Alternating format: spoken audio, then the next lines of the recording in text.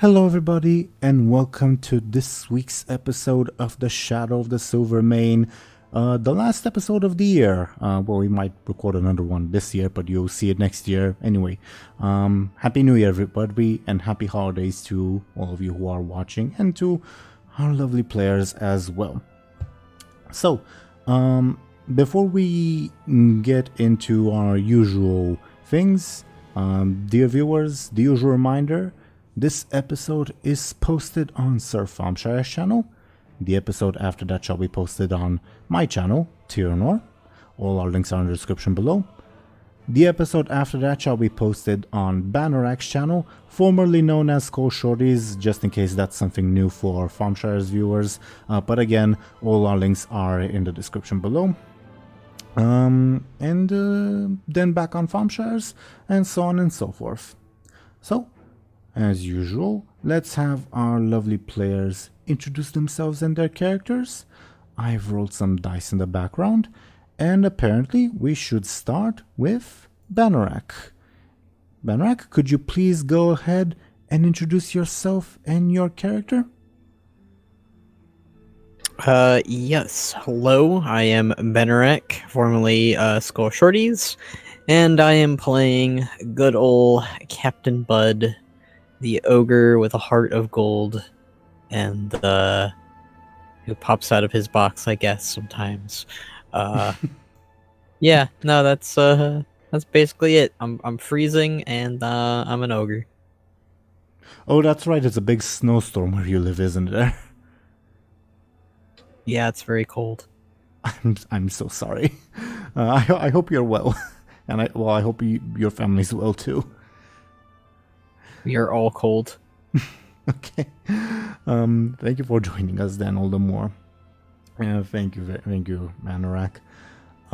As for the box thing, little inside joke from before we started recording. I'll point it out once we finish with our little introductions. Whoever guesses in the comments that what we're talking about gets a free cookie, I guess. Not actually, but anyway. Thank you again, Bannerak. Next, we would have Zelris. Could you please introduce yourself and your character?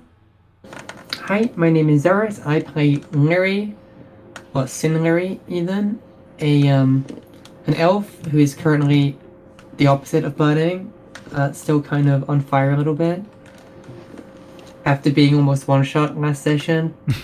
So, yeah, that's what's going on with her. Next person, please. Sure. Thank you very much, Zelris. Next, we would have the owner of the channel you all are watching this on, Sir Thompshire. Could you please go ahead and introduce yourself and your character? Sure. Hello. As always, I'll be playing Benjamin Aaran, the adventuring sellsword that's about to do something very stupid, running into very nasty people, murdering the entire city guard. So, yay! Let's rack up some consequences and stresses today. Sure. Quite likely, especially given that everyone except Bladebeard hasn't had the chance to rest. But yeah. And speaking of which, DoomGoblin, could you please go ahead and introduce yourself and your character? I probably should have said speaking of which, because I don't know if you're Bladebeard today. Oh no, I always play Bladebeard. And yeah, I play Bladebeard today as well. Okay. And yeah, he currently has only one card left and only one potion left. So there won't be any surprises in those things. But yeah, he's ready to fight something. Mm-hmm. Yeah. Thank you very much, DoomGoblin. So, a chance encounter looms as our heroes are once again headed towards conflict. As the party reunited with Sindri and Bersaro lying imprisoned in the Stormwind stockades, they met the prisoner in the next cell over, Prelate Tezenzi, a Zandalari troll paladin. He had been dispatched by the Zanjuli Council through the intervention of Gonk to assist in an emergency situation in Stranglethorn Vale, the event surrounding the Ephemeral Orb. However, his ship was ambushed and the crew taken captive by the Alliance before they could arrive. The Troll Champion, alongside his second-in-command, Taji, assisted our heroes in subduing Lyri after she surrendered herself to the Void in the mad hope of destroying the Silvermane. After the battle, the party's companion, the paladin Jorad Mace, left to ensure that the guards would not attack our heroes, while Tezenzi insisted that they rescue his imprisoned crew. Before this could happen, Captain Bladebeard, who had coincidentally liberated his imprisoned second cousin, Spellbeard, offered Tezenzi a draw from the ethereal deck of cards. Unfortunately, the prelate drew the card Fury, which severed his connection to the Loa and branded him a heretic in their eyes. When the party then went to liberate the other trolls, this loss meant that Tezenzi lost control over half of the crew, led by the hostile Gurubashi shadow hunter Bozami, an agent of Zul, and the cryptic war druid of Gonk Muruki, which no longer respected him. Later on, Spellbeard stole another card from the deck, Wise Man, which informed him of a secret that he declined to share for free. Out of nowhere, the group encountered one of the beggars of Stormwind associated with the Faithful cult, roaming the prison, who was searching for Lyri. She more or less told him to inform the cult to slaughter everyone in Stormwind that, quote, looks like they're in the Silvermane, especially, quote, bold people, although the beggar was also bold, but, quote, not guards. Benjamin Aaran was later able to tell from where the beggar had come from, a manhole leading into Stormwind's underground tunnel system. After Bladebeard freed John from prison, the party escaped by this means, where they encountered Hartep waiting for them. The Tortolan led everyone to the harbor, where they hoped to use the Zandalari ship to escape the city. Unfortunately, the distraction they required came in the form of the two faceless beings that Lyri had previously encountered, who offered to help by attacking the harbor guards and mages. In the ensuing chaos, the group split apart. Benjamin, unable to ignore the peril of the guardsmen, rushed to assist them against the void creatures, followed by Bladebeard, Gurren, and Spellbeard.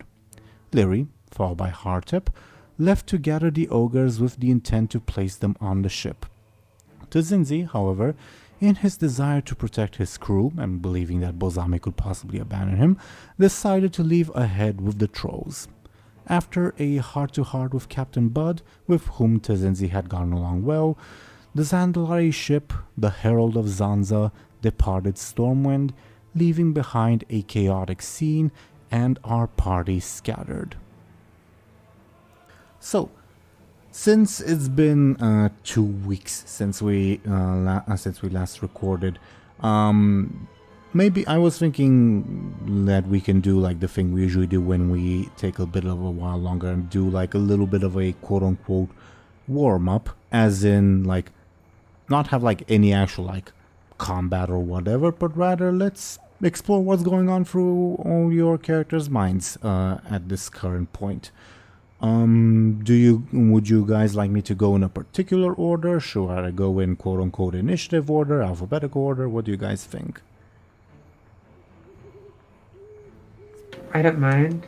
I guess whatever makes sense at the time, like in context. Yeah, I guess since Bladebeard and I are about to commit suicide, perhaps it's time to give a little spotlight to the others first. Sure.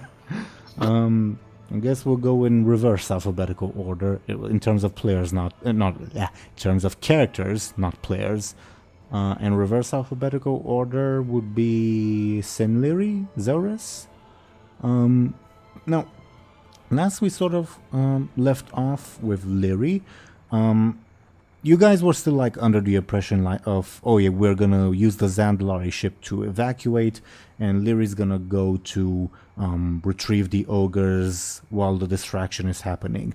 And Lyri went on to retrieve the ogres, but it's suffice it to say it's been a very, very eventful night for Lyri. So I'm curious what's going on through her mind at the moment. She wants to get rid of these ogres. They're causing trouble. They're constantly getting in the way of the plans. Lyri wants Buhd to take the ogres somewhere and get rid of them.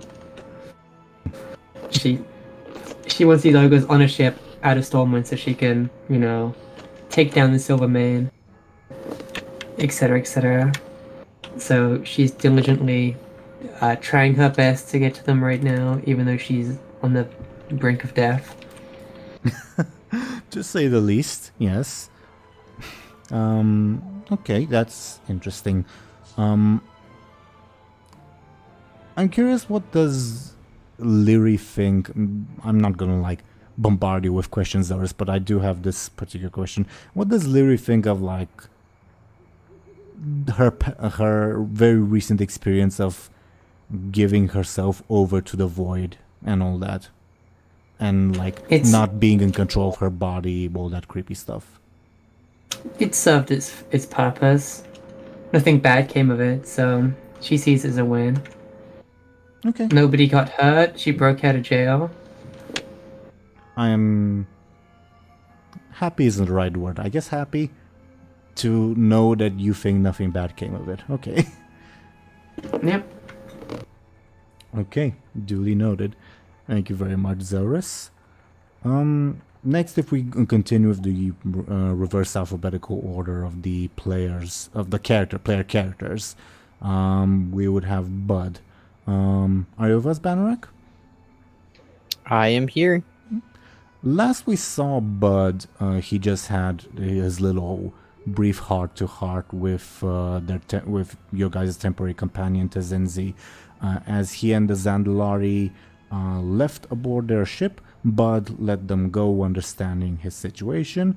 But what's going on through Bud's mind at the moment? What's he thinking about?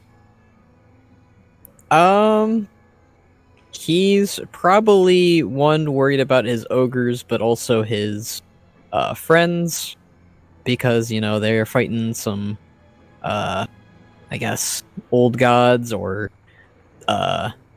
guardsmen throughout the city. From Bud's perspective, just to clarify, two extremely creepy people said, "Oh yeah, we're gonna cause a distraction from you guys." Those two creepy people turned into smoke, and all of a sudden you hear people dying in the distance. Yeah, and apparently Benjamin ran off to go confront whatever that is. Mm-hmm. So, but Bud's not really sure what to think of that whole mess, but he knows that he definitely wants to get out of here, but he also is like, well, let me get my ogres first, and also let me just go ahead and get everything all situated, even without Tezenzi's ship. Obviously that was the main plan, is to take the ship with his ogres, but with everything with Tezenzi and his trolls, he thought it was for the best that they figure their own things out, and Buhd and friends figure things out on a different ship. Mm-hmm. So, I suppose sort of Bud's next plan of action, obviously things could happen, but his next plan of action would be to get the ogres aboard a different ship to then escape.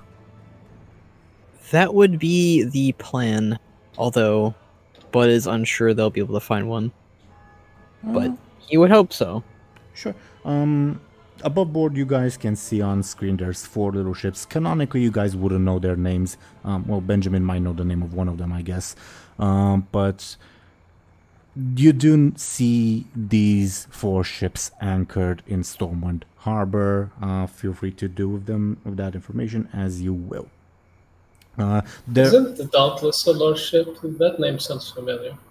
I don't think it's a ship in the Warcraft universe, but in plenty of science fiction universes, there's a Dauntless whatever ship.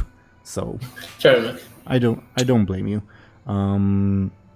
The Kraken is the one Benjamin will know, because that's the ship that takes players to Northrend. But yeah. Okay. Thank you very much, Banneret. Next, continuing with the reverse alphabetical order, DoomGoblin, Bladebeard. What's going on through Bladebeard's mind at the moment?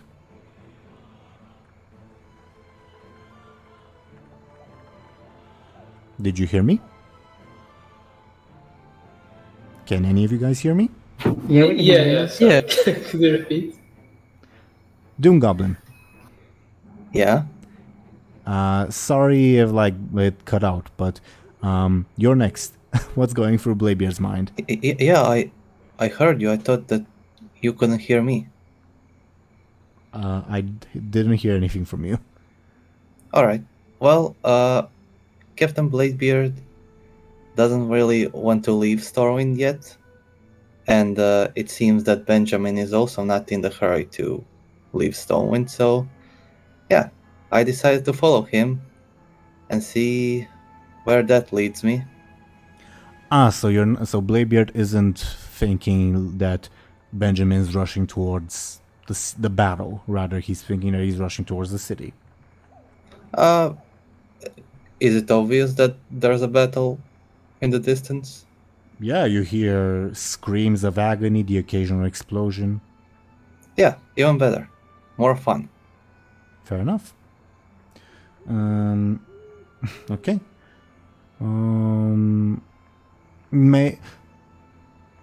You can choose not to answer, but I'm wondering, since I've also asked Buhd and Lyri, may I ask what Bladebeard's plans are at the moment?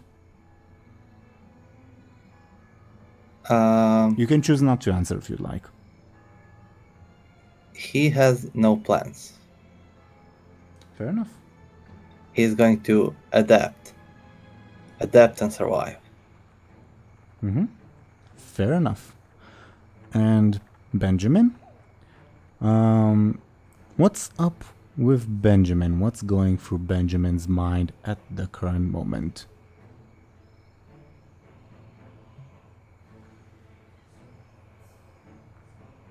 Oh, sorry. Whenever there's a pause, I'm terrified that something technical broke again. So basically, he's probably not thinking too deeply at the moment. It's probably just like, okay, shit, more people are dying and it's our fault again, sort of. So, no, this just can't keep happening. Fair enough. And I think we should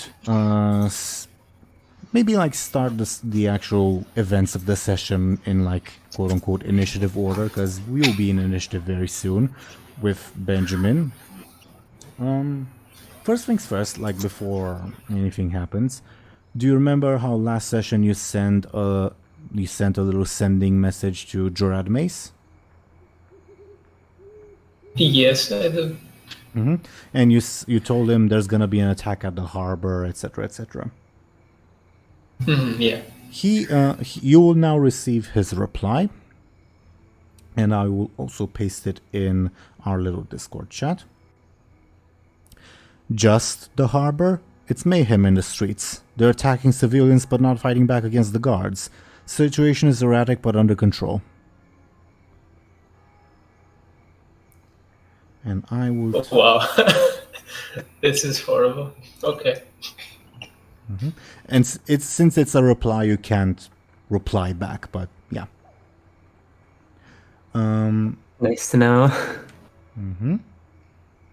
But yeah, as we sort of resume the action, we see before you reach the events, the battle, we see Benjamin making a dash, followed fairly close by Bladebeard, who was then followed by Spellbeard and Gurin.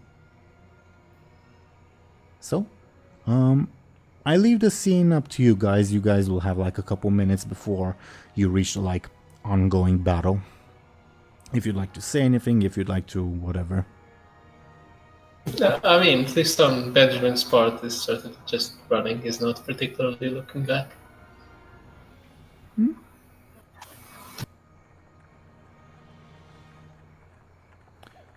Anything from Bladebeard? Oh yeah. Yeah, I guess I'll run up to Benjamin. Hey, where are we going?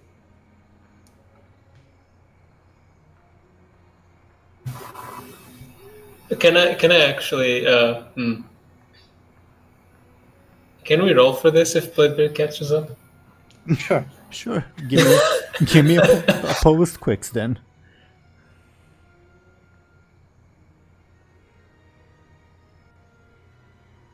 Benjamin's on a mission. Bladebeard's he's taking more of a jog than a run. Sure. Yeah. Also, I believe he's wearing a dress or a robe at the moment. He is, I think, A right? robe. Yes, a robe. In terms of game mechanics, I think Benjamin will reach the battle one turn ahead of Bladebeard, if that's alright with everybody. Alright, cool. Okay. So, as Also, are you going to mention what the box Buhd joke was at the beginning? oh, that's right. Thank you very much for reminding me, DoomGoblin. Everyone, viewers, you see how Buhd's little icon, I'm outlining it with my mouse. You players can't see it, but the viewers can. You guys see how his little icon pops out of this little purple box thing? That's what we were talking about. It's really nothing too special or interesting, but there the mystery has been solved. Thank you, DoomGoblin, for reminding me about that. I was thinking, back to like the actual game, we could have Benjamin reach the battle and then visit Lyri or Buhd. Is that right with everybody? Yeah, it's fine with me. Okay. So, still with us, Thompshire? Yep. So you, as Benjamin is running furiously to save the day, or at least help in whatever way he can, he will come across a scene of just carnage. No pun intended. Actually, it's not a pun. Sorry, I was thinking of Spider-Man. Yeah, as he sees the two void people in their humanoid form, because above board you would know there's something else. Benjamin doesn't, but Thompshire knows. In their humanoid forms with like several dozens of guards and mages dead at their feet, and currently they're like opposing like a rank, like a phalanx, for lack of a better term, or line of guards, probably like 20 of them in battle formation. And they are commanded by someone I will put on screen momentarily once I find them. Yeah, you will recognize that Major Manuel is leading the defense efforts. And he is also accompanied by 3 mages, and one of them, a more senior looking mage, is directing the other 2 mages in their efforts, but the 2 shadow people look completely untouched by like no wounds. It looks like the guards haven't made any impact on them. So, what are Benjamin's immediate thoughts?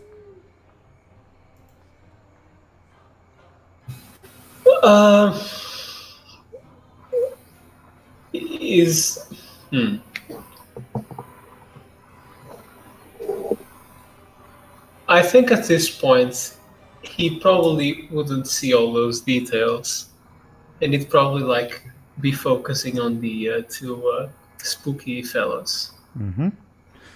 So can we say that this turn he doesn't yet reach them, but he'll be creating an advantage so that next time? Well, unfortunately, one of them goes ahead of Benjamin in the initiative order. Oh. Okay. Well, as Benjamin runs in, and just out of curiosity, what was Benjamin's intention? Just to like get his thoughts on the matter. Like, what do you mean? Like what I was planning? Yeah. What were you planning? Basically, my idea was this turn, I'm still not there. but I would create an advantage by, I don't know, gaining speed or whatever. And then the next turn I just run in without basically anyone noticing me, and I just stab one of them before they could just, oh, there's someone here. Can I get a sneaky from you? Oh, it was more like a speed. Yeah, I know, but can I still get a sneaky from you? Okay.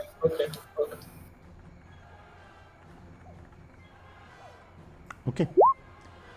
As you run towards the battlefield, with the intention of just like rushing one of them, probably like the closest one, you hear in your mind a voice, the male voice say, "Fool, always biting," and then the female voice says, "The hand that feeds you." And on the female's turn, she pops up in front of you and tries to slash you. Oh, that's quick. I guess I'll just duck as fast as I can, noticing like her just pop up in front of me. May I get a quick from you? This is not a forceful God. attack. This is not a forceful attack.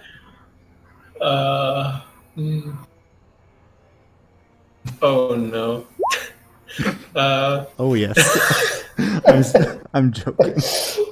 I'll use a fate point to reroll, please. What are you invoking? Oh god. I immediately regret this. I'm gonna go with Adventuring Sellsword. I guess I've had someone slash at me from nowhere. Mm-hmm. Makes sense to me. Please give me a reroll. I have a feeling I'll get a worse roll, but let's go. It's unlikely, but we'll see. Okay, less bad. Quite a bit better.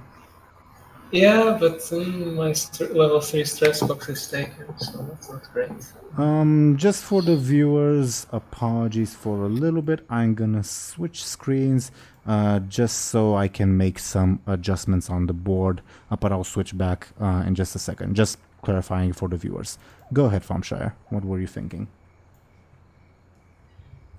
I was pondering if I use another fate point or not.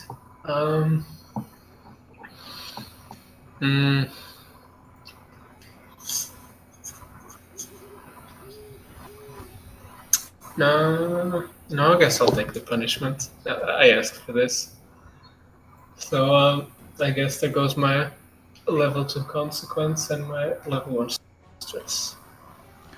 Okay, you want to split it that way. Oh, right, because you don't have your level 3 stress. Right. Yeah, that's what I was saying. My bad. Okay. Your level 2 consequence shall be surprise attack, because that's what this was. The first question mark... Wait, why did I... Oh, right. The first question mark will skip their turn, so it's Benjamin's turn.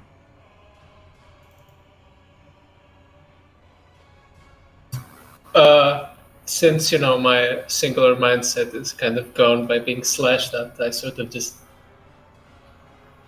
take like a few steps back and take a deep breath and analyze the situation, aka create an advantage.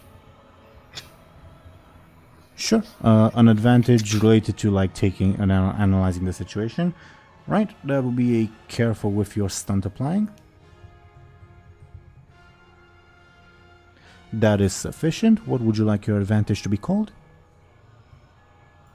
I don't know. Bird's eye view. I don't know. Let's go with that.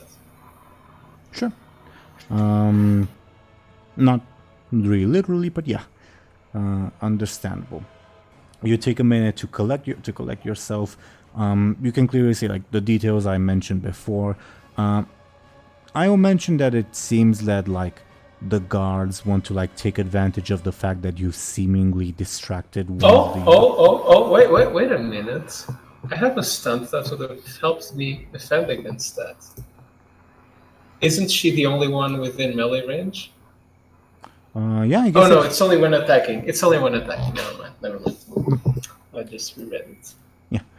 But to clarify, yes, she is the only one in melee range, but no, it is not a forceful attack for like your other stunt. Yeah. Okay. While I type this in,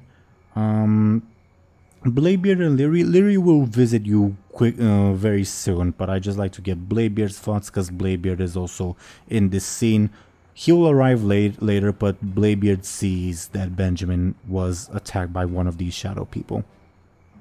Alright. So I'm curious, you're not on the battlefield yet, you're going there, Alright. but what's going through Bladebeard's mind? Well, it's time to fight. Time to kill. Fair enough. And simple enough. Pretty simple, yeah. Okay. We will see. Can I, or do I have to activate the book for this session? Or is that already? It is not active, you have to activate it manually. Alright, can I do it now? Yep.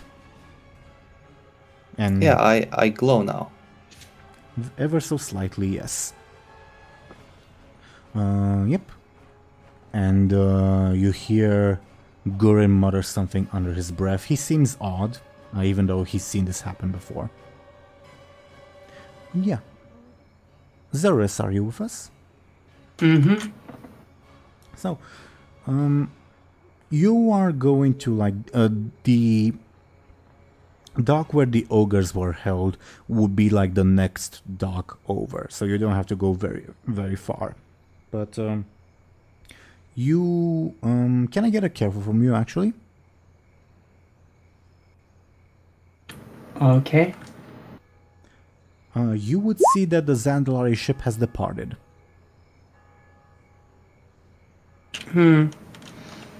That's unfortunate, but Lyri will continue onwards because there's still plenty of ships in the dock. You would also see that Hartep is following you, albeit he can't keep pace with you because he's a Tortolan. All that stereotyping, but he will follow you. In terms of game mechanics, if there's combat at your end, he'll arrive probably like 2 turns late or something. Do you continue on your way then? Yep. You would then see from the dock, you see that there are 4 guardsmen just like standing guard there, and 3 of them rushed in the direction of like the overall battle to presumably assist. Okay. Does the other one notice me, or? The other one seems to be like focused on the ogres, if that makes sense. But Okay. can I get a sneaky from you to see if like the rushing guards would notice you?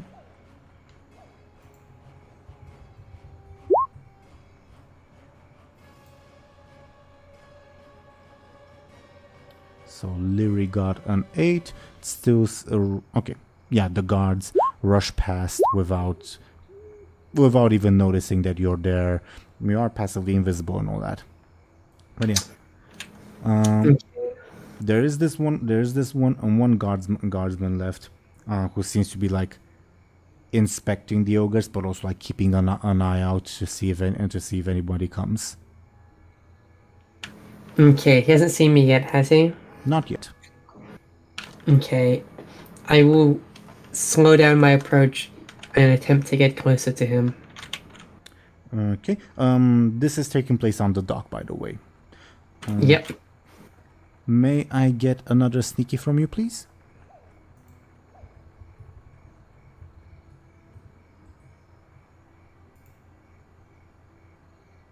Yep. The guard seems entirely focused on the ogres. He seems to be like muttering something. Okay, I will get my daggers and I'll try and stab him, and get the aspect of surprise and finish him in one attack. Are you using one of your stunts, or is this just like a sneaky attack? Just a sneaky attack. Okay, then give me a sneaky attack, please. Someone's doing very well. I mean, it's still only a +1. A +1. What do you mean a +1? Oh no, it's not. It's because of my stun. It'll be a Okay. No, I meant like 11 is only up, one positive on the dice roll.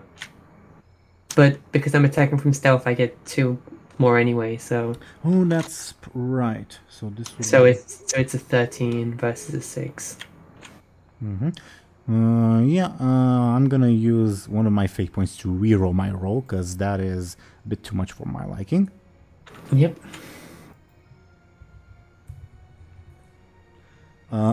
Worth noting that this is my only fate point for this scene, because you're the only player here. Mm-hmm. Okay, so that you have a 13, that's 4 points of damage. Okay. You do you have a name for the consequence? As I very briefly for the viewers, I'm gonna switch screens again. Do you have a name for that consequence as like I type all this stuff in? I guess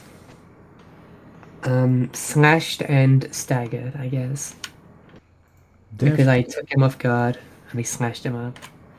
Definitely makes sense.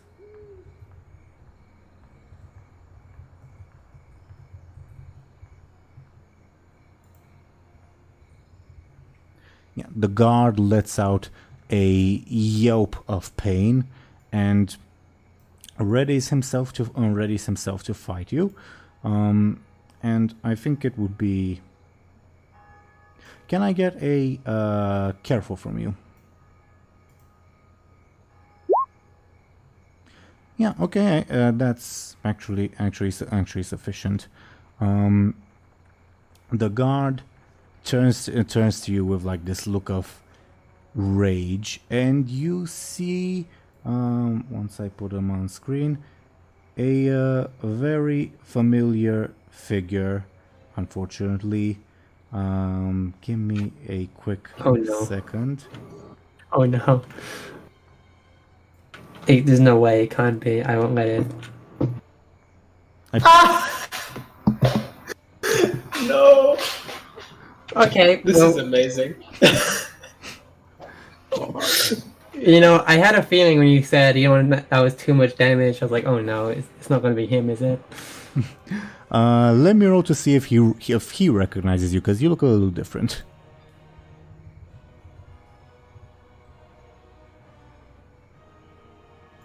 Yeah, he looks at you, his eyes widen, and he says, "You're supposed to be dead." You're supposed to be dead now. Meet your end, monster. And I think he'll spit in your face as he tries to get off of your blades and will ready himself to fight. Okay. Yeah. Next in the initiative order, yes, everyone's favorite Buhd man. I'm curious how many people called it, by the way. Of the players, I mean. I mean, from the moment you mentioned consequences, I raised my eyebrow, because why would a random guard have that? Mm-hmm. But it didn't really click. Fair enough. Until you mentioned a familiar person. I'm curious about DoomGoblin or Banrak if they figured it out. I had a feeling it was him. What did DoomGoblin say? I don't know who that is. Fair enough. I know, but I didn't call it.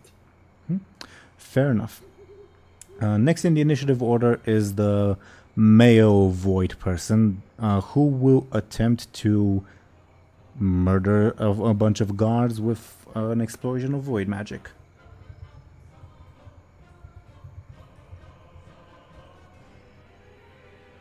And he kills 2 of the guards as they just blast apart. Major Manual on his turn will yell out, "Steady man!"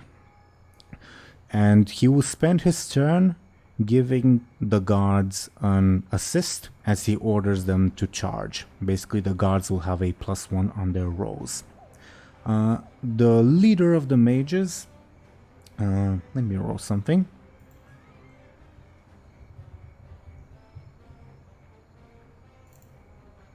Yeah, the leader of the mages will do the same. Direct her mages to attack in various ways. And the mages are next, as they will attempt to blast apart the male void person.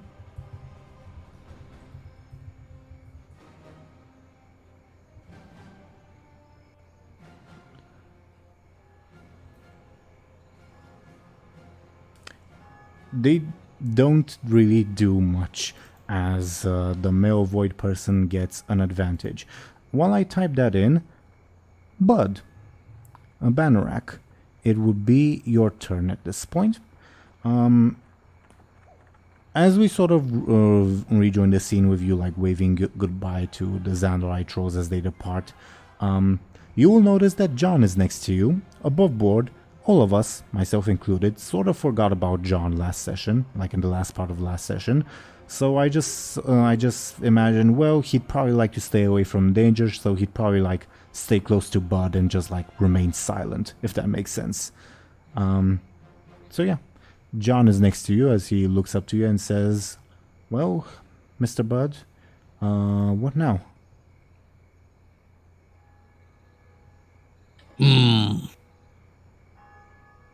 Well, Tazinzi remind me of what I do for what I do, and I must go find my people.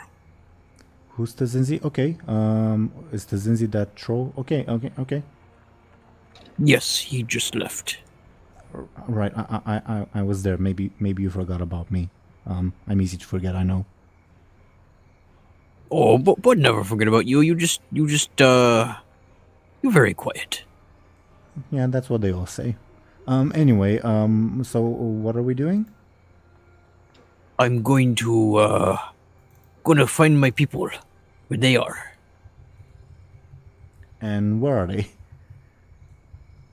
I think Lyri went to go get them. Oh, I know she went that way. Points to the next dock over. Is that where we're going? Benjamin and Captain Bladebeard ran off that way. Yes, I will get my people, and then we will help out Benjamin and Bladebeard. Okay. Do you mind if I stay back? I'm not very much the combat type, you know. Oh, that's okay. I am very strong.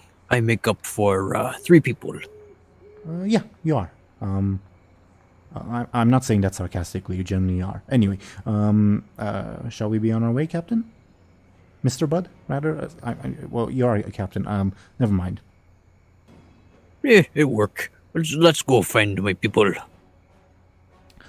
My question above board would be: is Buhd rushing? Is Buhd just like strolling there? What's up with Buhd? I'd say at this point Buhd would be rushing with all the chaos going on. As you'd be rushing, you would see that the Tortolan Hardtep is also like slowly making his way after Lyri, but you'd be able to easily go past him. Slow turtle. I will be there in a bit. Glory to the shadow, ogre friend. Yes, but Shadow is, very shadowy. Hardtip lets out a nod, and then remembers, oh yeah, he has to go somewhere, and he starts walking again. Yeah, but I think you will join Lyri on the little initiative order next turn. Make sense? That makes sense. Okay. Anything else on your turn in terms of like narrative stuff? I think he's just running over. Fair enough. John would follow, unaware that there's any danger. Next in the initiative order are the guards, who will make a spirited charge towards the male void person.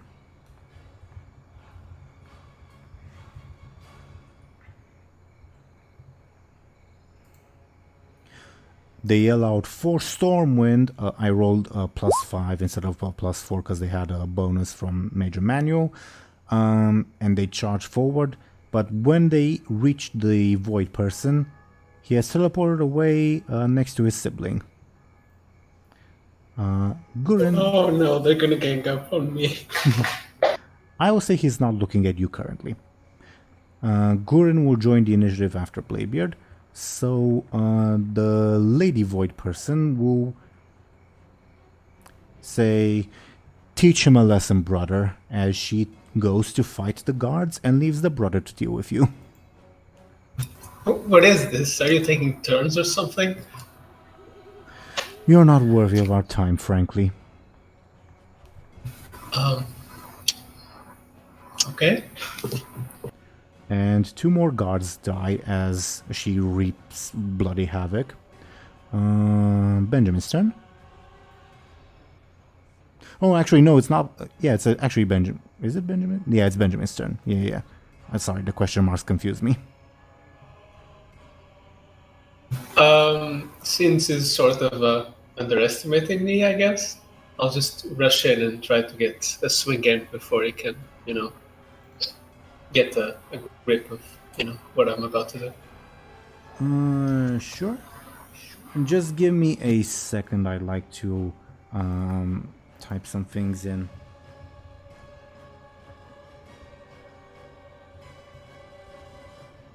Okay. Then can I get a quick attack from you, please? Okay. So that would be a 10.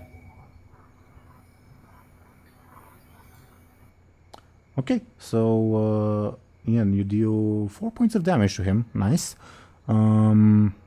He'll take, I guess it's level 4 consequence. Do you have a name for it? I don't know. What level consequence? Sorry. 4. 4. I don't know. I guess I'll be very uncreative and go with surprise slash. Duly noted. Yeah, he starts raising a hand, clearly intent on casting a spell against you, but you rush in and slash him before he has a chance. And probably the most disturbing thing is you clearly wound him, but he shows no signs of pain, and he seems to be continuing to cast this spell as if nothing happened. Above board, you will deal the damage. It's just that he shows no visible signs of pain narratively. Make sense? Mm-hmm. Yeah. Okay. Clovis on his turn. I think taken by surprise and not really able to draw his weapons quickly enough, I think he's just gonna try to punch you in the face, Lyri. Okay. Lyri will see that he is kind of rearing up for an attack, and Lyri will, I guess, feign trying to counter it, but then at the last minute blink away to feign out the attack. Can I get a sneaky defense from you, please?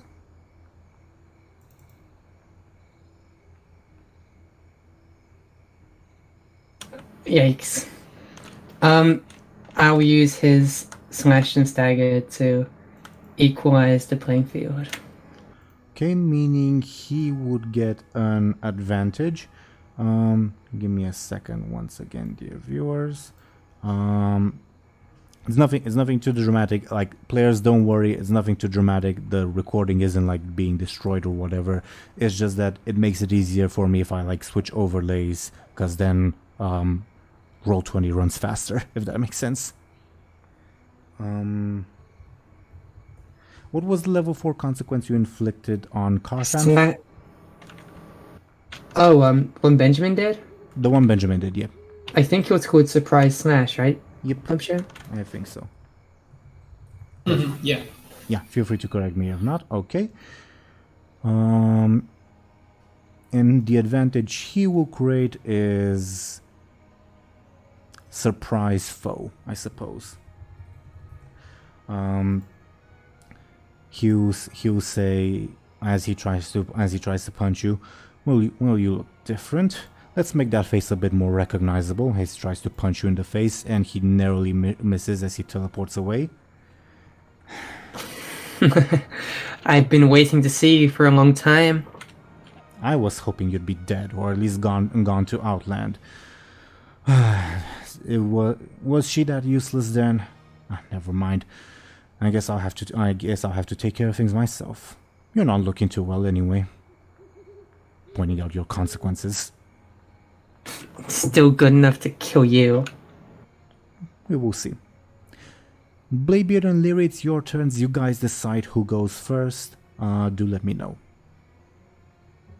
Let's go with Lyri, since she's in combat with Clovis. Okay. Lyri will, seeing the ogres behind him, attempt to deactivate the ogre spheres. Give me first a clever roll. With your stunt applying, you think you have an idea of how to do it, but I will say with that roll, you can probably do it, but like one at a time. Okay. She'll hold off on doing that then. Okay. You still have your turn then? Okay, well, you know what? He's scary. Lyri is going to want to take you out as fast as possible, so she's going to use her stunt to become invisible. And Always sneaking about.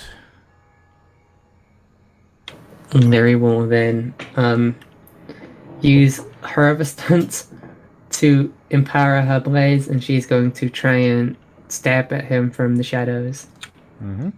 So that's a +4 bonus in total, I think, right? Yes, that'll be a +4 total and bonus.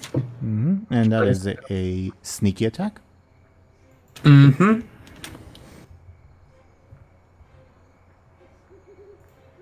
Oh yeah, yes. I need to press a button. Duh. Please. What? Wait. +4. That's a That's 2 points of damage to him, which is not could be better, but it's not bad. It's up to you. No, it's fine. It's fine. I'll hold off on using anything else. I will say, since you know how the invisibility spell works, you're not invisible anymore once you take this hostile action, but you still have the advantage on your felling blades. Okay. So you deal 2 damage to him. He'll take his level 2 stress. How do you damage him again? I stabbed him. I slashed at him, and just. I'm not a roast pig, you know. Oh, you'll be soon, I imagine. If you say so. You're weak. That burst of power was surprising. The fact that you ambushed me was my fault, I'll admit. But you will falter soon enough. One blow. I just need one blow. And you can tell that he's pretty much telling the truth because you're not well. Yep. Bladebeard's turn.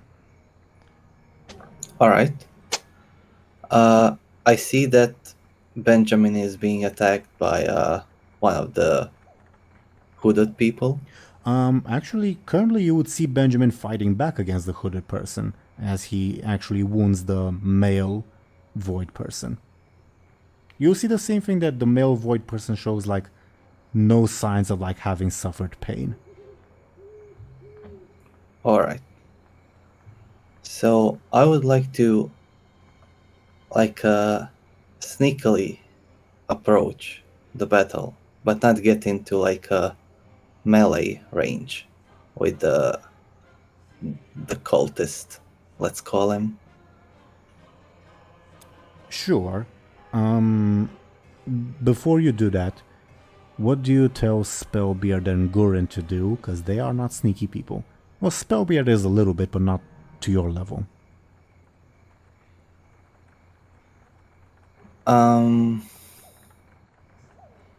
Yeah, I'll.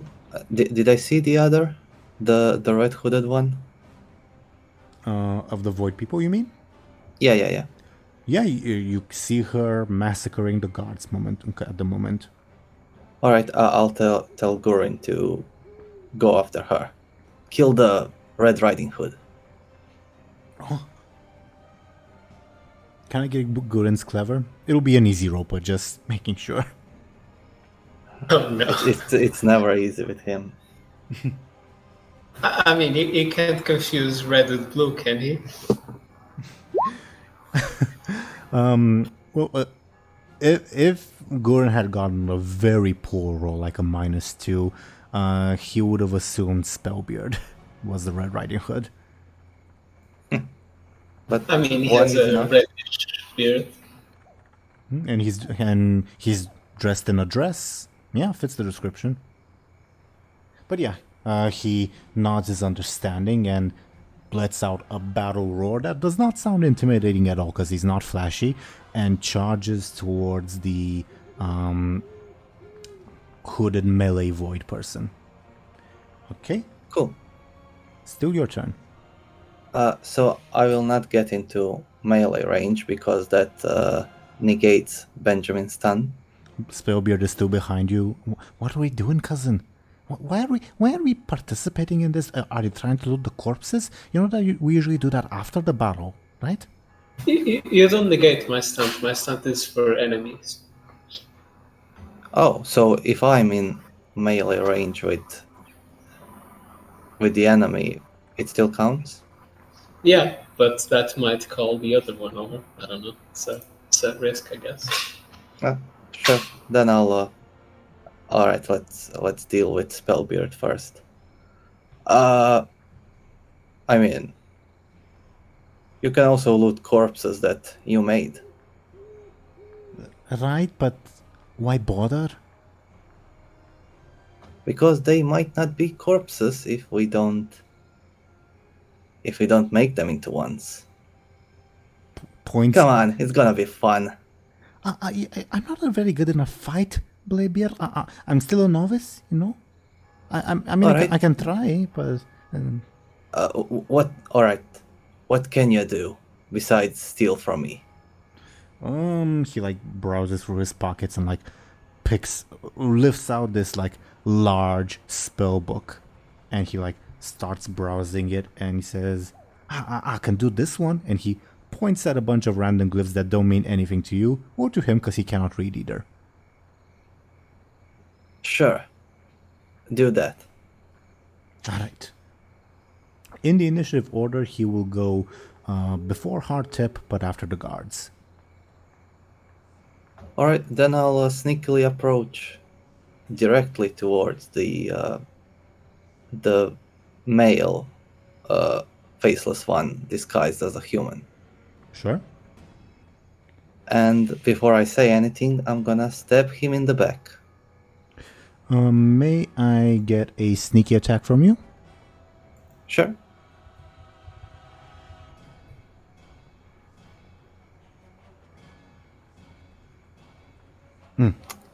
Come on. All right. Should I spend? Oh, does he already have a? A level 4 consequence he has. And if I would deal 1 damage, that wouldn't really do much, or maybe it would. Yeah, sure. I'll spend a fate point to. You're spending a fate point? Or Benjamin, can I use, or Thompshire, can I use the already dealt consequence? Above board, while it's very polite that you're asking Thompshire, a consequence you don't need permission to ask. What do you think? Would it be a good time to use it now? Honestly, right now, I don't think so. I think it could be cool to like rack up some consequences, but just some stress, I don't know. Because if I add +2, I can only deal 1 damage, which is 1 stress, which isn't nothing, but it's it's not a lot. Yeah. I'll leave it up to you. I'll spend a fate point and invoke stab to deal 1 damage. Duly noted. You deal the damage. Once again, you come up behind Carfin, and he looks like he makes no, like, how should I say this? He makes no sign as if he's in pain or anything like that. And again, you know you've damaged him. You know you've hurt him. You see, is that black blood?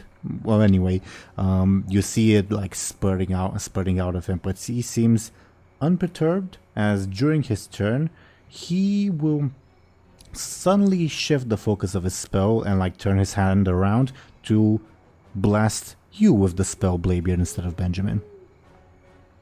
Alright, I'll jump back. May I get a quick from you? Wait, is the 12 his roll? His attack, yes. And I got an 8 because he's taller than me. Let me check your wording on your stunt because I don't quite remember. I believe I just need to be shorter than him. And I need to quickly. Okay, yeah. Defend. Yeah, so you have an 8, yes. Which is for damage.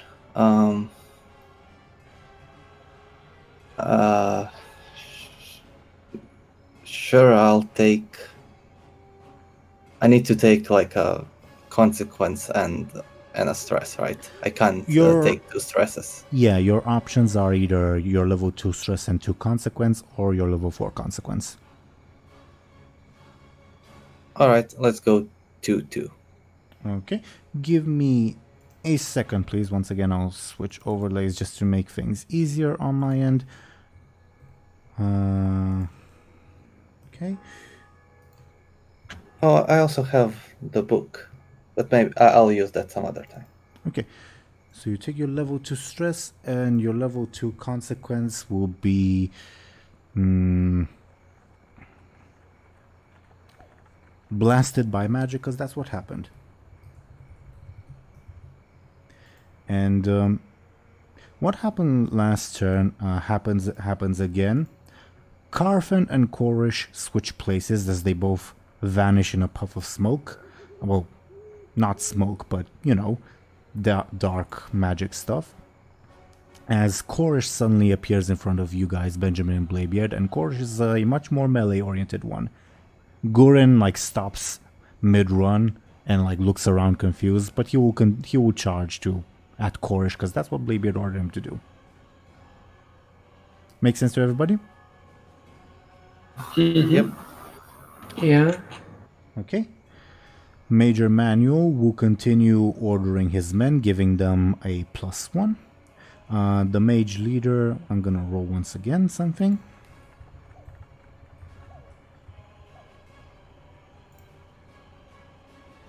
Okay. Yeah, the mage leader will continue to order her mages around. And the mages will attempt an attack on Carfin, who just appeared in front of them.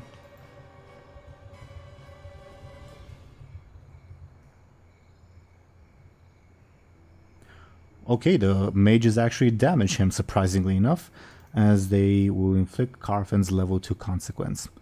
You guys seem to be winning currently. Buhd, Obviously. it is your turn. Bannerac, Buhd. Yeah. Doesn't Buhd appear in the scene now? Yeah, you would actually come up on the scene of Lyri fighting a Stormwind guardsman. And John says, "Oh no, not again," as he cowers behind you. Buhd, it's the leader of the Silver Mane. The bad people? Yes. Hello, ogre. You'll be next soon enough. Don't you worry. But if he kills me, no one will ever be able to move or open those ogre spheres again. Shoot your cannon, kill him now. I was gonna do that anyways, so that worked for Bud. Bud. Larry preemptively, I guess, keeps a note of where Bud is and where he's pointing that massive cannon. But before you do that, just so you know, I would require also a careful roll, because Clovis, like, if you miss your cannon, you will shoot your ogres. Oh no! Can I assist him? Oh no, wait. I did my action for this time. Yep. Oh. Now, Bud, since it's your stunt, the careful roll you'll be required to beat won't be a difficult one, but just be aware that that risk exists of you hitting your own ogres, okay? Even if I churn the angle? Like Yeah. if I move position Bud? Yeah, because he is like... The ogres are on the dock, and then there's Clovis. Lyri's like skirmishing with him, and you just came up on the dock. Clovis is directly between, like, however you position yourself, because the dock isn't big. Sorry for hitting my microphone. Clovis is like next to the ogres, if that makes sense. Okay. Well, I don't think Bud's gonna fire his cannon just yet until he's, until he believes his ogres won't be in range or get hit. So, for the time being, Bud will pull out his makeshift blade and assist Lyri in fighting Clovis. Then. Mm-hmm. And how does Bud do that? Bud rushes over and goes to slash at the arm of Clovis with his makeshift sword. I thought you were dead too, ogre. No matter, I'll fix that mistake. Can I get Bud's forceful?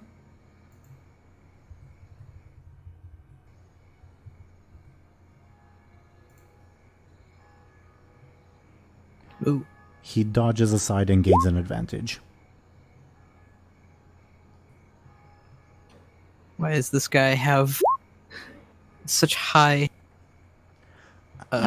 I mean, he is like a boss level character. Not final boss level, but still boss level. Okay, well now I know. And knowing is half the battle. Give me a second, everyone, as I will once again switch overlays. But yeah, you are unable to like damage Clovis, and you sense that like you overextend yourself. You make a few awkward slashes, like because he's standing very close to your ogres, and you're probably afraid of hitting them by accident.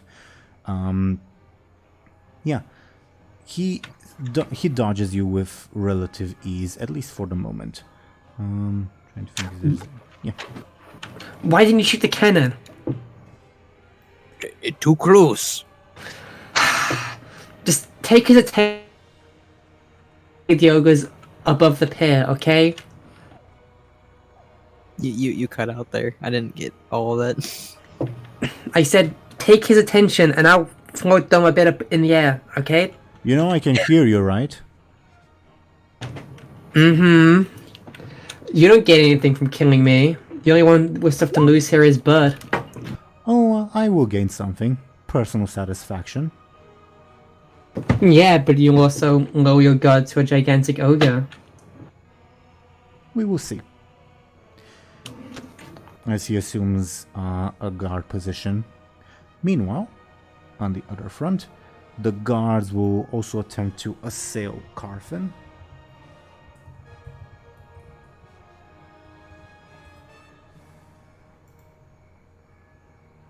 But they fail. Spellbeard's turn. Okay. Give me a second while I type in Carfin's advantage. He gets another charge of power overwhelming. Spellbeard. Let me roll something.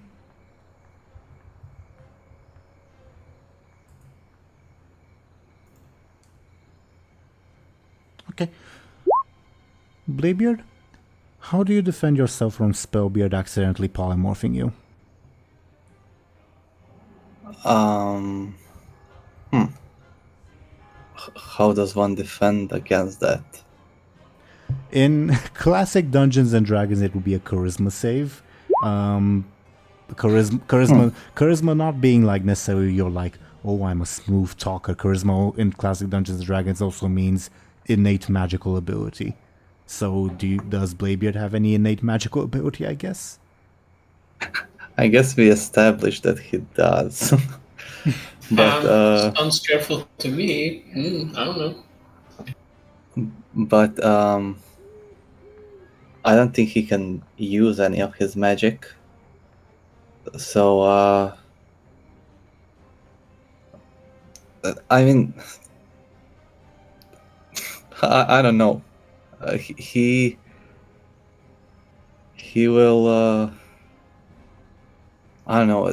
Does he have a feeling that he's going to get turned into an animal, or basically, how does this work? You would see Spellbeard begin like waving his hands and intoning a spell, reciting an arcane incantation. He looks like very intimidating, like very, I don't know, Warcraft free Archmage intimidating, I guess.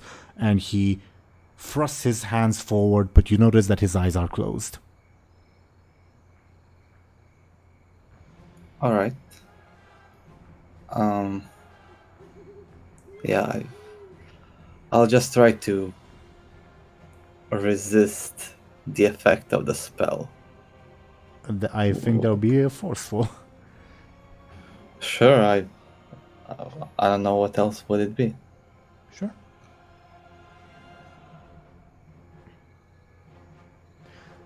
Benjamin, as you're like readying yourself to like attack this lady, Bladebeard next to you suddenly turns into a chicken. What? Oh shit! Spellbeard snaps his fingers. Bladebeard, you're back to being Bladebeard, but you feel disoriented. Oh, I Sorry, was a chicken. Sorry. I'll try a different spell. Yeah, turn me into something better. Okay, I'll try again then. Like a dragon. Or a kraken. Okay, I'll try. Awesome. Hardtep won't reach the battle yet. So next is Gurin. What would Gurin do, Bladebeard?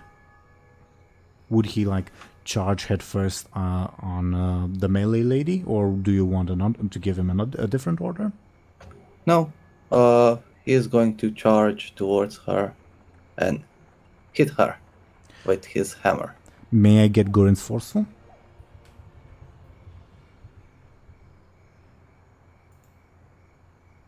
That's not that good. Oh, but I guess good enough. Neither is her roll, but she will use a charge of power overwhelming to improve her roll by 2.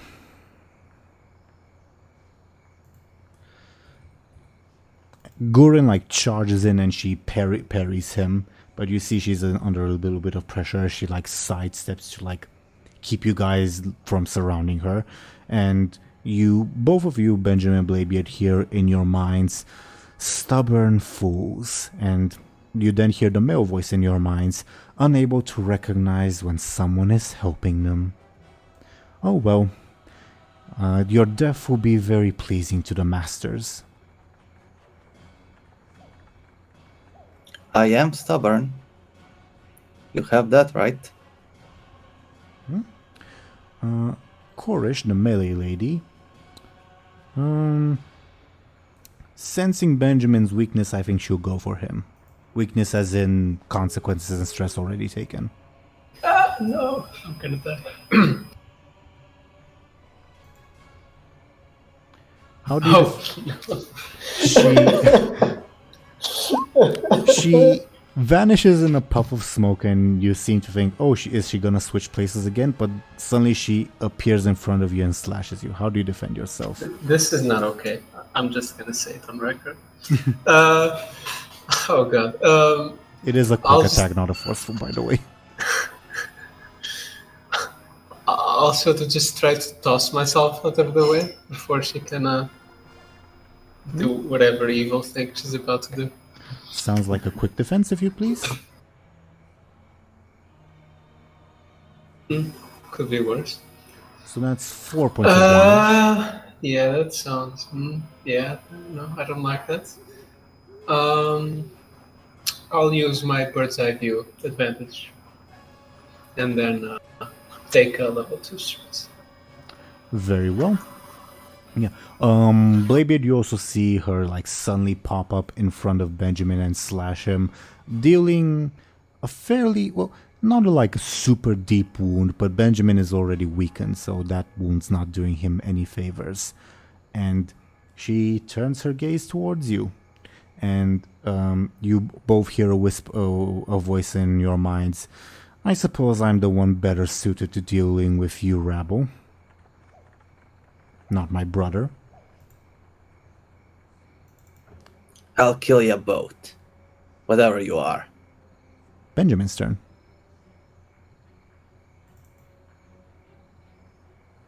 Okay.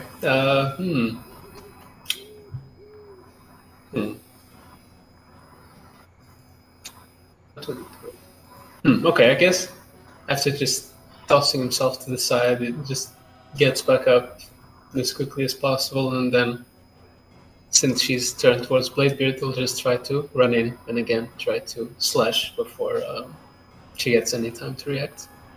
Yeah, give me just a second. That will be either a quick or a sneaky attack. I leave it up to you. That's horrible. Because the viewers can't see at the moment, Thompshire rolled a 6. And Korish rolled an 8. I'll switch overlays in a bit. Oh, I mean, I have an 8, so I guess I get an advantage. Oh yeah, because she's the only one in melee range. You are right. What would you like another charge on bird's eye view or a different thing? Yeah, sure. Very well. While I type that in, it is Clovis's turn, who sort of like lifts up his one of his daggers and like points it from between like Buhd and Lyri. Eeny, meeny, miny, mo. Who should I go kill right now? How about he suddenly charges Lyri. How does Lyri defend herself? Lyri will just blink behind Buhd. Sounds like a quick defense. Okay. Sounds like a cowardly defense. Sounds like I have one hit left. Buhd is pristine and has 1 billion fate points defense to Lyri. Yeah, you manage to resist. And he says, sneaky one. Bladebeard and Lyri, it's your turns. Lyri will try and lift the ogres slightly off the ground so Buhd can get a clear shot with his cannon. I would count that as giving Buhd an assist and also removing the difficulty careful roll. Yep, I'm fine with that. Okay. Bladebeard then. Alright. So the rogue one is faced against me. I'm not sure if I'd call her a rogue, but yeah, sure. Yeah, the melee one. Alright. Having just parried a blow, an attack from Benjamin, not even really looking at him, still looking at you. Alright. Whatever you are, how about you take on someone your own size? And I'm going to jump onto Gurin's back on his shoulders. Is this a Power Rangers moment? Maybe. And while standing on him, I'm gonna spin my blades and stuff and give him an assist. Sure. Oh, yeah, that's it. That's my turn. For the purposes of your stunt, I don't think she would be considered taller than you at this point. I was. In this extremely specific circumstance where you're Power Rangering. Yeah. All right. Awesome. Then I'm standing on Gurin and giving him an assist. Sure. Carfin on his turn. I think he will try to go for Major Manual. Like decapitate the head of the beast.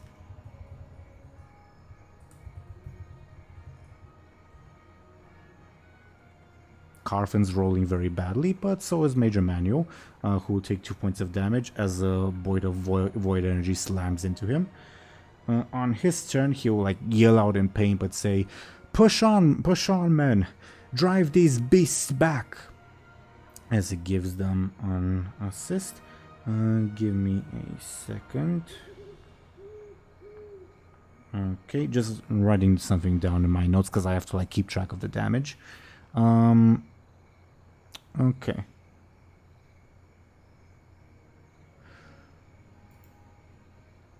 Benjamin, how do you defend yourself from the leader of the Stormwind Mages throwing an arcane bolt at you? Oh wow, that's really rude. I can't just. Oh, that's okay. I can't just sidestep it, I guess. Can I get a quick from you? Yep, you do sidestep it. I just say, "Hey, friendly fire." It looks like she's not even really looking in your direction. Fair enough. Mage's turn. They will attempt to fight back against Carfin, but without the leader's assist.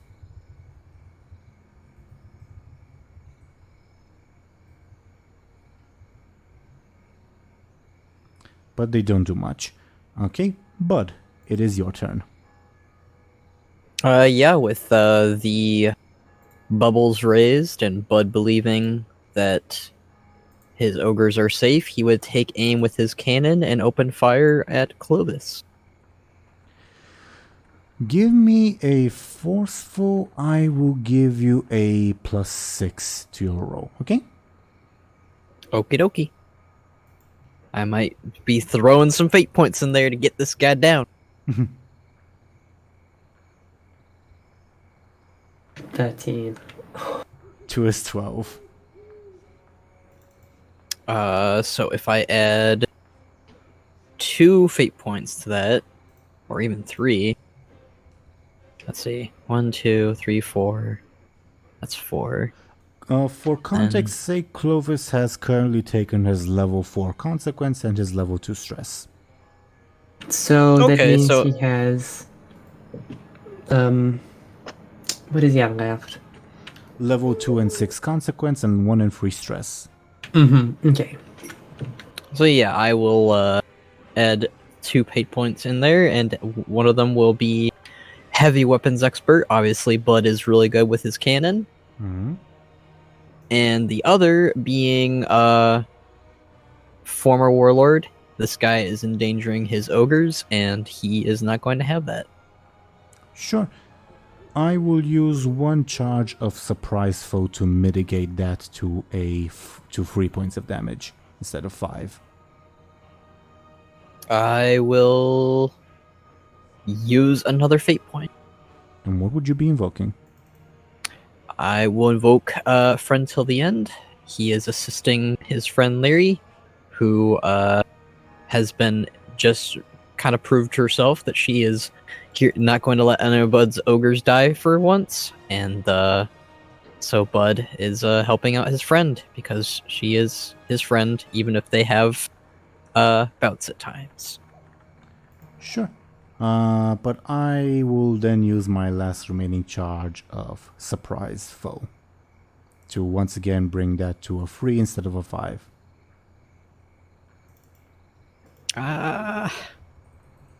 Do I use my last fate point? Because then anyone can do anything with Buhd. What should I do, guys?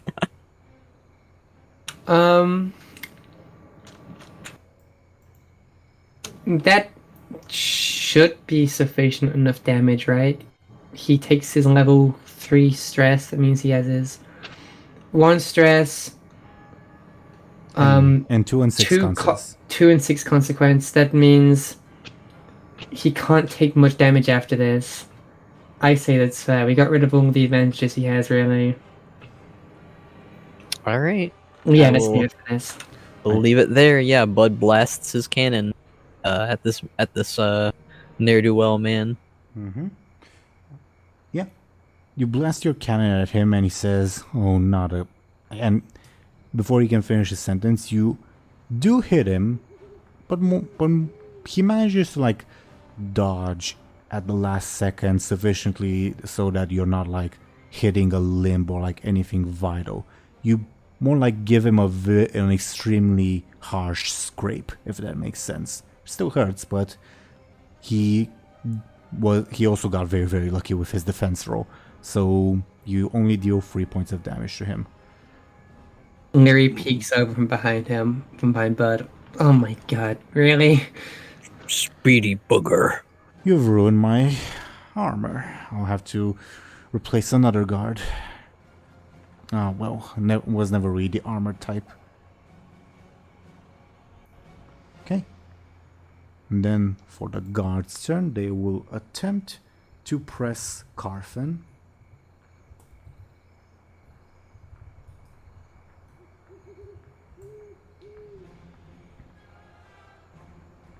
But Carfen is easily able to defend himself and even gains another advantage. Spellbeard, since you ordered him to do that again, can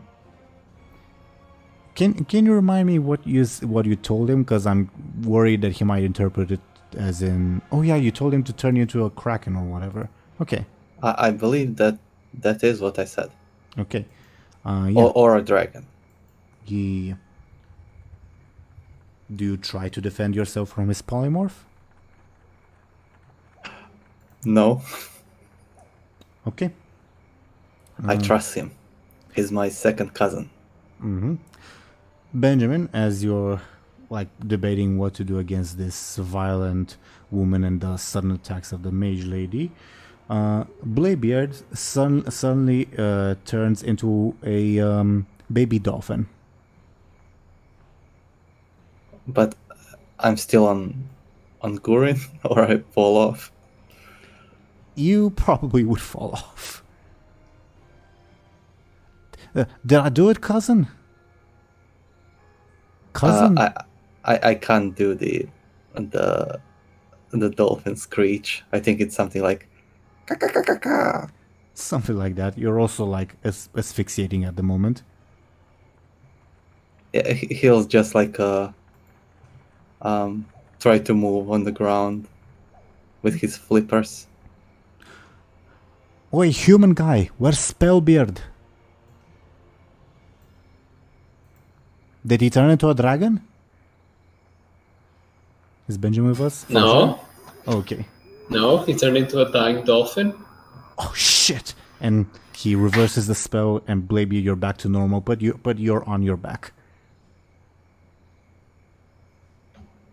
Oh, I was a fish. The dolphins aren't fish technically.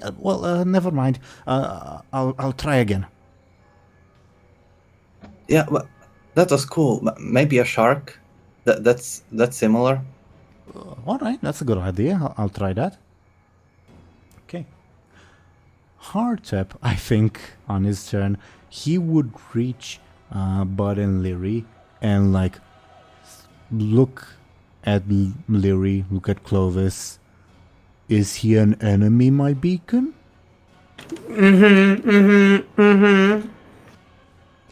Then you will not stand in the path of the beacon. And Clovis replies, what on Azeroth manner of creature are you? But as he finishes his sentence, Hardtep fires a shadow bolt at him. Get him, Turtle Man. For the Eternal Masters. And you guys actually wound. He actually wounds Clovis, dealing him 1 point of damage. Woo! Go turn him in. We win and we get them. Pesky. Gurin's turn. What would Gurin do, Bladebeard? He's going to take his hammer and turn it on the X side, and he's going to try to cut this person in half. Meaning the Void Lady, right? Yeah. Okay, can I get Gurin's forceful?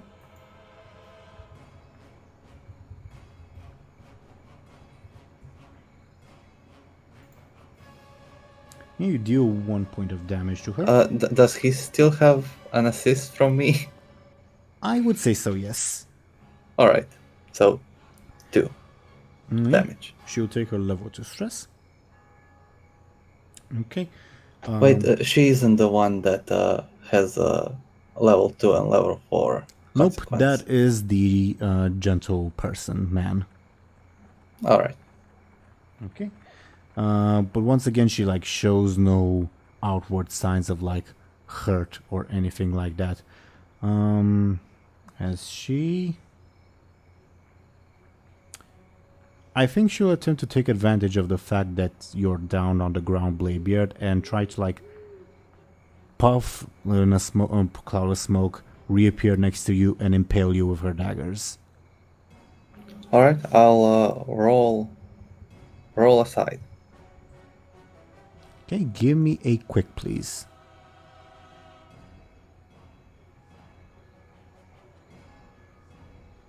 That is 1 point of damage. Both of you rolled very well. Alright, I'll take it. I'll take level 1 stress. She scrapes you. It's like more so than the actual damage. It's disturbing how like rapidly she can just attack you guys. As it is now Benjamin's turn.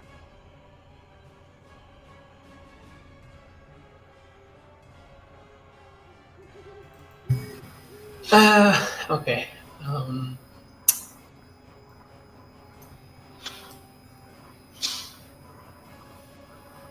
The stabby lady doesn't have any consequences yet, does she? Correct. That's stinky. I don't like that. Okay.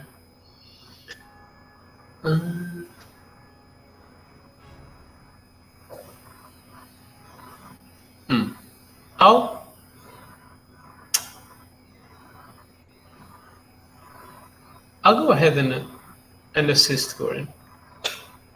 Okay. I'm convinced that maybe hitting strong altogether will do something. Sure.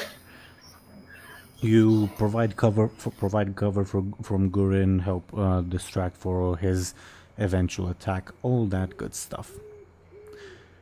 Clovis's turn.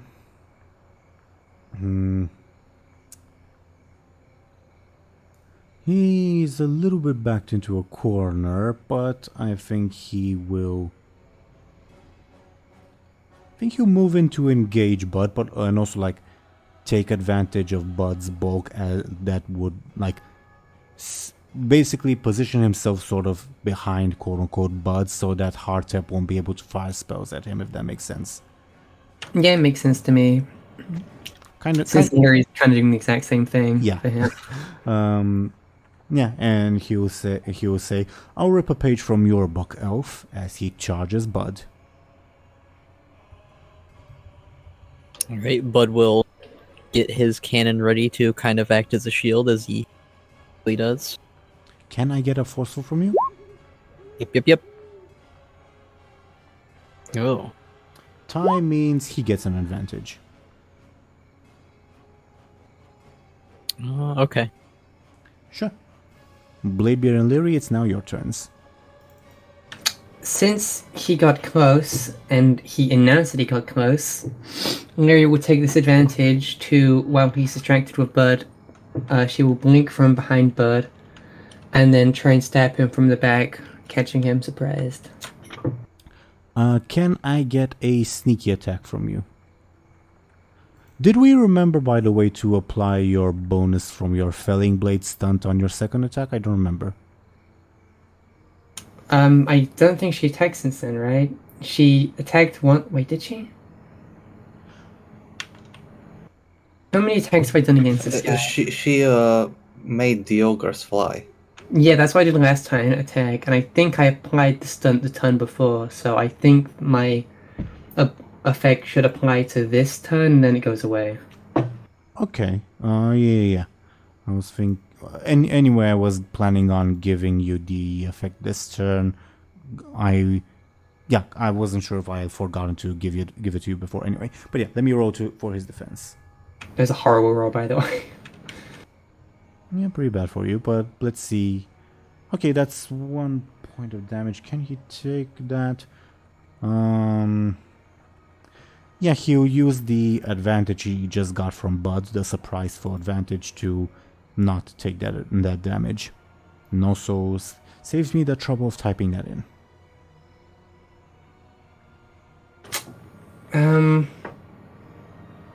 Yeah, there's nothing I can really do, so I'll let that happen. He says, predictable, and now you're wide open, as he announces that on his next turn he'll attempt to swing at you. I'm glad he announces all of his attacks like an arrogant jerk. Oh yeah, arrogant jerk. It's not one of his aspects, but it should be. Mm-hmm. Carfen on his turn. Can I get a turn? Oh, right, you're very, very right, DoomGoblin. Please go ahead. Question: Is the male guy nearby, or is he like fighting the guards? He's fighting the guards, like on the same scene, but like say 15 meters away, something like that. Yeah. All right.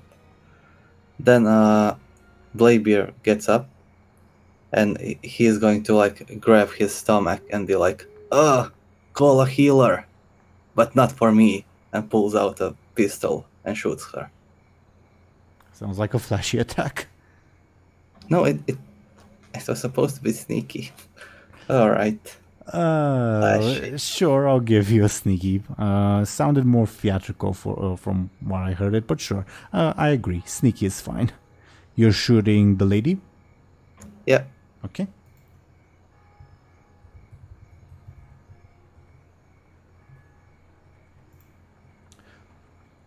She dodges aside, your bullet goes wild. Yeah, sure. Carfen on his turn.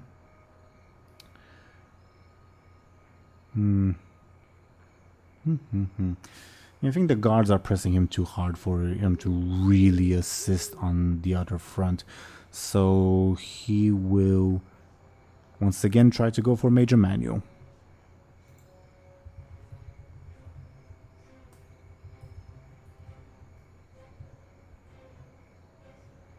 That's 8 points of damage to Major Manual, who will take his level 3 stress because he's already taken his level 2, and his level 6 consequence.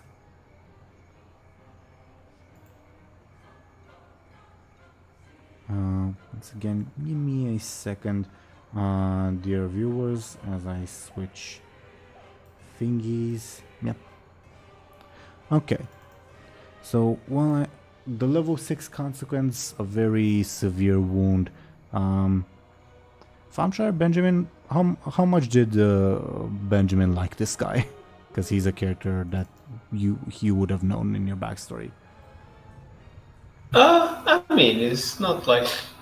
I don't think he would call him a friend, but he's like an acquaintance. He's like on fairly good terms with him, I guess. Sure. You suddenly see his left arm explode. Okay, that's...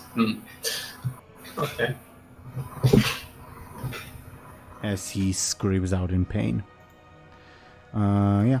His level 6 consequence will be detonated left arm. Because level 6s are supposed to be very, very severe. Okay. On his turn, he will yell out, "Fight on, brothers! Fight on!" as he gives the guards an assist. The mage leader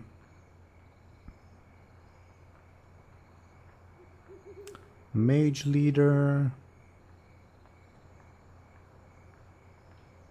I think she'll attack Carfin.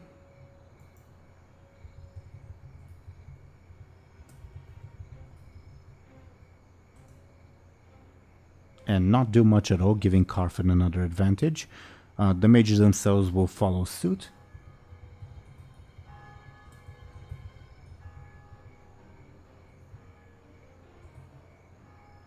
And Carfin will gain 2 advantages. While I type that in, it is Bud's turn. Bud, you have a good arm, right? I have 2 good arms. Grab him and throw him as high as you can in the air. Do what to me? That sounds like a throwdown showdown, you bud. Time to go up, friend. Wait, no. Let me check. Gonna go super high. Let me check the wording on your stand. What's possession I can throw a player or person far away? Okay. Yeah. Yep. You can throw Clovis far away. Bearing in mind that unless you get very lucky, you likely won't kill him, and he'll get a chance to escape. Unless you roll very low. Well, the idea was to throw him high above them and let him crash down into them. Okay. My That was bad. the idea. That was what I was thinking of doing, not like throwing him far away. Yeah, that's what Lyri was implying as well. Okay. My bad on that. Okay. I would treat that as a forceful attack, and I will once again give you a +6 bonus, because it's a more innovative way of doing things, okay? Alright, so Bud will grab him by both of his arms, and then Let me go, you beast! he'll No. gleefully throw him I know where up into the Bladebeard's air. mother is. I know where Bladebeard's mother is. That sounds like a you problem. Holy shit. Okay, you go through with the attack. Can I get a forceful from you? That's a very weak forceful. You got a critical fail. That's 1 point of damage with your +6 bonus. But isn't that 1 point enough to give him a 6 consequence? No, wait, because mine didn't work. Okay. Alright, this is hella risky. I will use my fate points to reroll. Yeah. Oh, I mean, you got a critical fail, so it literally cannot get worse than that. Yeah. What are you invoking? I am invoking, what's a good one? Yeah, former warlord again. Bud's taken some pleasure out of, butchering this human that has been creating problems for him and his friends for quite a while. Give me a reroll then. Alright. Please. Come on. Please, TTRPG gods. Please. I beg of thee. Oh, hell yeah. Oh, that's much better. Goodbye, bald man. A bald man kills a bald man. Okay. And Is the way. goodbye, Bladebeard's mom as well. Yes. So that's a 15. That will be 7 points of damage. Okay, I'm gonna use your level 2 consequence, because otherwise he would die, and yeah, he won't have that happen. Okay, I'm okay with that. Don't think you have a choice about that. Well, I'm, Yeah, what's the level 6 consequence you inflict on him? A level 6 is again like a very severe wound. Like, you saw I detonated a guy's arm for a level 6 consequence. Can both of his legs be broken? Mm-hmm. Yeah. Okay. We'll call him No Leg, let's see, what's his name again? Clovis. Clovis, yeah. No Leg Clovis, then. That's his consequence. Yeah. You throw him up in the sky real high, and he falls back to the earth, and just lands on his legs, and he's a mess. Those legs are bent at extremely unnatural angles and probably will never really heal well. And he's still screaming in pain, like unable to really form coherent sentences at this point. But he's still in the fight. You threaten no one. Screams of pain. They can't really respond now, sorry. Well, I say sorry, you know what I mean. Turtle, finish him off. Blood for the Blood God, says Hartep, and he will try to do so on his turn. Meanwhile, the guards will continue their attempts to fight against Carfin.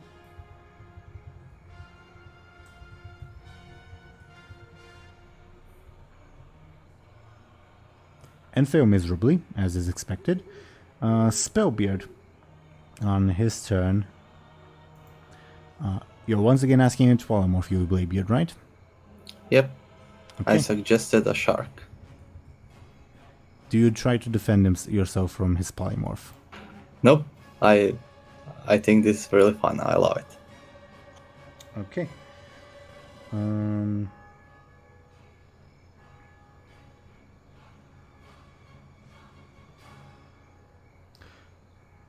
Benjamin, Bladebeard suddenly turns into a flying book, like with angel wings and eyes.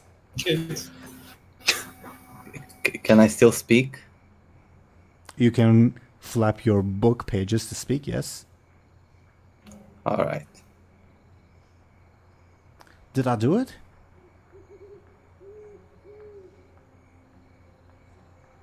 Cousin, are you there?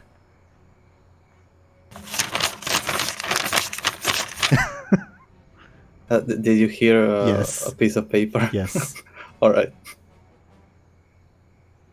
I'm curious if Benjamin has any reactions, because Spellbeard might... At this point, it's just numb to all of this. Okay. Then Bladebeard will remain polymorphed for the moment, because Spellbeard doesn't realize that he messed up. Okay. Hartep's turn. He walks up to Clovis, and you guys remember the Broken Shore cinematic with Gul'dan and Varian? He tries to do that to Clovis, but like a shadow version. Mm-hmm.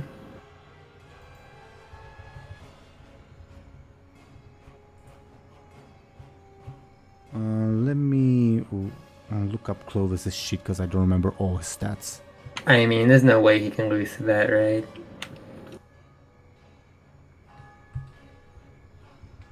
That's a catastrophic hot tap L. That is a big L.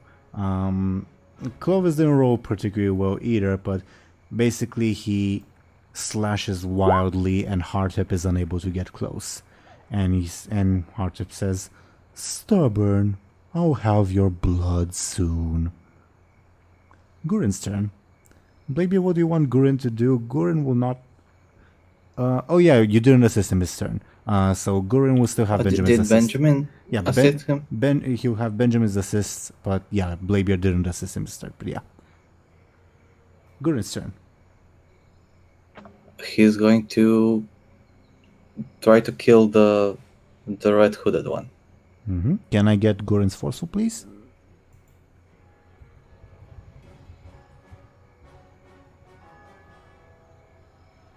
Tie means Gurin gets an advantage. Alright. Hammer time. Makes sense to me. And while I type that in, it will be Korish's turn, this lady's turn. With Bladebeard suddenly turned into a floating book, Benjamin is exposed, so she'll try to take advantage of that. How does Benjamin defend himself?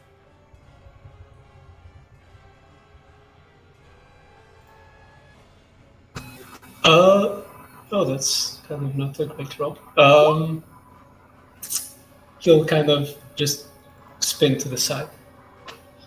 May I get a quick from Benjamin, please? Mm-hmm. Time means she gets an advantage. Just give me a second, please. DoomGoblin, what was Gurin's advantage called again? Hammer time. Hammer time, alright, the classic.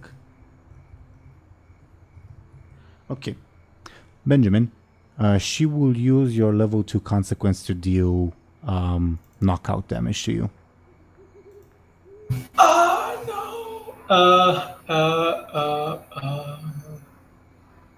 Didn't I have an advantage somewhere? Look more towards the bottom. Yeah, bird's eye view. Yeah, got it. Yeah, I'll use that. Okay. For the viewers, I'll switch back to the usual screen in a little bit. And you use your lasting burns to deal the damage. Your level 4 consequence.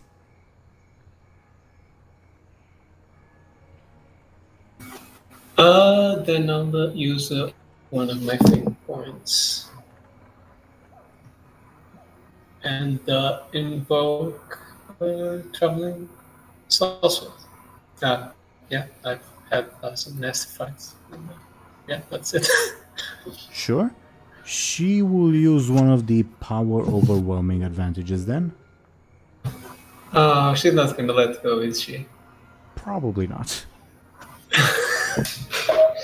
Well, then I'll accept my destiny with open arms. Mm-hmm. Welcome back, Skull. Welcome back, Skull. Benjamin I'm was... dead. How are you doing? I wouldn't say dead. Maybe if like they win all of the fight, but yeah. I'll become Void Benjamin. She slashes you, knocking you out. I think your level 6 consequence, Benjamin, will be punctured lung. Make sense? Mm-hmm. That'll hurt, pretty much. Yeah, and will require quite a bit of treatment. Okay. Clovis on his turn. I think he'll try to make a wild swing at Hardtep.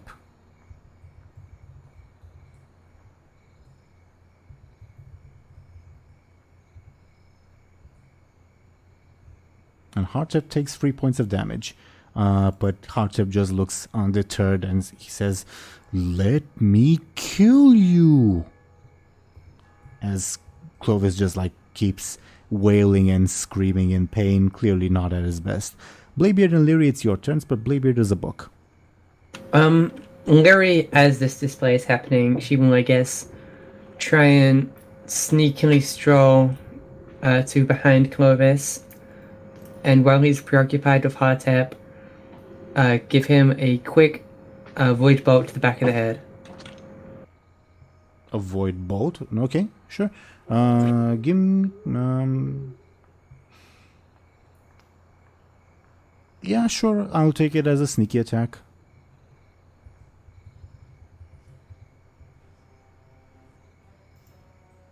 Oh my god, this guy is resilient. I mean, he's desperate. He's on his last legs. He's just flailing around on the floor. Mm-hmm. It's more pitiful rather than inspiring. John says, "Did you get him?"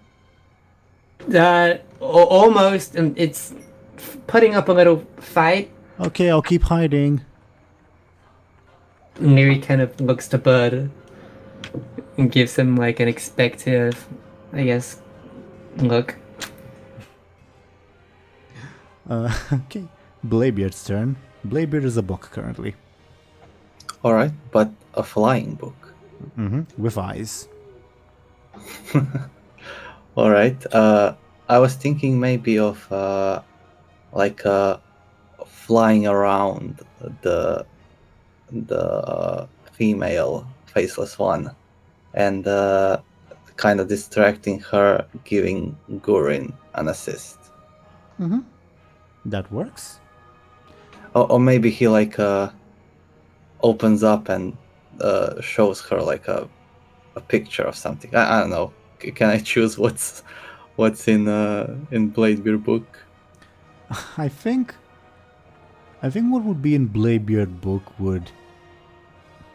I'm I'm conflicted. It's either like, say, a spellbook the way Spellbeard imagines it, pretty pictures, or it's like Bladebeard's memories drawn in like by a 3-year-old with crayon.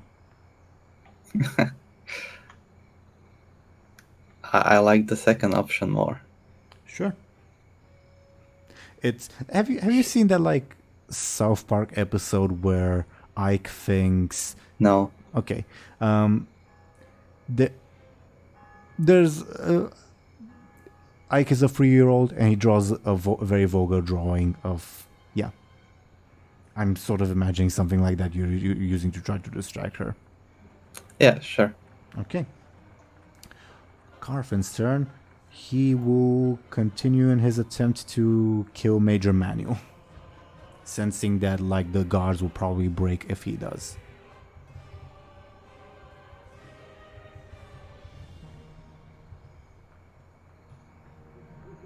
Four points of damage to Major Manuel. That would be Major Manuel's level 4 consequence. He's not looking good at all.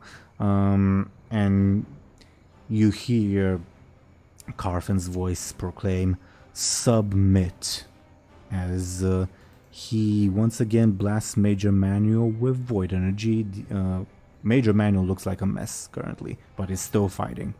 Because of course he is. And he yells out, "Don't listen to him, man! Drive them back!" As his action, giving the guards an assist. Even though you guys know that like skit from Monty Python where he's like jumping around on one leg, something like that is happening. That's perfect. Mm-hmm. As for the mage, go ahead. Oh, I made a gif of that earlier in the Discord. Yeah, when Clovis fell. Yeah.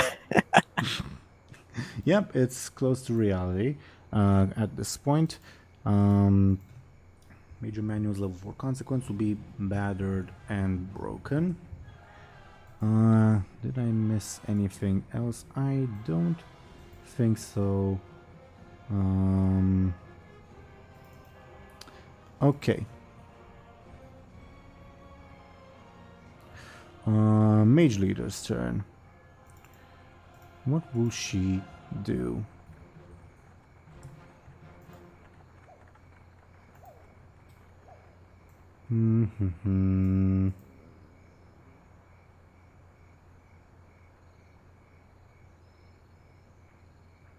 Yeah, I guess she will send... She will order the mages around, giving them an assist. Mage's turn, they will attack Carfin.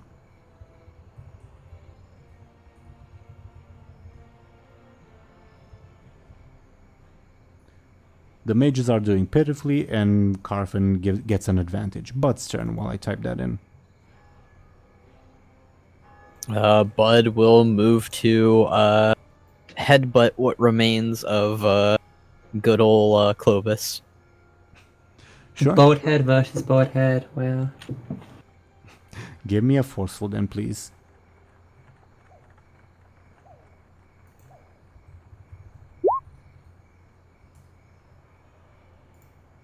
Oh, that's a no. The light shining off his head makes you miss. Sure, even though it's night out. The moonlight. Too bold. He's swinging wildly like a cornered wild animal. Like, no more tactics from him. It's just like a desperate need for survival. And like, both of you know that, yeah, you could probably easily kill this guy, but he's just like, he's fighting like a cornered animal. It's hard to like get a good hit in, if that makes sense. But Throw a blanket over him. but I have one my trick. I'll deal with this guy. Allow me, dear beacon. Go ahead. And Hardtep will attempt to do so on his turn. Okay. The guards.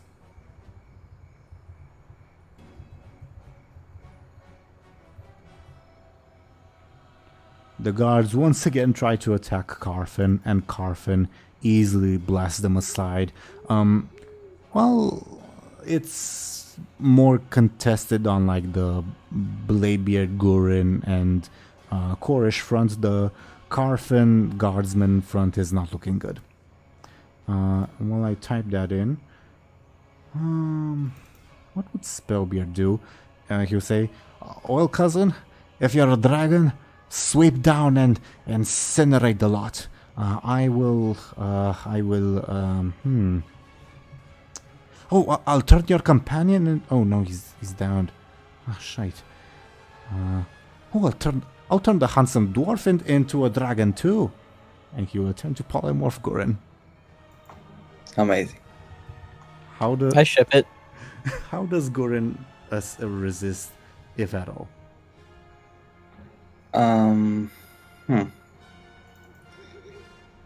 I still don't understand how can one resist it, but With innate magical power, basically, like if you're too powerful to properly polymorph. I don't know. I think it's just so thick-skulled that the magic doesn't enter. he'll try to resist it with his magical powers. With his muscles. Does he try with his magical powers or his muscles? His powers. Then give me his clever or careful. Okay. Gurin turns into a small scorpion. All right. That would have been useful for me. I can see like sneaky attacks from that. Sure. Also, do our stats stay the same in the new forms? That's a very good question. I remember that Vera's stats were different when she was a sheep, but Okay. If the precedent was set that they would be different, then they would be different. Bladebeard, as a floating book, you would have a quick of 4, a clever of 6, and everything else a 1. And Gurin? As a little scorpion, a quick of 1, forceful of 2, everything else at 1. Oh, Alright. and sneaky at 3. All right. That sucks. I mean, yeah, you're small critters. Yes, you're not meant to fight battles. Well, I mean, scorpions are dangerous, or can be. Spellbeard yells out, "Did I do it? Rain down fire from the skies! All right, lads. Don't look at me, scary lady." Okay. Hardtep will attempt to finish off Clovis. Alright, give him the turtle power.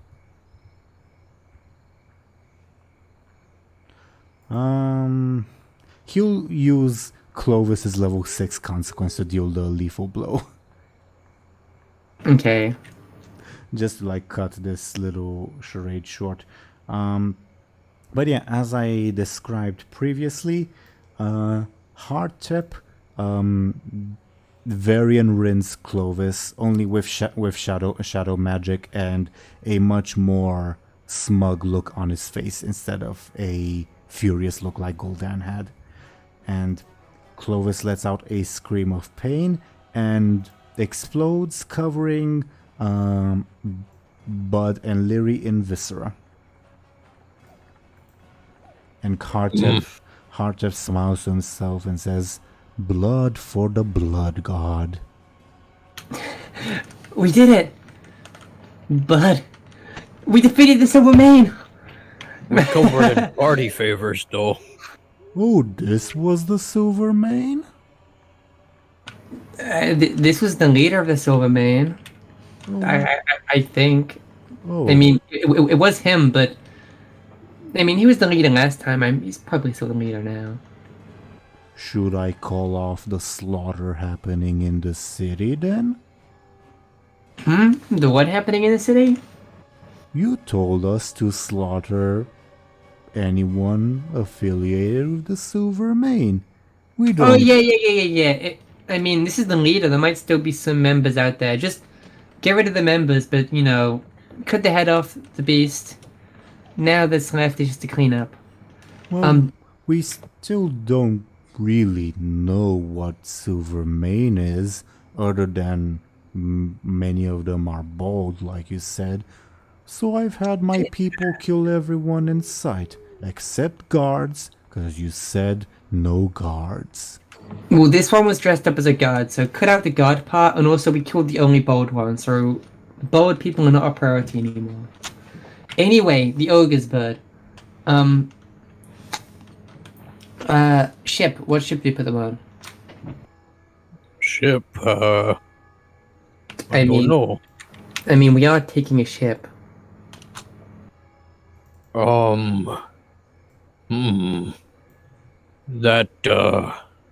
one look good and inconspicuous.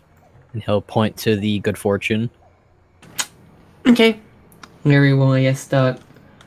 But you would know that it is like, because you have experience at sea, it's more of like a civilian ship, not like a military ship. Yeah, but thinks that the military ship would draw more attention. That one doesn't look inconspicuous, Lyri says as she lowers the ogres from, wherever they are. The ogres are still glowing purple, very conspicuous. Wait, what? They're going purple? Oh yeah, the void prisons, yeah. Oh, I thought you meant the actual ogres inside are going purple. I was like, what? No. Is it too late? But no, Lyri will, I guess, start strolling over to that ship with the ogres in tow. And I guess gesturing Buhd to follow. Hardtip also follows you, like, very proud of himself. But he seems like he puts a hand over his head. You can make the connection that he's, like, communicating with someone. He says, I've ordered my people to slaughter the guards too. Wait, you can just do that? Well, with certain people. We can create a link too if you wish. We don't have time for that. Okay. Well, Lyri, I guess, nervously scratched the back of her head. We probably ought to get these ogres on the ship pretty fast. Is he dead yet? You hear John's voice. Yeah, he's dead yet. You can come out. Wait, we're taking a ship. We're going somewhere safe. Oh, thank the light. Should I be saying that? Anyway. Can I help with anything?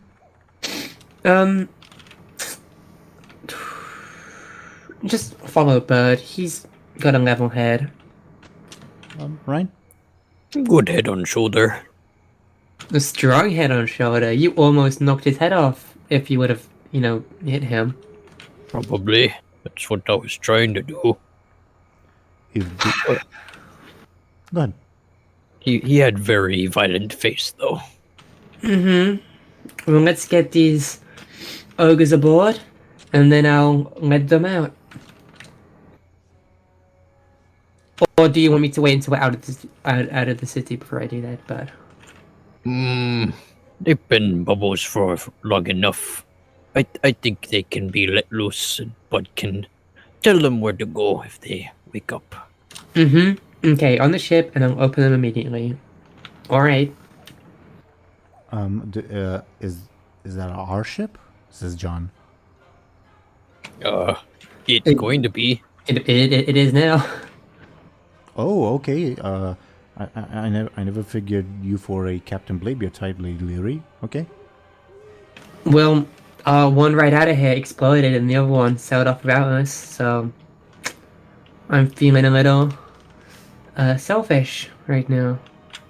All right. Oh, no. This is more familiar territory. I'm down.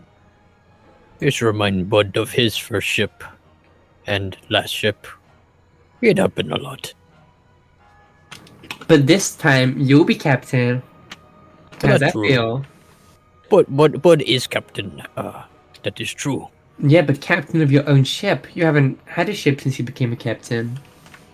Oh, I didn't think of it that way. It's Buhd ship now, that's good. I like that. Finally have one up on Bladebeard. He always have ship. How long's you not had one for? Seems like a while, right? Oh, we should see if Boardman have any good things on him. BRB, I'm gonna take a quick drink of water. Feel free to continue talking among yourselves while I do that. Mm-hmm. I mean, I'm levitating these. Can you go and quickly have a look? Oh yeah, I can go and pickpocket buddy. I mean, yeah. You're used to carrying a lot of stuff around. I'm sure you'd be able to find something good on him. In fact, why don't you just carry the whole body? I mean, it's much faster than, Oh, okay. I guess I can take up buddy and hopefully ogres don't eat him. But Bud's gonna pick up. Oh, I the know. body. I've been listening. Oh, okay. May I get a careful from Buhd?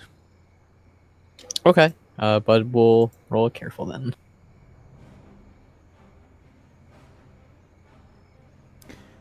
Well, what body? Carter blew it up. Hartep blew it up. Alright. And like, sure, you probably have there's probably like a finger that's now stuck in your belt, and like Lyri's covered in blood too. There's bits of gore and clothing everywhere. Do you want to like piece them together? I think Bud's probably just rummaging through and seeing if he can find anything useful at that point then. Oh yeah, I do guess he did explode, huh? I'm just so preoccupied with the possibilities. With that roll, I think you would find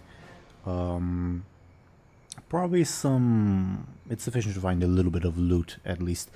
Probably some silver coins, no pun intended, as well as you'd recognize with that careful roll that he also has like the same tattoo that like Benjamin had and Satea had and all that. Now obviously ruined. You also find a set of keys. Okay, got some keys and some treasure. Bud always wanted to have his own treasure before. Keys, did you say? Yeah, keys right here. It's probably best to keep those. They're probably used for something. Bud keep it inside his hat then. You think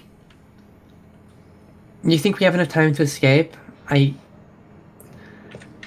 don't know. Well, we need to get Bladebeard and Benjamin on ship, and then we leave. Do you think we have enough time for that? For context sake, you still hear like the sounds of fighting in the distance. I mean, like, are you willing to risk the lives of your people just for your friends? Well, Is that really a risk you're willing to take, Captain? well, we can't just leave them behind. They wouldn't leave us behind. And I imagine this is where Banneret regrets the fact that he has no fate points. Yep. I know. This is where the fun begins. I'm not gonna compel you, because I don't want to like force things either yeah. way. But I'm curious if anyone wants to compel you. I mean, I was gonna compel him if he was gonna go. Wait, is that... Yeah, how does that work? What happens if someone compels Bud to stay and someone else compels him to go? In that case, I would go with first come, first serve, and I would say to the second. Oh, then I'm gonna compel. I'm gonna come first then. Just to finish my sentence so that we know for future reference, I'd go with first come, first serve, and I tell the second person, no, make a different compel or do something else. Don't just cancel out someone else's compel. Okay. Well, anyways, I'm dead already, so I might as well use my fate points. I'm gonna compel friend till the end. The ogres are important to Buhd, but he would never leave his friends behind. Especially not when a stinky purple elf dressed as a proper, nice-looking elf is telling him to. Yeah, that sounds about right with Buhd. I mean, I have to do it anyways, but it is what it is. I would say, as usual with compels, the person who compelled, in this case Thompshire, decides like the limits of the compel, like how far Buhd has to go for all that. Make sense? Mm-hmm. Yep. I mean, I'd say anything to, get them back, I guess, or help them, or I can keep it a bit vague, so Buhd has some leeway. Sure.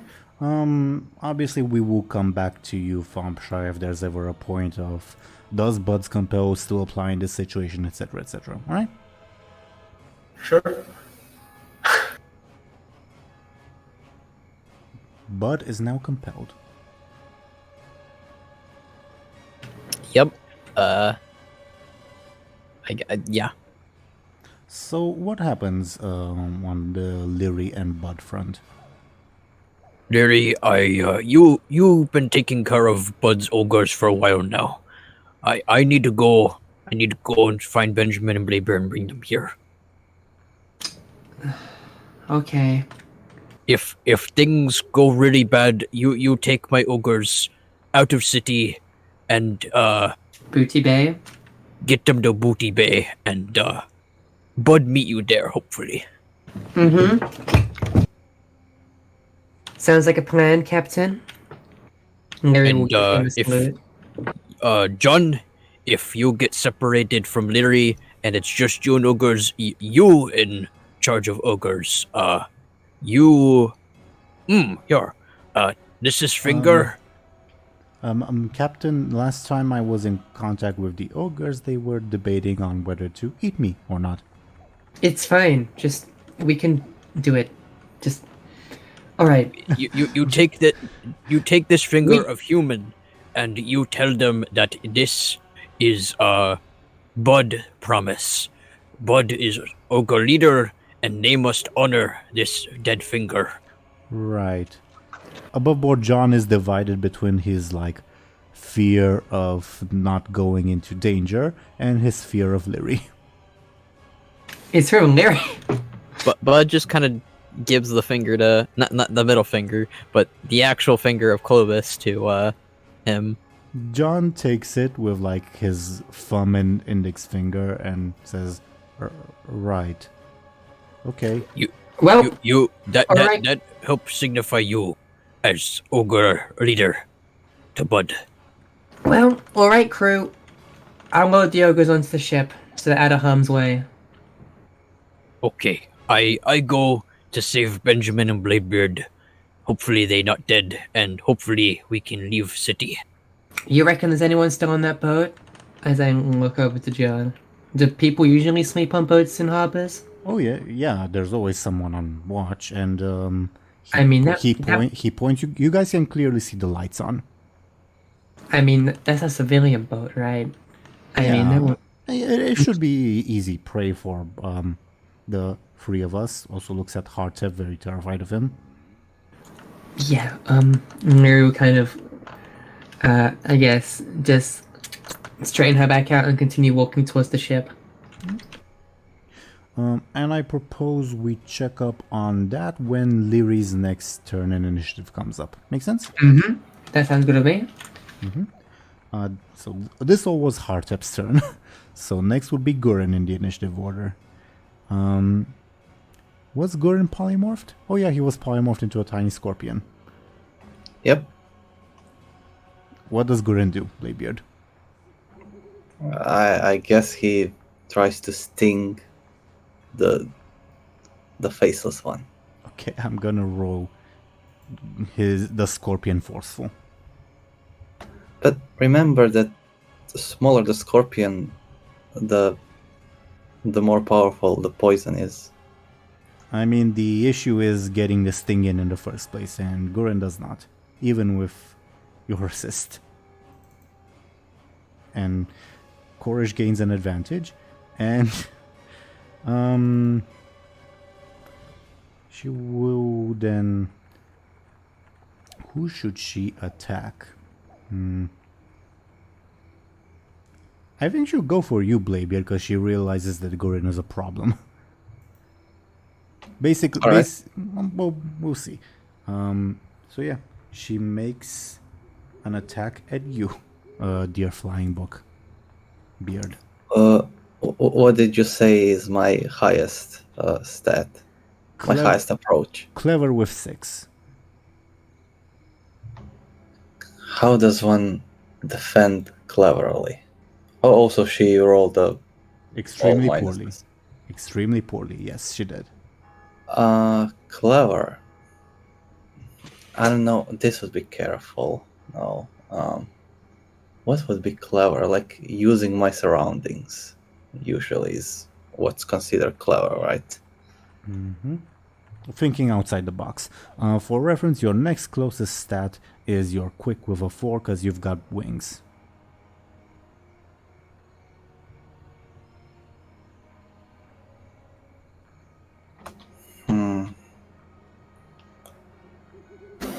Would be like flying around her to distract her from the attack be clever? No, that'll be quick or sneaky or flashy. Is it possible to unpolymorph myself as a defense? Would that be clever?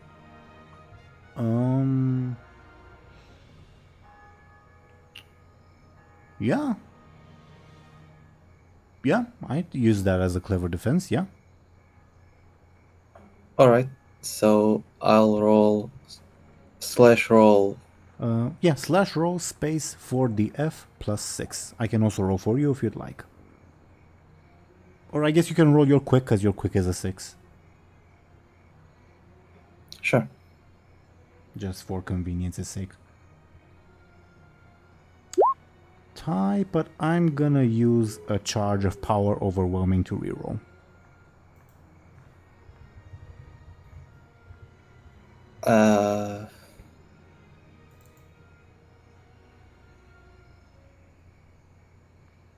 So that's 5 points of damage. Yes. Towards me. Yep.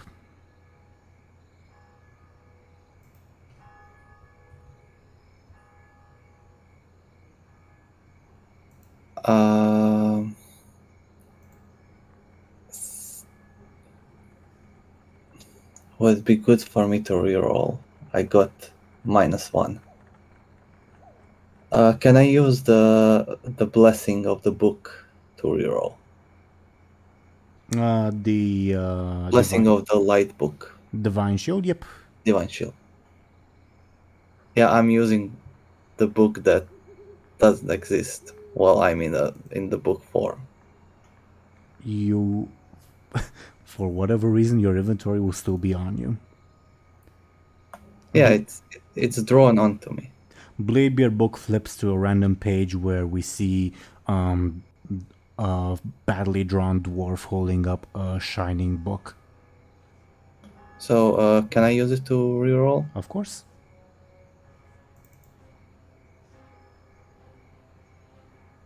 So that's 4. That is 4. Better than 5. 5 would have been probably much more dangerous for you. Yep. Yeah, I'll take. And Well- that's why I'm also going to use one more of my advantages to deal 6 points of damage to you. 6. Huh.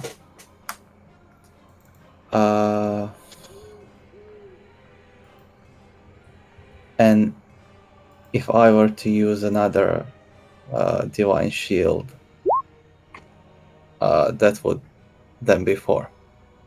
That would what? Sorry. It would be again 4 damage if I add +2. Yep. Yeah, I'll do that. But as with what happened with Benjamin, they'll use another charge of power over me to deal the 6. Because 6 is much more devastating to you. Yeah. Because I'll have to go with one more number than what she dealt. If I go with 4 and 3, that would be 7. But that's... Or your level 6 consequence. Or level 6, but... I'll go with 4 and 3. Okay. Your level 4 consequence will be scattered pages, pretty much. What happens is, like what happens in-game when you attack a polymorph target, once the blow lands, you take the damage, but you instantly revert back to Bladebeard. Only now you see like random slices on your skin if you were to look, and you think you're not really remembering some things properly. That I leave up to you. But now you're back in your Bladebeard form. And I guess with your last burst of like +6 clever, you realize, oh yeah, that's why she didn't attack Gurin, because Gurin would have also changed back and that would have been more dangerous. Alright. I need to attack Gurin. Sure. Benjamin. Thompshire. Yes. I give you a choice. Scary. You can either stay down, unconscious, or, and I will not explain why, well, I will when it happens, but if you refuse, obviously I will not explain. Or, you can return to the fight, but with your stress and consequences still ticked, meaning that any blow you receive may be fatal. So stay down or return to the fight and risk fatal injury. Okay. So am I sort of presented with this choice in character, or is it pretty much a... Purely out of character.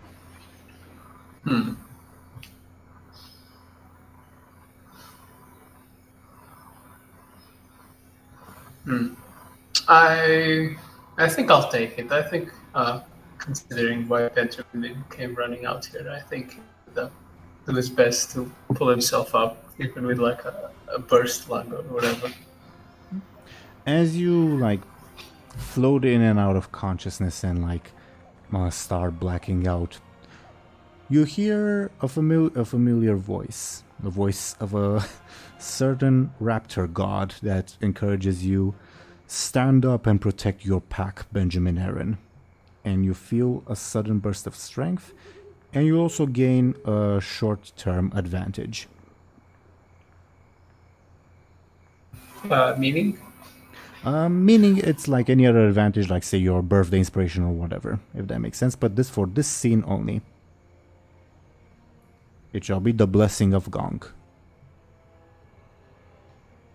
Make sense? Yeah.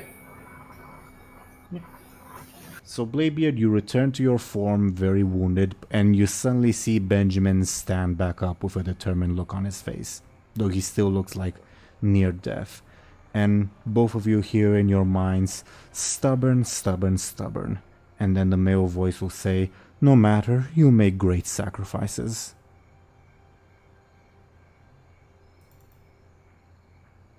Alright. Currently it is Benjamin's turn.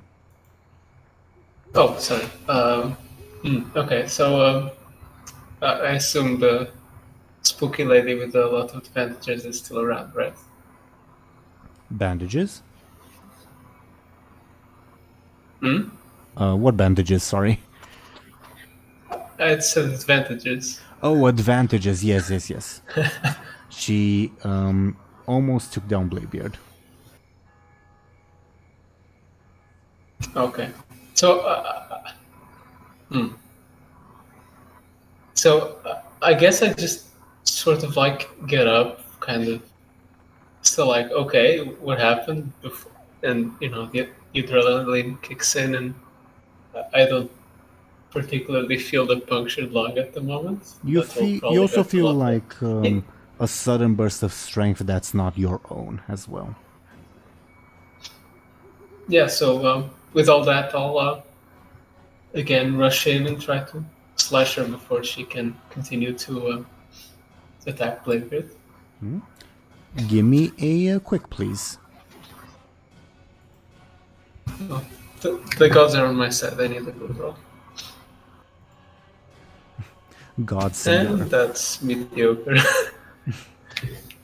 Oh. a tie. A tie means you get an advantage. Yeah, could be worse. Your I guess I'll do another advantage of. Yeah. bird's eye view. Okay. Zelris, are you alright with maybe Bladebeard going first since it's the same scene? Mm-hmm. Fine with me. DoomGoblin, it is your turn. Alright, I'll try to pick up the scorpion. The Gurren scorpion. Would Gurren Scorpion allow himself to be picked up? I guess by Bladebeard, yes. Sure. Also, do you remember talking is a free action? You can just yell at Spellbeard to undo the spell. Oh, then I'll do that. Oi, cousin. Oh, why aren't you a dragon? I turned you into a dragon. No, I was a damn book. Oh, really? That's awesome. Did you have pictures? Yeah, but Gurren is a scorpion. He's much stronger as a dwarf. Who's Gurren? The old dwarf guy. Oh, the handsome one. Oh, he's a scorpion. Where is he? Oh, like a big one or a small one? A small one. Ah, shit. And he undoes the spell. Alright, great.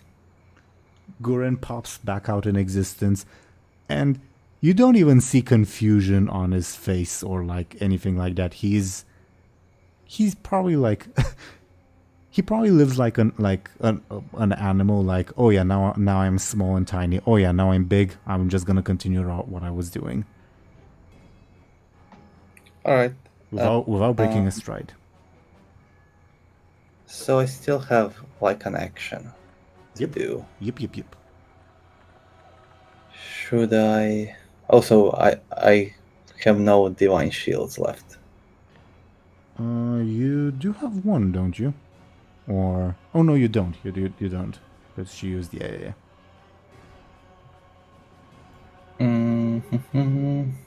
What should I do? Should I attack? Should I assist? Should I create advantages? I'll assist Gurren. Okay. You assist Gurren. And meanwhile, we check in on Lyri. Lyri, as you're accompanied by John and Hartep, what do you do? I approach the boat as fast as I can. With the ogres in tow? Mm-hmm. Yeah. You hear a woman's voice from the boat. Oh, ho there! Who are you? Do you have it? Please leave us alone. We're not with the craziness out there. Straight into the boat, and you will survive. What? Surrender the boat, and you will survive. Can I get a flashy from you? Okay. What? No. Lyri will, I guess check ahead. How many were on the boat? That's none of your business. John sort of leans in and whispers, this is usually the part where we like fire cannons and such, if we had any. Yeah, I'm aware we don't have any of that, but they don't either. Well, Lyri will, I guess, start trying to enter the ship by any means necessary. Yeah. And this woman that I just put on screen stops you, and she, like, you see several members of the crew, not super notable, except for this guy. This guy is also a member of the crew that I'm putting on screen right now. Yeah, and they both stop you, and the broken Drana stays a little bit behind, and she says, if you want to escape the chaos, sure, we can. We were just about to set sail, but Deal. Lyri will start to load the ogres on. Deal, we want to get out of here. what on Azeroth are those things? They're ogres.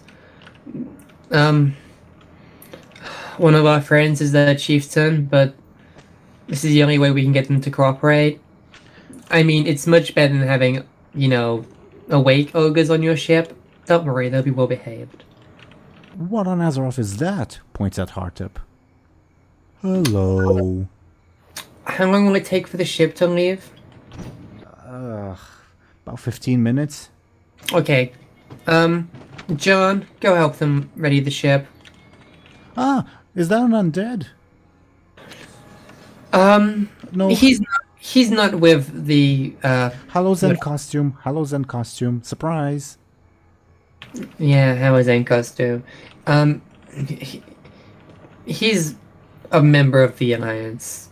Let's just leave it at that. Can I get another flashy from you? With John assisting you, to be fair. A one, wow. Yeah.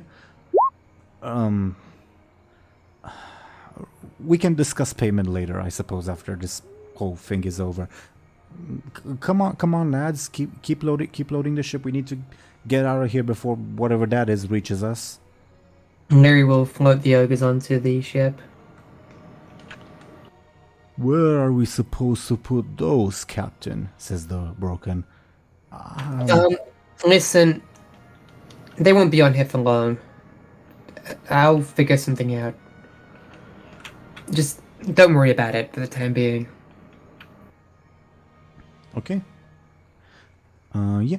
You float the ogres on board. John rushes to assist with loading the ship, and Heartup says, "Will you need combat assistance?" To you. Could you stay on the docks to make sure that if anything approaches us, you can keep it at I will bay? slaughter them and sacrifice them in your name. Yeah, the people approaching us on the docks, the enemies, not us in the ship. Anyone who comes running down looking to board the ship and take us out, get rid of them. You made it quite clear. Everyone who is of the Silver Mane, whatever that may be, and guardsmen. Everybody who's on the ship is okay. Just clarifying, these are our friends. He nods. Okay. Lyri turns to them all. I don't know what that thing is, but it's difficult communicating with it. You're referring to Heartup? Yeah. Right. What was that about sacrifice? Says the Broken. I don't know. I think it's like some kind of... They're all about sacrifice and tradition and honor and all that kind of stuff. I have no clue. Some kind of savage beast of the Horde, maybe? I don't know what lives on that other side of the world. I am willing to teach you the true sevenfold path. Just stand guard. Of course. He assumes a guard position, he's on the ship but overlooking the dock, ready to snipe anything that comes close. If you don't mind me, I'll just take a quick 10-minute rest. I'm in a bit of a state. And Lyri will kind of slouch down for a little bit and... Well, at least help with loading up the ship, you lazy good for nothing. Fine. Lyri will I guess, slowly do some help on the ship, but, shouldn't do that much. Sure. Can I get a sneaky? Just to see how well you're hiding that you're not doing much work. Oh yeah. Probably not the first time you've done something like this. Yeah, Larry is a bit of a slacker. Okay. Carfin's turn. Going back to the battle scene. I think Buhd would join in, not on this turn, but on the next turn. Does that make sense to everyone? Because he's a bit far away. Yeah. Yep. Okay. Carfin's turn. He will attempt to finish off Major Manual.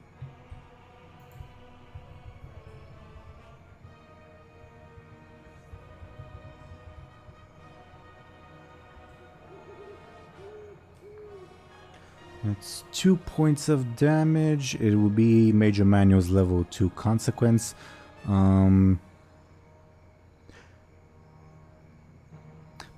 But I think Carfin will use a charge of power volume to finish him off.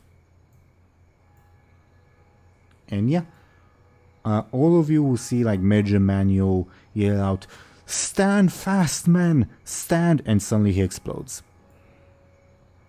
Oh. Shit. Yeah. I thought it would be the same deal as with Satya with D&D death rolls, or what was that mechanic called? Satya is a necromancer. Major Manual is just a guy. Alright, yeah. Like Satya was like halfway through like becoming He was a not just lich. a guy. He was a bald guy. Okay. Sure.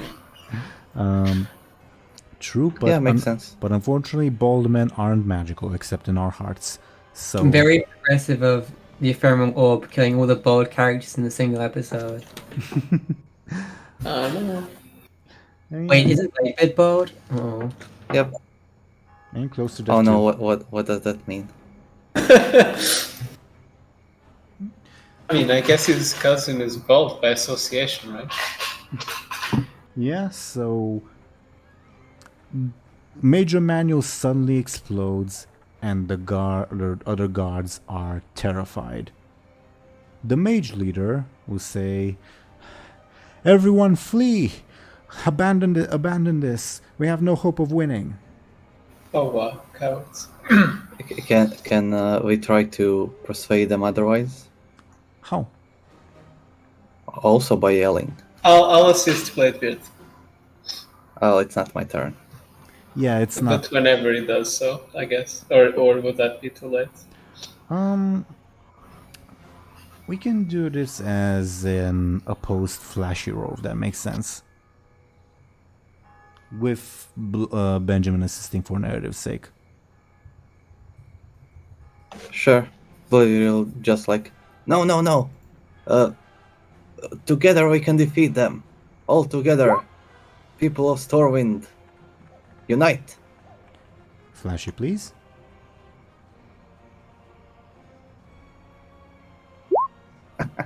The guards break. Oh wow. The They don't make them like they used to.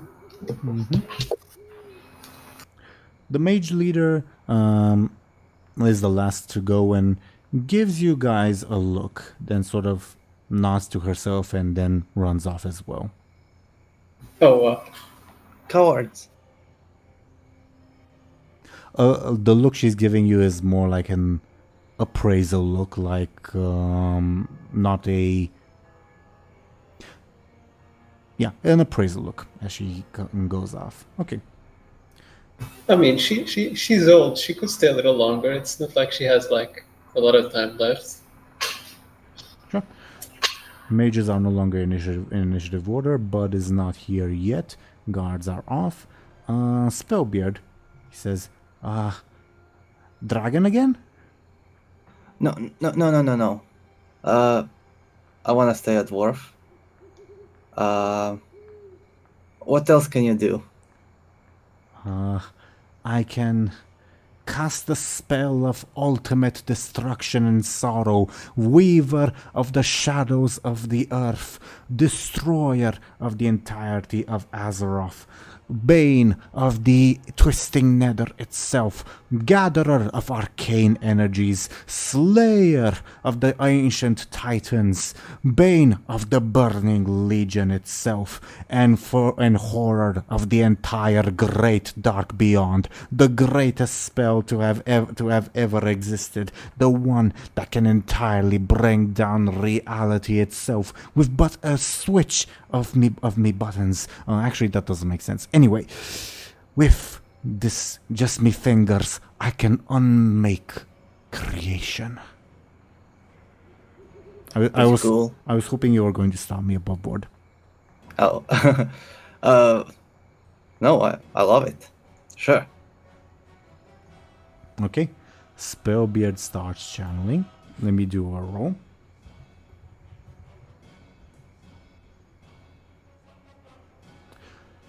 And he accidentally throws a fireball at you, Bladebeard. I'll jump away. Give me a quick, please.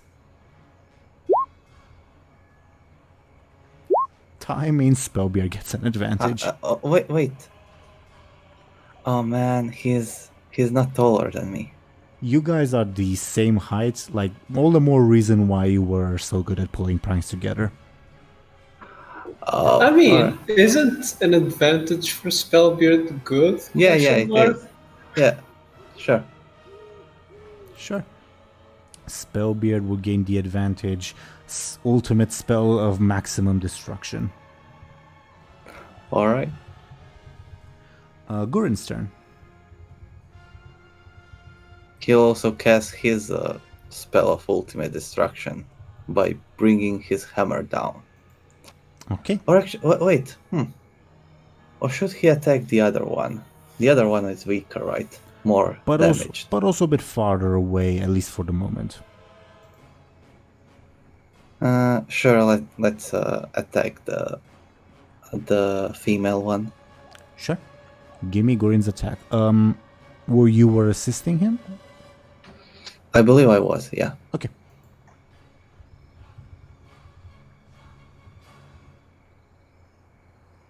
That's 3 points of damage. And I'll also use hammer time to add +2. And I'll use a charge of power overwhelming to mitigate that. 3 damage. It is still 3 damage, yep. As she takes her level 3 stress. Her turn. She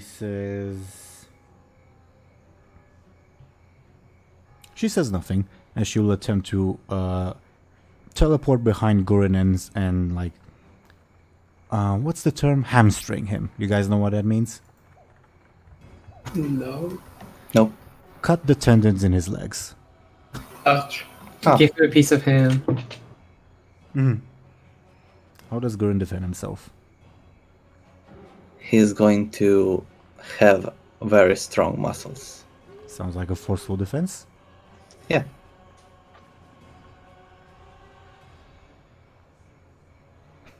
Gurin gains an advantage. As she does that, she teleports behind him and like slashes down at his legs. It looks like she's grievously wounded him, but then you guys notice, wait, there's no blood, and Gurin just looks around. Where'd she go? Right behind you. Oh, and yeah, what's Gurin's advantage? Never skip leg day. Sure. While I type that in, it's Benjamin's turn. Okay. Is that the first damage she took? No, she's also taken her level, give me a second, 2 stress before. Okay. What is the other guy doing? Currently, making sure the guards have retreated, but it hasn't been his turn yet. Alright. Can I reach him within my turn and still attack?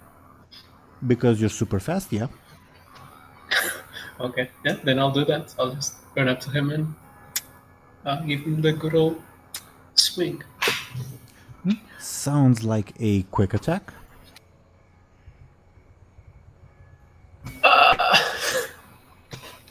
No. You are stopped by an invisible wall of magic as he slowly turns to you. Okay. Can you tell me what his stress is looking like? He has taken his level 1 stress. So, how much damage would I need to deal to kill him? Level 2 stress, level 3 stress, and level 6 consequence, which is 11.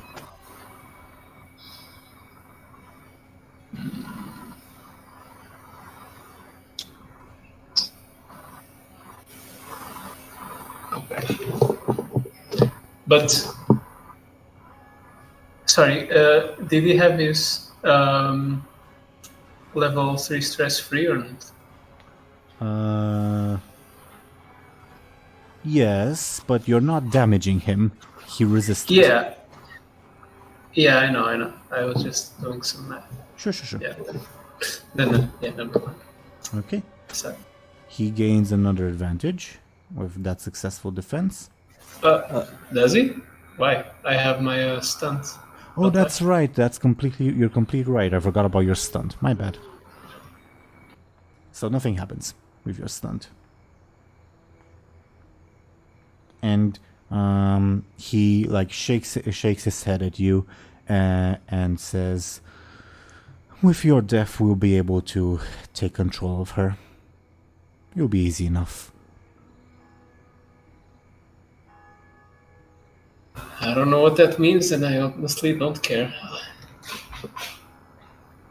Yeah. Bladebeard's turn, and Lyri's turn if she's doing anything other than carrying crates. Or pretending to, at least. Yeah, that's what she's doing right now. Sure. Bladebeard? I'm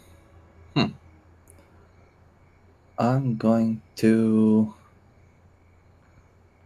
I don't know. Should I attack? Sure. But how can I make it sneaky? So she's like fighting Gorin.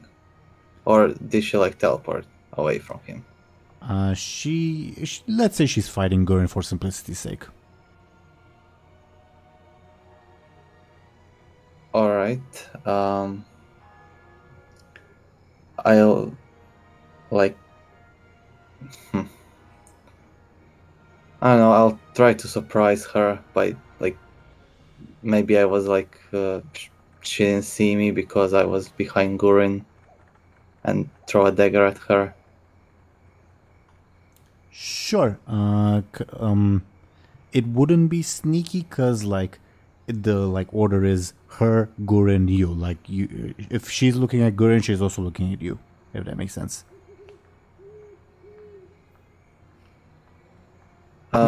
Does that make sense to you?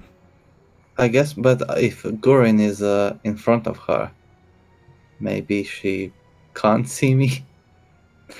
Although Gurin isn't very tall either. She can see you. Alright, then I'll... Can I quickly attack her? Yeah.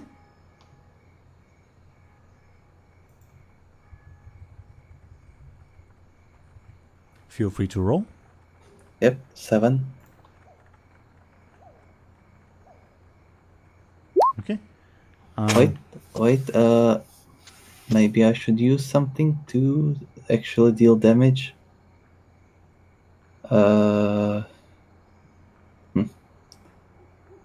Should I spend fate points? Do I have any advantages? I'll spend a fate point and invoke stab. Okay. You're using it to deal 1 point of damage to her?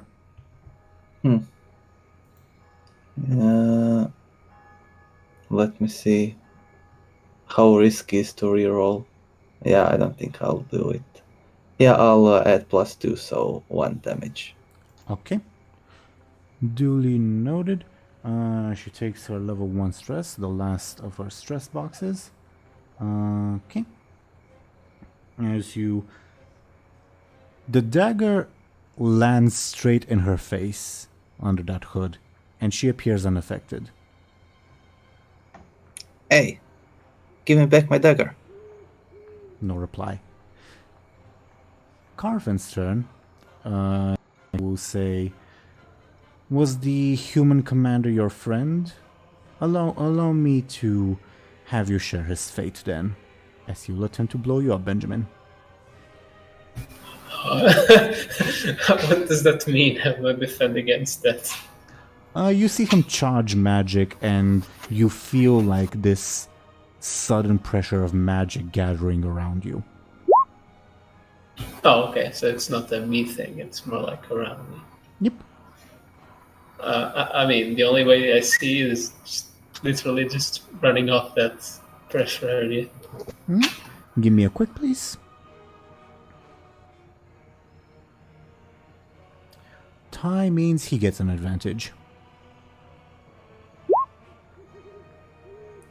Okay. The leader of the mage's turn thinks she will throw an arcane bolt at you, Benjamin. Wow! What?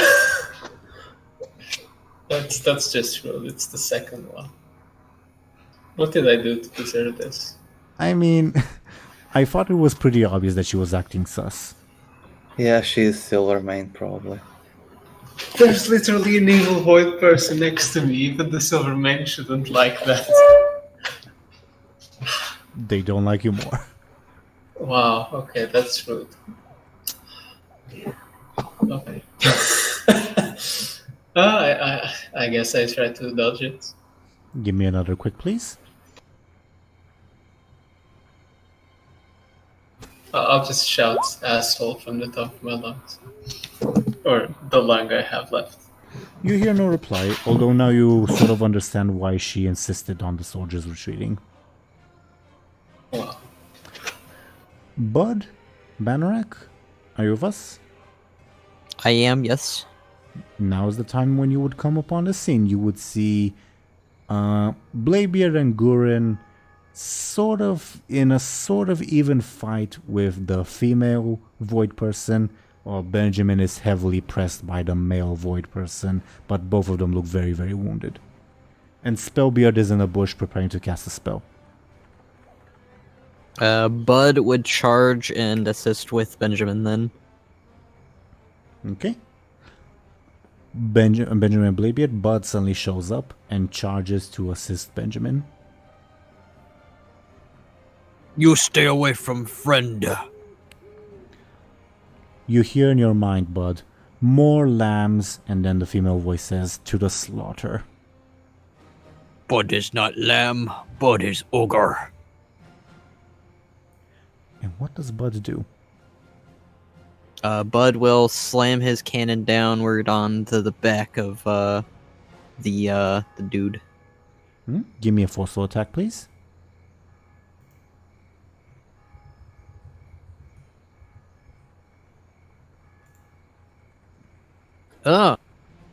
Evil. Is very, very right.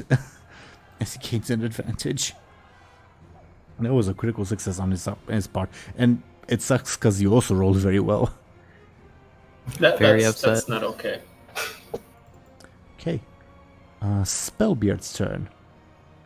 Intoning his ultimate spell of absolute destruction, I'm gonna roll dice to see what happens.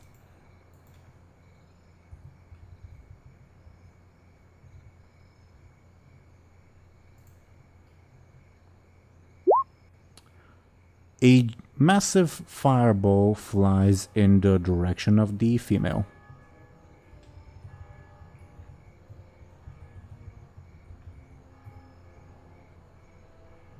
And she dodges with ease with that roll. And Spellbeard yells out, "Did I get her? Oh shit." Wait. Can he use his advantage to reroll? I mean, he can, but keep in mind that she got a 12 as well. I guess. These void people are busted. I mean, you're the ones who chose to fight them. Shut up, go away, leave in your stupid boat. We don't want you here. Hardtep on his turn will say to you, Lyri, bloody nights are the best. Don't you agree? I prefer to be on the seas right now. Me too. One more step towards the rock in the ocean. We're not doing that. But Not it- now. But it is your destiny. But I'm weak. Oh, yeah. You need rest, of course. But after. Guren's turn. Bladebeard, what shall Guren do? He will attack. Can I get Guren's forceful?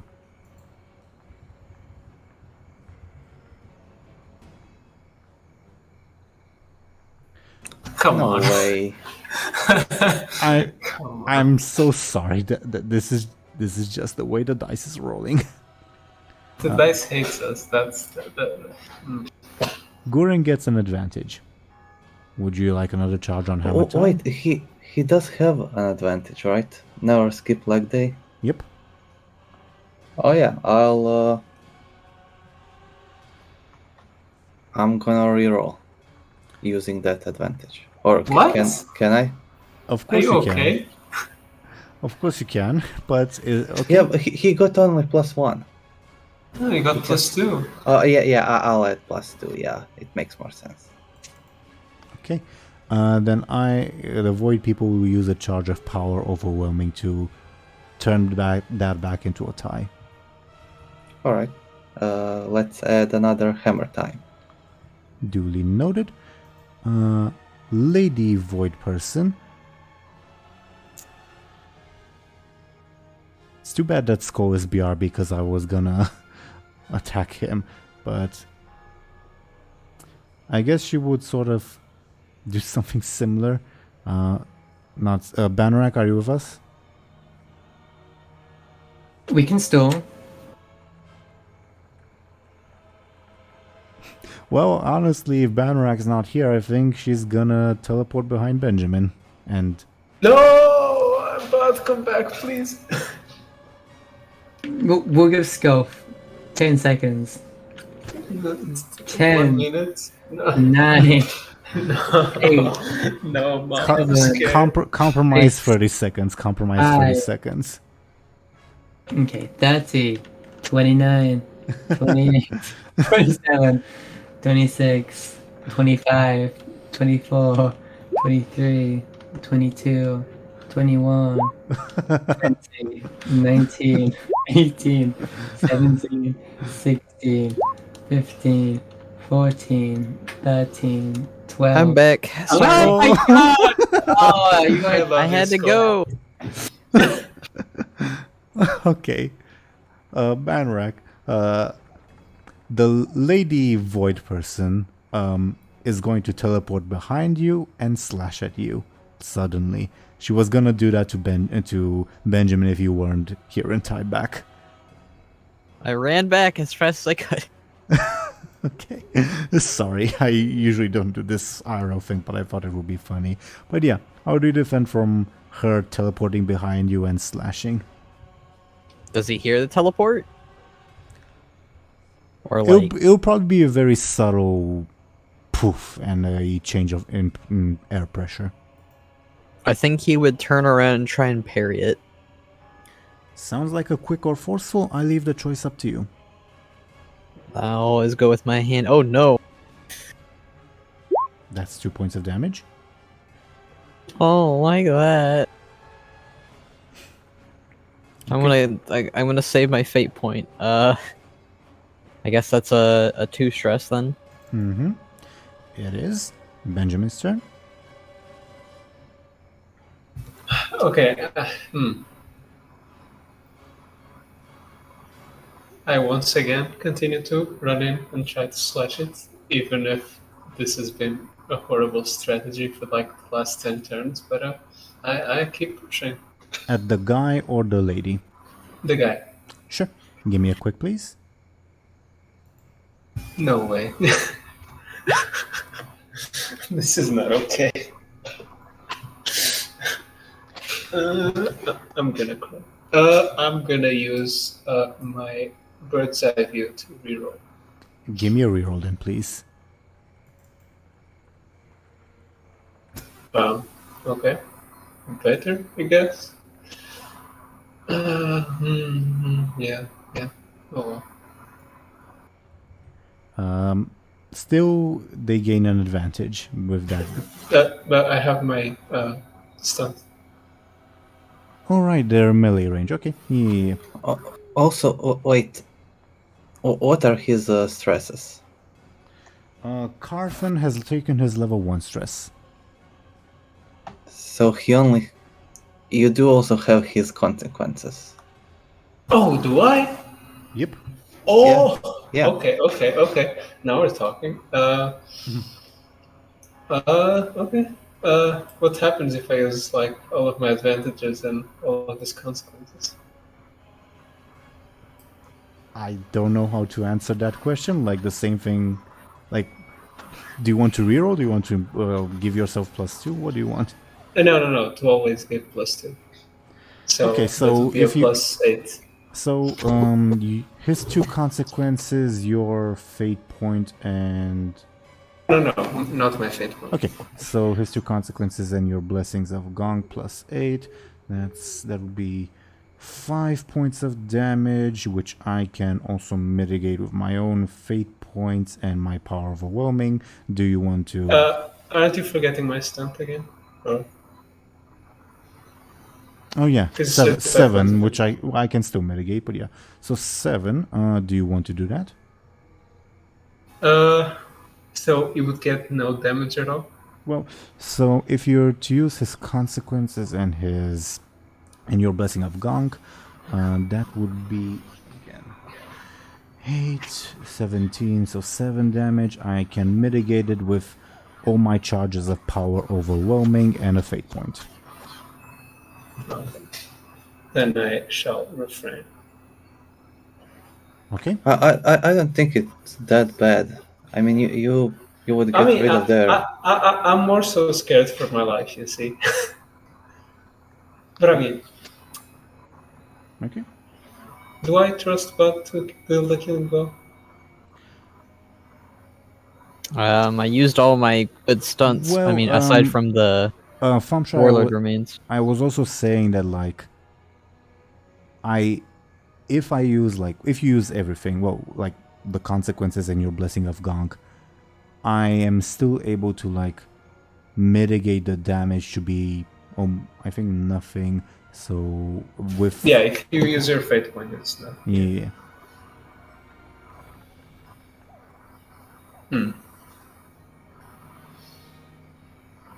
What if I use my legendary birthday inspiration? Is it time?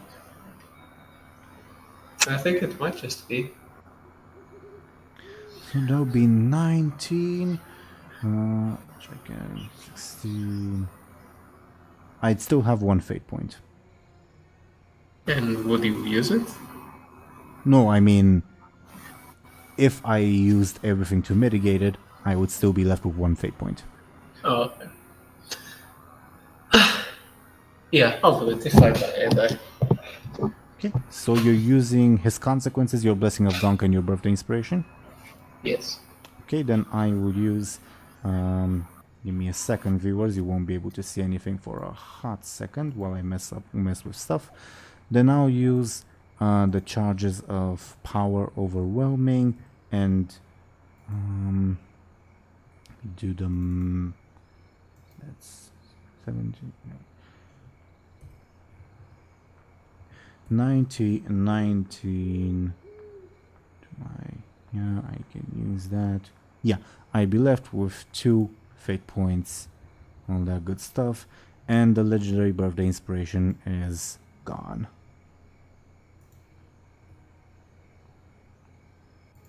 Okay.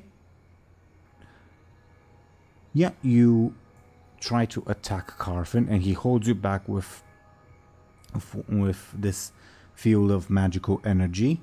But you can tell that it's taking quite a lot of resources from both of you. I suppose. Bladebeard's turn.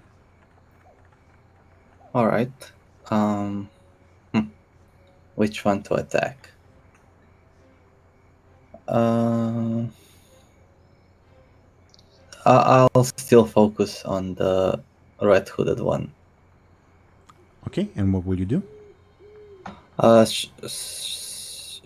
She teleported away, and I'll try to, as quickly as possible, realize where she is and run up to her and attack her with my sword. Give me a quick attack, please. She is next to Buhd, right? Correct.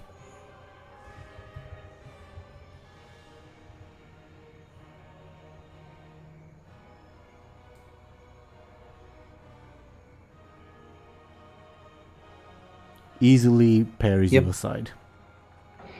Probably gives you a kick for good measure. Okay. Carfin's turn. He says, "Let's try that again then." But this time he will aim for Bladebeard. How does Bladebeard defend himself from the sudden pressure of magic as Carfin attempts to detonate Bladebeard? I'll jump away. Is that possible? Yeah, give me a quick.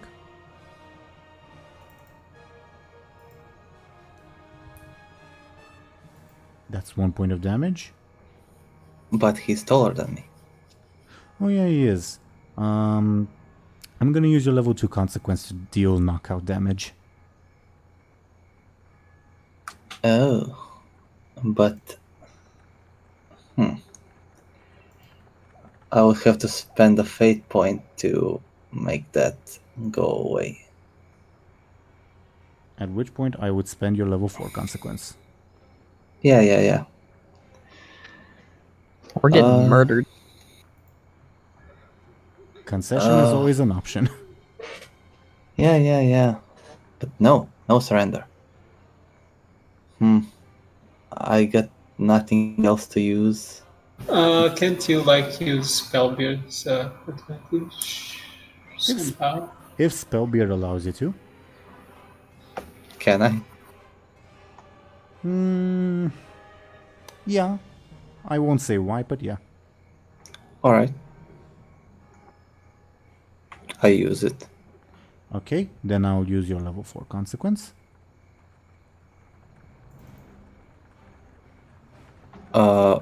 Where are we at now? It would deal 1 point of damage to you, aka knockout damage.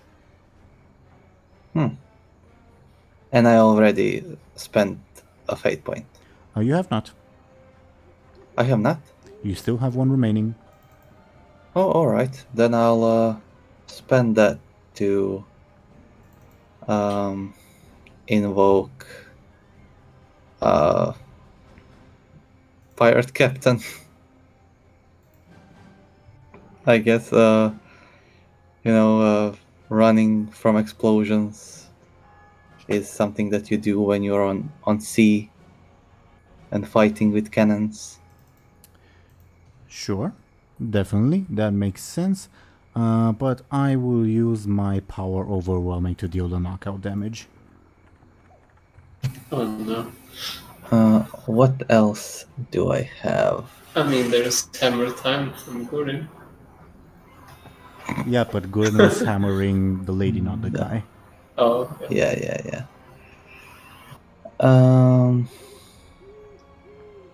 I mean, if you can... Go ahead, Zelris. You all can start donating fate points to Bladebeard if you really want to. You're the one happily on a ship, okay? You can do that. I don't feel comfortable doing it. Why doesn't Buhd do it, SMA? Because he's fighting too. Picture it like this. If we all die, we won't go back to the ship. And we'll all be evil void creatures. Void What? should be Captain Voidbeard and Captain Void. Yeah. Isn't it to be attractive to me? You make of it what you want. Yeah, I have nothing. I lose. Okay. DoomGoblin, which limb is Bladebeard most attached to? Oh no! Oh, wait a minute. Okay. It's a level 6. It makes sense. Wait. Oh, he still has a fate point left on the table though. I do. So even if I do this, you can always just spend that. Another one of you has to agree to take the blow for Bladebeard, right? Or do you want Bladebeard to explode? I mean, we have to share this responsibility. One of Bladebeard's limbs will explode, not the entirety of Bladebeard. at Oh least my not yet. goodness. But me and you, we're gonna give him a fate point, okay? Both of us. Okay? I guess, yeah. I mean, I can. We're the safest one. Okay, let's compel him. I thought we can only compel him if it's negative for him. Yeah. Yeah, we can. Negative. He will. Since this person has caused so much stress, I will compel him to. Which aspect are you compelling? I'm compelling his stab. He will spend a few minutes stabbing the dead body after, or if he can kill the person. That's Wasting valuable time. not. I mean, it could be I like guess. a turn of inaction after he kills. Okay, I will allow it to be like post combat in the context of you guys need to evacuate very quickly. Sure, I can allow that. okay. So that's a fate point from Lyri. Yep, that is a fate point from Lyri. Also, DoomGoblin can compel himself, but yeah. Oh yeah, and it's for free. Yep, but it has to be something negative, disadvantageous, etc., etc. He stabs the corpse even more. He consumes No, the void no. and becomes Voidbeard.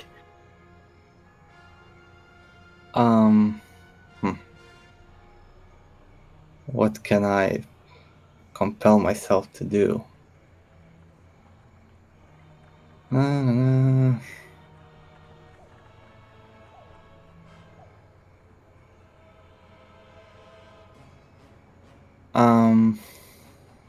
Maybe.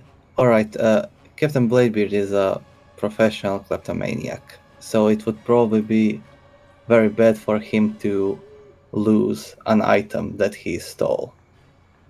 Would that make sense? Like she destroys something that he has on his person. Sure. Would you like me to choose, or would you like to choose yourself? Oh boy, I don't want it to be the card. Also, the hourglass is pretty cool. You're gonna really get rid of the book? Can it be the book? The book is great. What?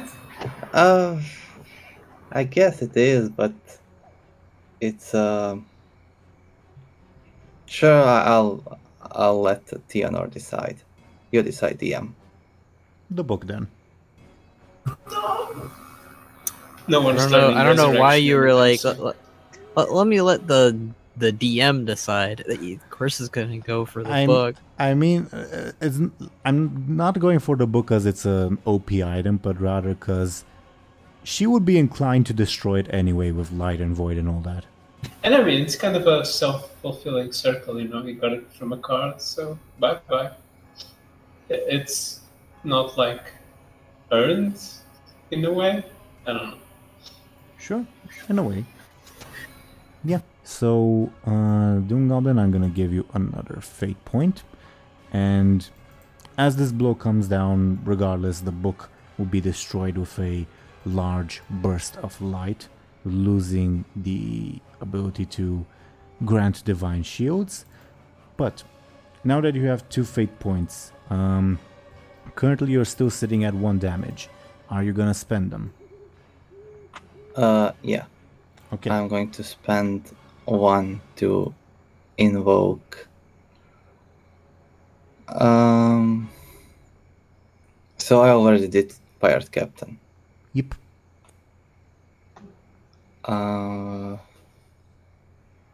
I'll use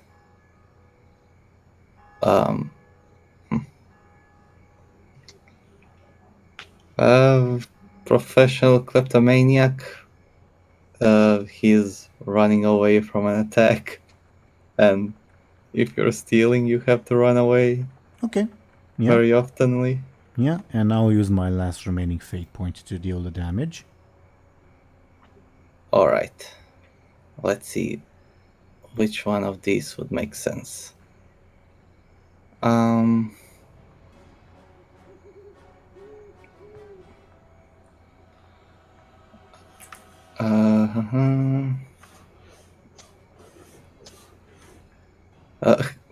What if I use I can't read books, but I can read people, and say that he uses the book to defend himself because he doesn't care about books. Makes sense. Or that would make sense. All right. Yeah, makes sense. You use it as a makeshift shield, and that's why it also is destroyed. Yep. Great. Bladebeard's soft glow vanishes, and you all feel like a loss for unknown reasons. Well, known, but yeah. Okay. That was Carfin's turn. Bladebeard narrowly avoided detonation. Major Manuel's dead. The mage leader. I think she'll throw an arcane bolt at Buhd.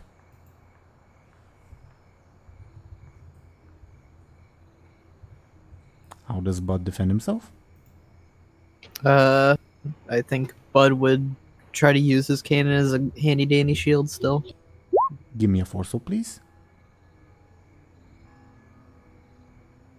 Jeez. Oh god.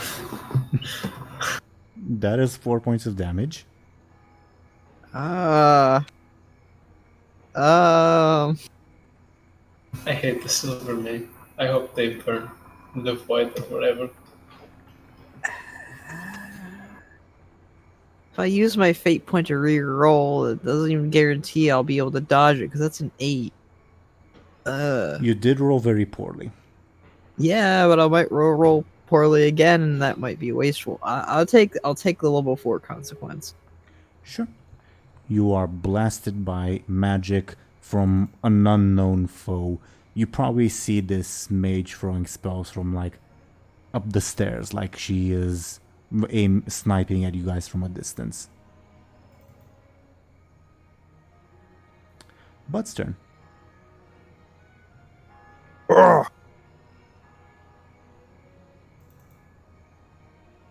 Buhd will.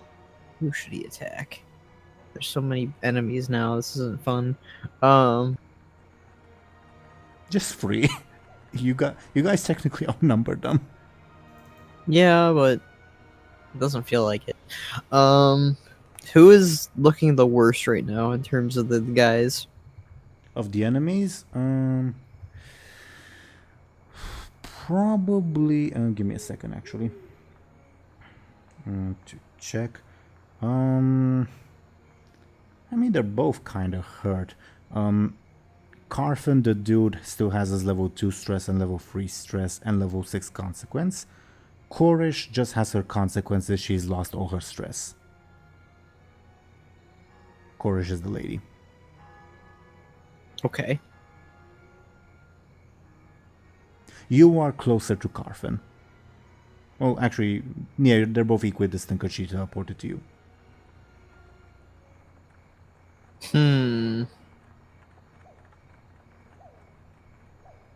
All right, I think he'll swing his cannon downward at the man again then. Okay, give me a forceful, please.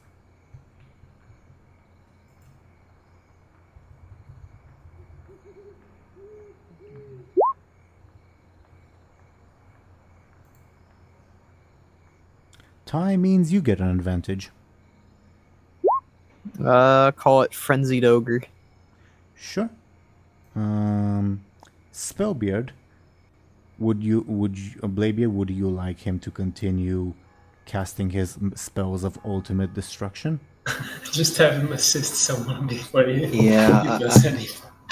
I don't think I want him to cast a spell because he might hit one of us, right? Quite possibly. Banrak, what was the advantage's name? Frenzied Ogre? Frenzied Ogre. Right. And so Spellbeard says, I've got it this time, cousin. I'll obliterate their minds and shatter their spirits. I think. No, please do not. Well, what the fuck am I supposed to do then? I don't know, just what can he do to assist? Like I don't know, just cheer Gurin on. All right. He's the handsome dwarf, as you called him. Go on, handsome, he says in Dwarven, which Gurin understands and feels cheered on by. Okay. Hardtip on his turn will tell you, Lyri. Do you smell the blood in the air? Lovely. Can you go and check up on them? Bud's taken longer than I thought he would. Okay. Will take me a couple minutes though, as he slowly begins walking. Yeah, that's an issue. Well, I'm spent. Lyri will just pass out. Sure. Very well. Oh god. In which case, Hardtip will not head out to help. Instead, he'll try to take care of Lyri. Oh my goodness.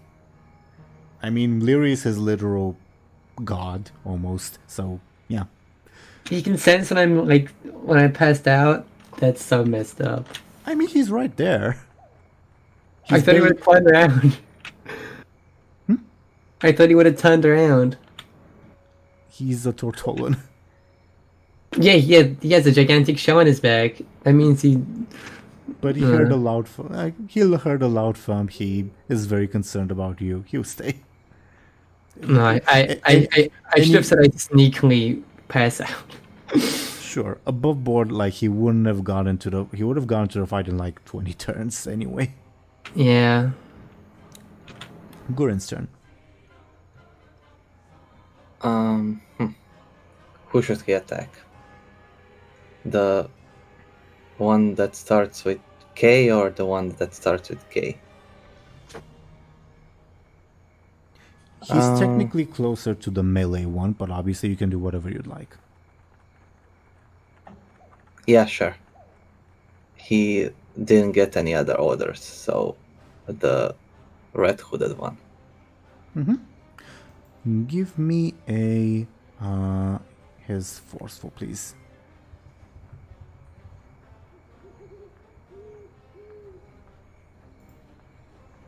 So you got an 11, and yeah, that's 1 point of damage to her, which So I cannot mitigate. yeah. So wait, should Don't you want to push with your hammer time? Yeah, maybe I should, and that would be 3 points, and she would have to take her level 4, right? Correct. Sure. Let's do that. Sure. And what's the level 4 consequence called? I don't know.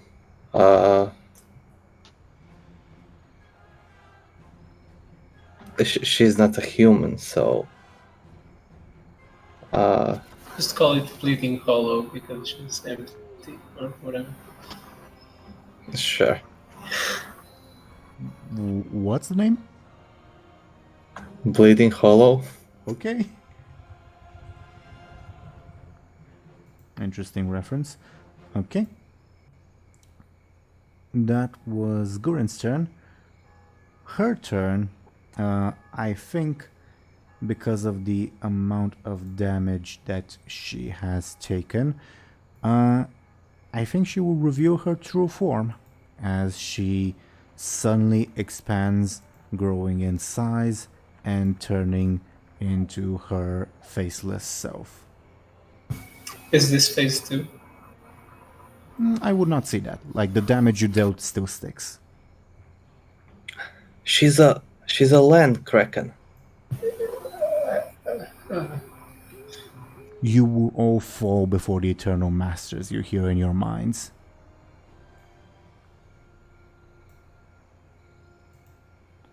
Okay. So that was Gurin's turn. Her turn. She will spend her turn probably lashing out at who would be closest, probably Buhd. Wait, isn't Gorin closest? But well, who did Buhd attack last? The spellcaster. Oh, right. So yeah, Gurin would be closest.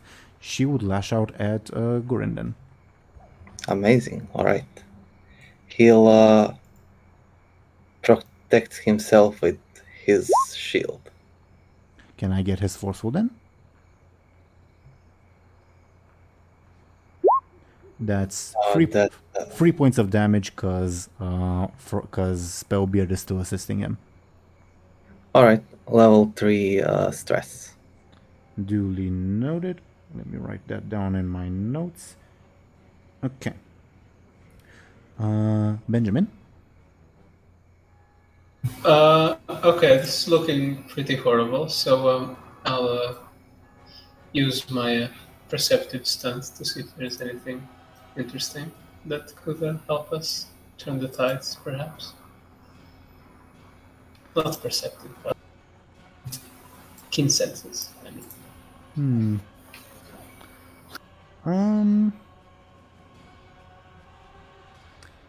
I can tell you something about the environment, or I can tell you something about the mage. Either way, well, more out of the mage's position. Either way would be helpful.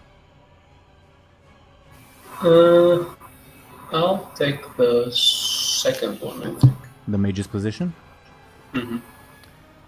You see that she's about to move soon because you hear commotion from like the top of the Stormwind Harbor. Like, it seems probably armored boots, probably guards are on their way. Probably more stronger contingent of guards. Okay. Okay, I can live with that.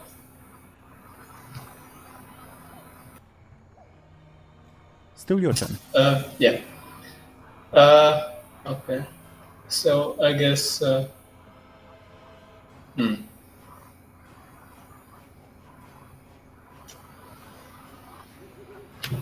Would I be closer to the big squid or to the castle? You would actually be in between them, sort of equidistant. Oh, that's not great for my stunt. Well, obviously, if you get closer to one of them into melee, your stunt would apply. Okay. And Buhd is next to the caster and the rest is next to the squid, right? Yep. Okay. Then I'll go and charge at the caster and get a good slash in. Or try to. Give me a quick, please.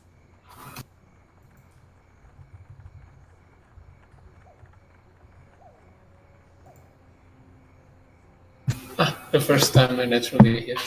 So that's you also deal bonus from your stunt, correct? Yeah. Okay, so that's 3 points of damage. Karfen will take his level 3 stress. I cannot mitigate that. And same thing as happened with Korish, Karfen also transforms, shedding this weaker form and revealing himself as a faceless one. And you hear a voice in your mind. You go too far, ungrateful one.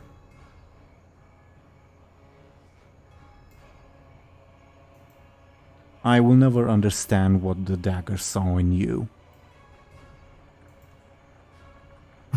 I mean, I didn't particularly like it either, so, you know. Sure. That was Benjamin's turn. Bladebeard and Lyri's turns. So, probably Bladebeard. Though Lyri can also wake up because Hardtip is taking care of her. She'll stay out for the time being. Sure. I think it would be interesting to find out about their aspects and maybe compel them, but I'm out of 8 points, so... I'll actually tell something to Bladebeard. What? Yeah, sure. Okay, never mind. I'll tell it. But continue as you wish. Yeah, maybe finding out their aspects would be useless. Sure, I'll do it. I mean, if you succeed, you do gain an invoke on them, like a advantage. Yeah, amazing. All right, I'll try to learn about this creature. Which one, the spellcaster dude or the melee lady? I guess because I'm compelled to hate the spellcaster, I'll do her. Him. Oh no, the melee one. I'll try to find out her aspect. Okay. For high concept, it would be difficulty 2. She has 3 tertiary aspects. Number 5 would be 2. Number 4 would be 4. Number 3 would be 4. And the trouble would be 6 in difficulty. Alright, I'll just roll first. Sure.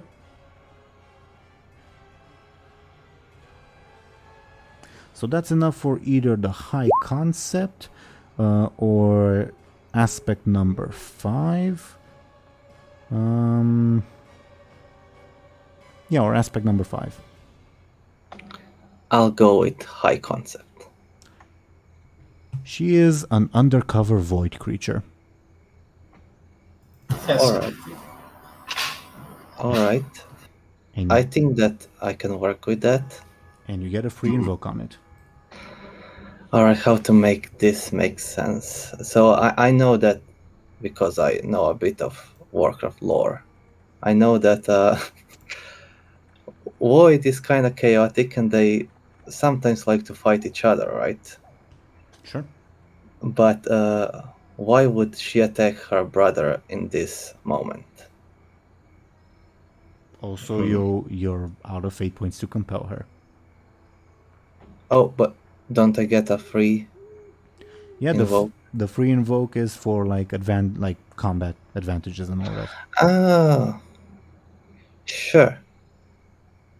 Alright, then I'll not compel her to fight the other one, but those who have 8 points, here's an idea. Can I compel Tzenzi to return and save us? Or is that Funnily, like, Box chose Tzinzi's stats very oddly, because Tzinzi is like at the level of a Stormwind Guard.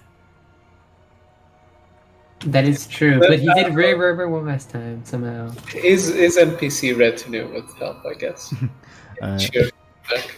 He did very well because I balanced the encounter around him, basically. Oh yeah, these people are stronger than Lyri, which is why Lyri didn't want to fight them. Also, they're her friends, and you guys just killing them, so kind of messed up, bro. They really call them friends? Yeah, they helped her enough times. Okay, if you say so. That was Bladebeard's turn. Yep. Lyri, do let me know if you're doing anything. If not, Carfen will... who will he attack? Probably Benjamin. How does Benjamin defend himself from another spell burst? He just, again, runs away from the spell burst. Give me a quick, please.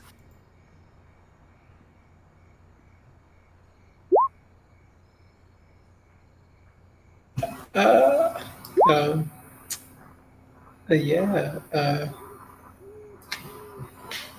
Fate point. I'll invoke Traveling Sellsword. Yeah, he's run from explosion before, I guess. Sure. And he doesn't look back because he's a cool guy and all that. Oh no, I'll definitely look back this time. That does mean that the void people gain an advantage. Okay. Mage Leader's turn.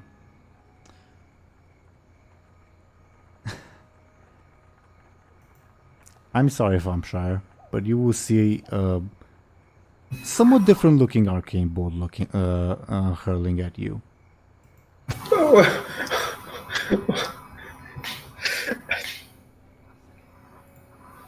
I'm gonna cry. Wow, she got a critical fail. Yeah, that's karma for her. It would be very funny if I got a critical failure too. Are you defending yourself? Yeah, I just dodge out of the way, and I hope she gets trampled by the incoming reinforcements. Give me a quick, please. Okay. I'm gonna use your level 6 consequence to reroll. Come on. I mean, it's arguably better for you because she's weaker than the void people. That, like, it's better that I use it now rather than... Yeah. I guess. Unless I die, you know. Oh, I don't think you'll die. She has other plans. That's arguably worse. Anyone want to spare effect points? Hey, Buhd. Alright, what am I doing? You can also compel yourself. I guess. Let me give it a look. Because I already compelled myself to get in this whole mess, so I'm afraid compelling myself again. Well. So, but I mean, but if you have any ideas, I'll take them. How about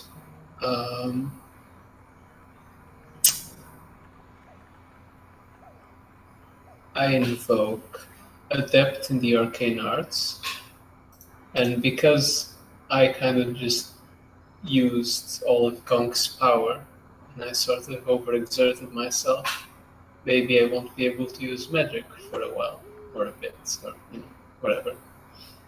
For a day, let's say. Yeah, sure. So like 20 sessions. Yeah. The way we're going, yeah, something like that. Okay, here is a shiny fate point. Yeah, I'll use it. I guess I'll invoke Bounty on my head. Goblins like explosives, so it wouldn't surprise me if they tried to blow me up once or twice. Are you using it to give yourself +2 or to reroll? +2, yeah. Okay, a tie means she gets an advantage. She will get an advantage called Determined Pursuit. Okay, Bud's turn. Hey, Bud, get shouting. I think reinforcements are coming. Maybe if they know someone's down here, maybe they'll actually hurry. Oh, I can ask for help. Yeah, just do it like really, really loud. I'll get my yelling voice done then. Help! Somebody help! Help, Bud! Help humans! Help everyone! Old god guys here! Help! I mean, to be fair, there's like 2 big faceless ones. There's explosions. There's all that stuff. Bud's yelling is like a drop in the bucket. Is Buhd still at Renai? That's a good question. I don't think you ever disabled it. Technically, yes. I will say that the disguise has probably like flickered a few times because magic messes with it.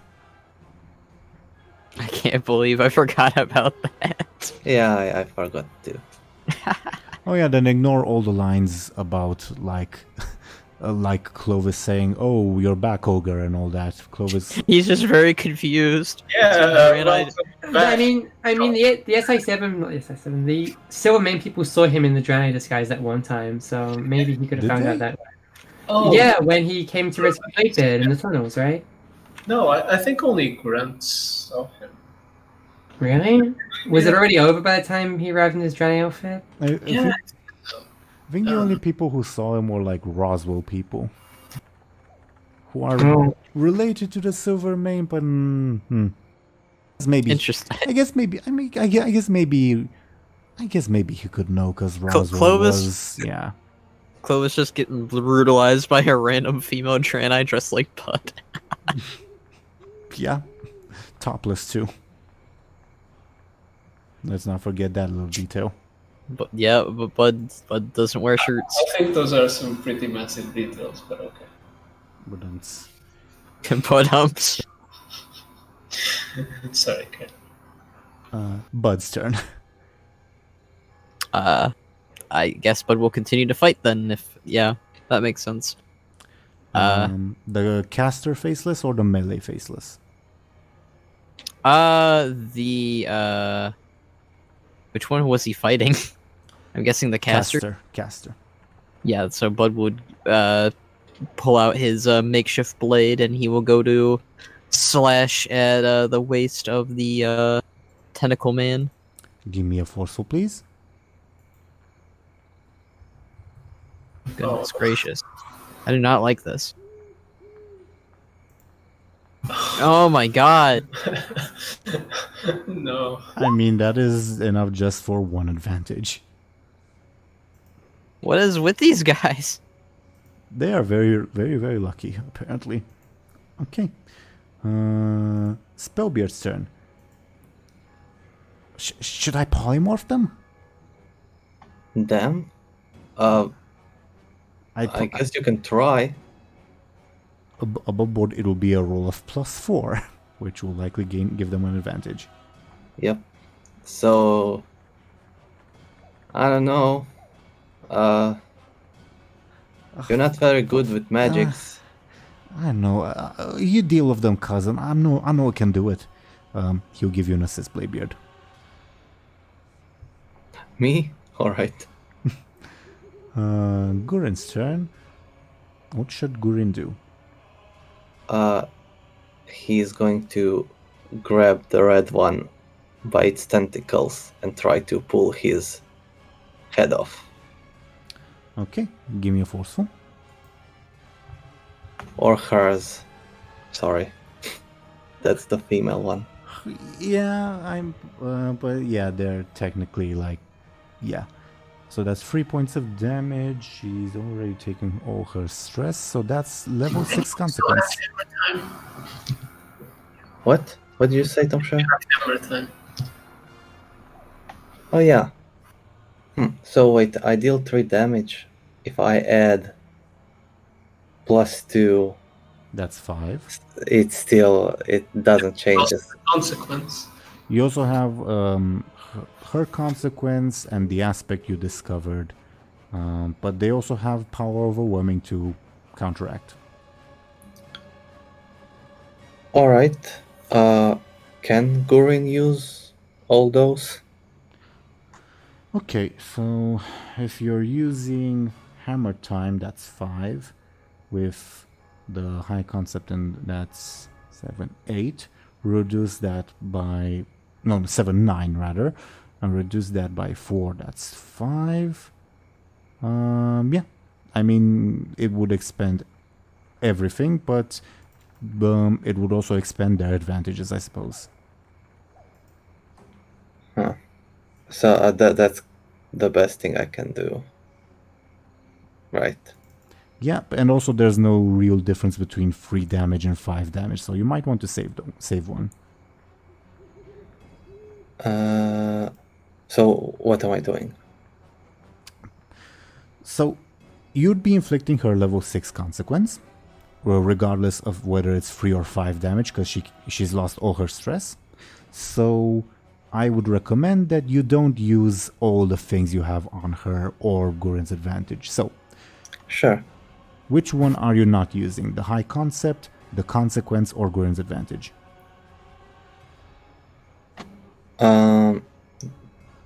The I guess the consequence, maybe? the consequence. That's Do- one I'm not going to use.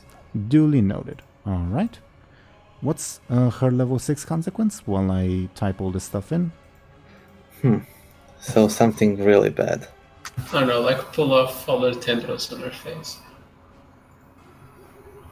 They don't have a face. They are faceless one. Yep. Pull all Even the though they tendrils have out. eyes. Yeah. It's going to be called It's Sushi Time. Sure. I don't know if you can make sushi out of octopus, but sure. Oh wait, it's sushi squid, or I don't Fish? know. Isn't it called like calamari or something? yeah, I thought that octopuses are also sushi stuff. All right, Maybe. I don't know. whatever. I don't know. It's seafood. I've eaten calamari. It's pretty good. Sure. Yeah. Anyway, that was Gurin's turn. Korish, think she will... I guess she'll try to fight back against Gurin. How does Gurin defend? She lashes out with, makes a fist from her tentacle arms. He'll try to push her tentacles with his own hand. A forceful defense? Tie means they get an advantage. Sure. Benjamin's turn. I'll be assisting Buhd. Okay. Bladebeard's turn. You have an assist from Spellbeard. Yeah, I do. I'm going to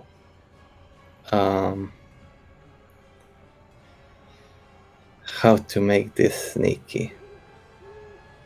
I would like to do a sneaky attack on the red one, but let me think of how. Could play around with the fact that you look like Spellbeard. I don't know how. I don't know how would that work, but maybe he can do like a trick, make her think that he's doing one thing and then do the other. I don't know. Would that work? Like maybe he goes to throw a dagger, but then with the other hand he pulls out a pistol and shoots her. Yeah, sounds like a sneaky attack. All right, great.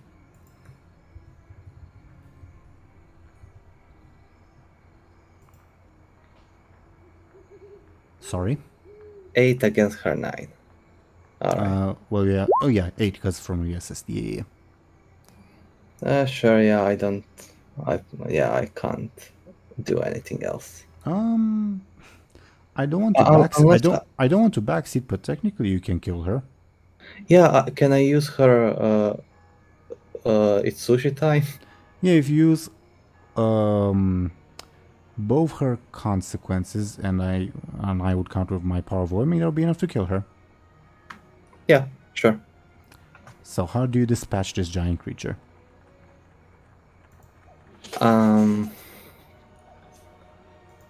And do you kill or incapacitate?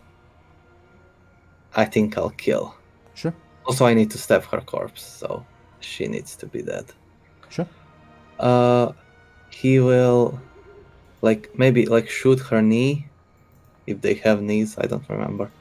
And she falls on one knee, and then he jumps on her head and starts stabbing with his swords until the creature is dead, and gets all covered with black blood, or what did you say that they have? Yeah, and lots of weird goos and all that. Yeah. Yeah.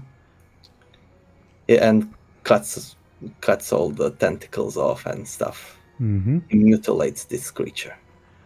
Carfin yells out, You all have infuriated me, as he prepares to blast Buhd, because Bud's the biggest target.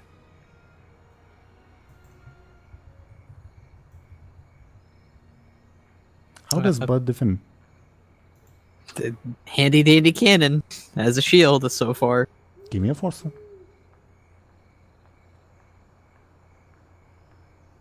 Tie means it gets an advantage. Okay.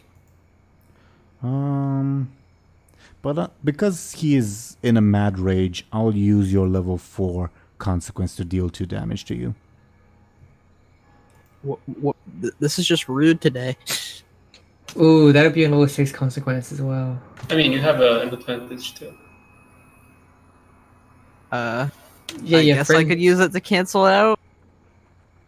I mean, if you didn't get a level 6 consequence. But I also have like you can keep using things on me is the thing. No, I can't. I can't. Oh, you I'm out. can't? I'm out. Okay, then I will use my advantage to mitigate that. Your frenzied ogre. Yep. How many more hits does he have left? He can still take his level 2 stress and level 6 consequence. So just do 3 damage and he's out? Yeah, technically. Well, no. 3 damage would just mean his level 6 consequence. Oh, yeah. So 7 damage. Yeah, it'd have to be 1 and then 2. Mm-hmm. The mage leader, for some reason, will continue targeting you, Benjamin. Really? How does Benjamin defend himself from a weird-looking arcane bolt? How weird we were talking. Like, it doesn't look like, say, the mage spell in-game, which is like a ball that's trailing like some a trail of arcane magic. This looks like sort of 3 balls sort of like circling each other.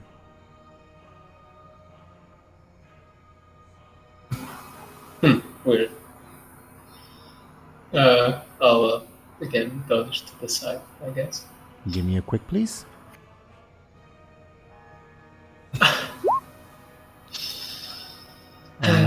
I don't think you can mitigate that. I cannot, unless Buhd saved me. Yeah, Will you. you save me, Buhd? I don't know how to save you.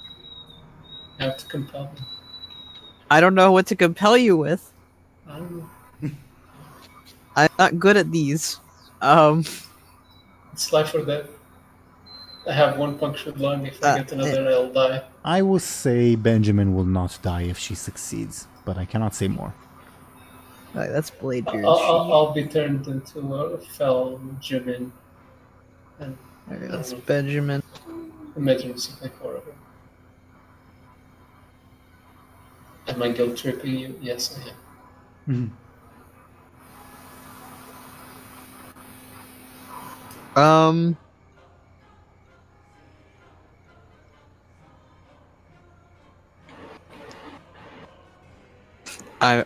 I don't know how that would. I have a malicious idea, but I don't think it'll work. But I'm loving this. I don't think it would work is the thing. But too handsome for his own good. I don't know how if that would work for Benjamin, but isn't it possible that the either the mage or the faceless one could fall for Benjamin? The faceless one, no. The mage, maybe. It will not. Can we do that? It will not help Benjamin's situation or alter the outcome. Fuck. I'm But sorry, you, Benjamin. but you can do that. To pass But I along a can't- fate it- point. I don't think it'll wait. I can do that and it'll give him a fate point at least. I get the fate point, right? Oh well, if I can give him the fate point, I'll give him the fate point that way. Sure. So I guess your charming, handsome body has piqued the interests of this mage lady. Okay. Oh god, everything to stay alive. I'm trying to think. Look, I'm not good at these. I'm alive. I can't complain. So There you go. you now have the fate point. Are you using it to improve your roll, to re-roll? I'm using to improve the roll. Well, I also have an advantage on the mage lady that I can use. Oh no. So I think your only option is to re-roll, I think. Oh no. Okay. Let's go with that. Don't worry, all you need is a 10. Yeah? All you need is a 10. I'm giving you my spirit energy from Goku. Okay, well, it was a pleasure meeting you all. If I get turned into a fell monster, well, yeah. Oh! Wow. Hell yes. See? The spirit bomb worked. Well done. Okay. I live another day. You live another day and I don't use my advantage. Yep. Very, very nice. Okay. Sorry, that threw me off for a little bit. Okay. Bud's turn. All right. Bud will go to slash his sword at the tentacle faceless one, the male, or what used to be a male, I guess. And he will go to impale that blade right into that faceless one. Sounds like a forceful attack. It often is. Mm-hmm.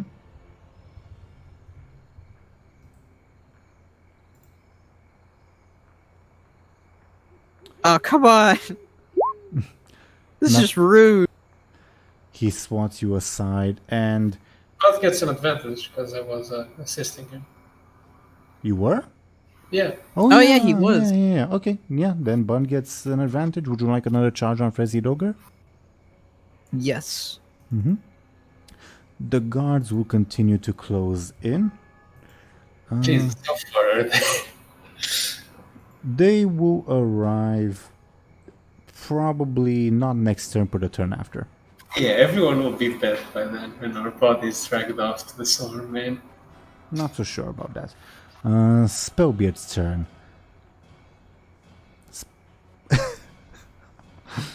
Should Spellbeard attempt to polymorph Benjamin? I think that would just be mean. I mean, that might just save me, actually. You know, into like a little ant or something. I don't know. Who else is on the field? Spellbeard will attempt to kill Steel and try to blast Carfen with a gigantic fireball, but let's see if he actually does that. Thing doesn't need more advantages now. Well, let's see what the dice says. Okay, so... Okay.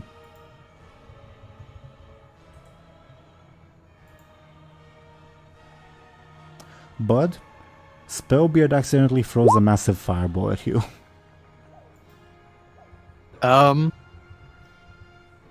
Bud will try to hit it with his cannon. Give me a force roll. I don't like this. Incoming! That is 2 points of damage. Oh my god! Level 6! Oh my god.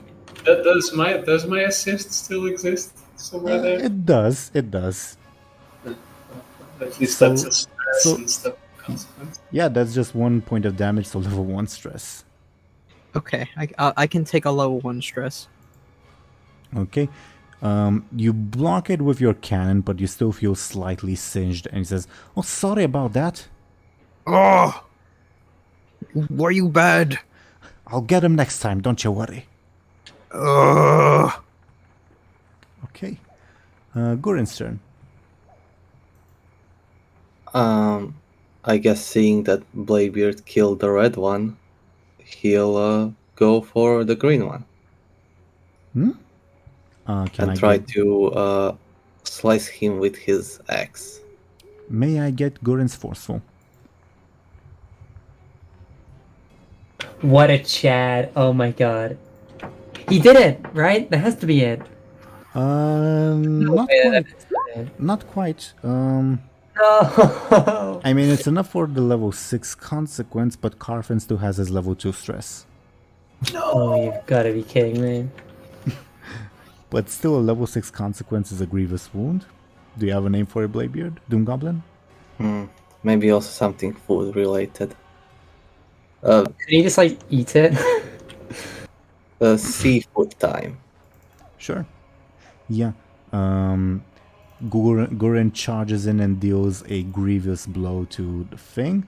And it looks like it's on its last legs, but still struggling. Benjamin's turn.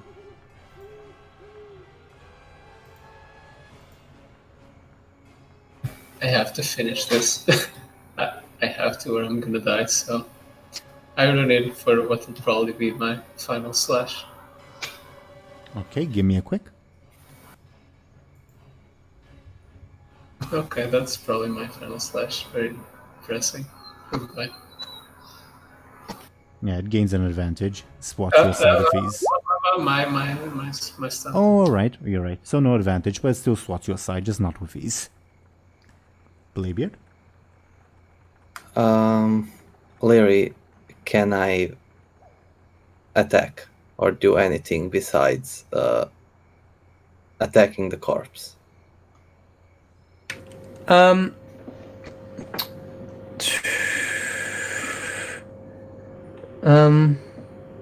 Which one's alive still? The green one, the one I was compelled to attack, is dead. Oh, okay.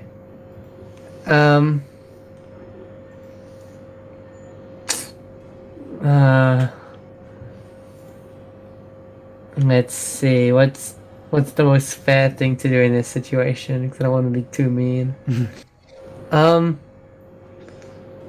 Can Bladebeard still do something this turn, but like a reduced roll because he spent some time stabbing? Is that fair?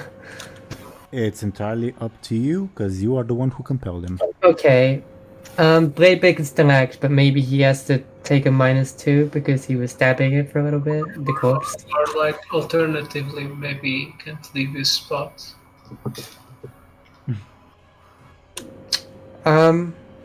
Either or, Bladebeard can choose. Those are my terms. Can I assist someone? Yeah. All right, I'll. Your viciousness can motivate others. That's also fair. Yeah. Who's next? Who comes next? Carfin. Carfin and then Buhd. And then the mage leader and then Buhd. All right, I'll assist Buhd. Like, showing him that these things can die, can be killed. Mm-hmm. He's like he's chewing on a tentacle. Sure. Carfin on its turn will.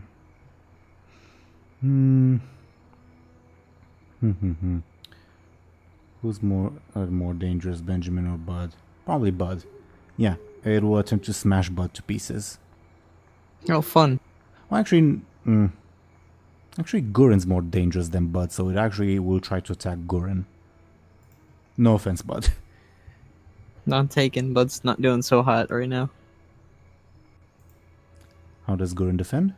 With his shield. Give me a forceful.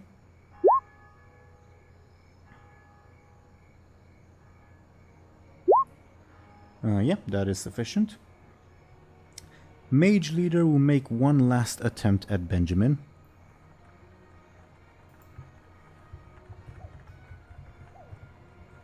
I swear to God, if I ever see him. Yeah, that. No. Benjamin! Oh no. It was a good job, lads. Can he even do that even if he got a critical hit? Unfortunately, he cannot. Do you still want to roll to see how badly you fail, I guess? Sure. Okay, an average amount. Don't worry, as long as we don't let them get his corpse, it should be fine. Yeah, please drag me out, but please. Well, that was actually the terms of the thing. The altered arcane bolts aren't lethal. Instead, they twist and form into chains that imprison Benjamin. Scary. And Oh my Benjamin, god. no. Benjamin after rescuing the ogres. No. and she emerges from her hiding spot and runs up to you, Benjamin, and says, Thank Lord Embersar that I'm keeping you alive. My, you're handsome. Just because of the compel. Well, I assume I'm like unconscious, right? You're losing consciousness, but not unconscious yet. Yeah, I probably just babble something incoherent and say that. Okay. On her next turn, the mage leader will attempt to teleport away. With me? Yeah. Does Buhd see her?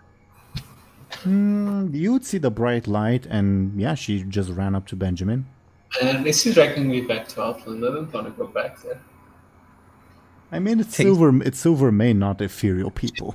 Oh, sorry. I'm thinking of the other Embersaros. Yeah, you're right. I still forgot he's out there. Bud, it is your turn. Carthan is weak, but still fighting. Benjamin is in danger. Whom do you choose to save, I guess, or kill? You have an assist from Bladebeard. From Bladebeard. Yeah, Buhd will run at the mage and try to smack her away from Benjamin. Give me a forceful. Come on, go crazy mode. Oh.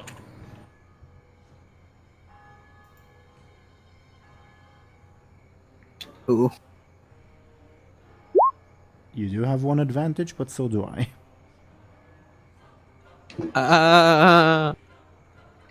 Then we just cancel each. Well, I wouldn't cancel each other out because you'd still be able to do it. Yeah, I would have the edge. Unless someone wants to compel Buhd or something. Oh my god, I can't believe we have to try and rescue Benjamin after this. Everyone is out of fate points, so only Buhd can compel himself. Myself included, I'm also out of fate points. Buhd will eat every single corpse. If I compel Bud's former warlord that he goes ogre berserk over seeing Benjamin get hit. How about that? All your red sisters. Oh yeah. In spur of the moment situations, but can recall his past. So maybe that happens then. Let me check if that stunt, what that stunt does. I don't have the latest version of your character sheet on my thing. Can you tell me the exact wording on your stunt, please? In spur of the moment situations, Buhd can recall his past and regain his intelligence, +2 depending on the ancestor. Yeah, if you use your stunt, I can give you a +2 to your roll at the moment. So that would be a 9 to my 10. And we could have who would be a good ancestor? Probably your archer ancestor, your mom's second cousin, I think, who will say they're planning to trap him and skin him like an animal. Save him, Buhd, providing you the encouragement. Okay. So that is a 9, which is so a 9 to my 10. You are still losing, but it's slightly better for you.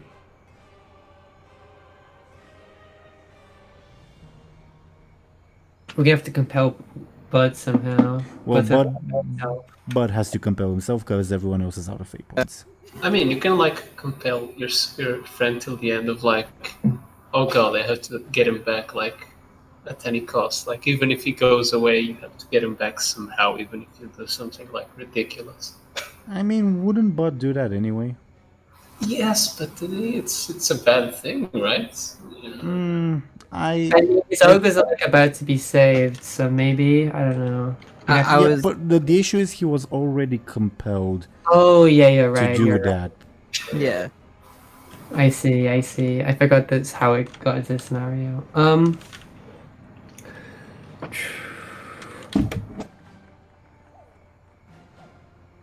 What I was gonna say is, I mean, it would be more negative effect on the outlook of people view Buhd. That he goes so berserk, he's trying to basically devour this human lady. That's the only thing I could think of. I mean, maybe you could also compel Paris Captain and like, no, wait, that doesn't make much sense. Never mind.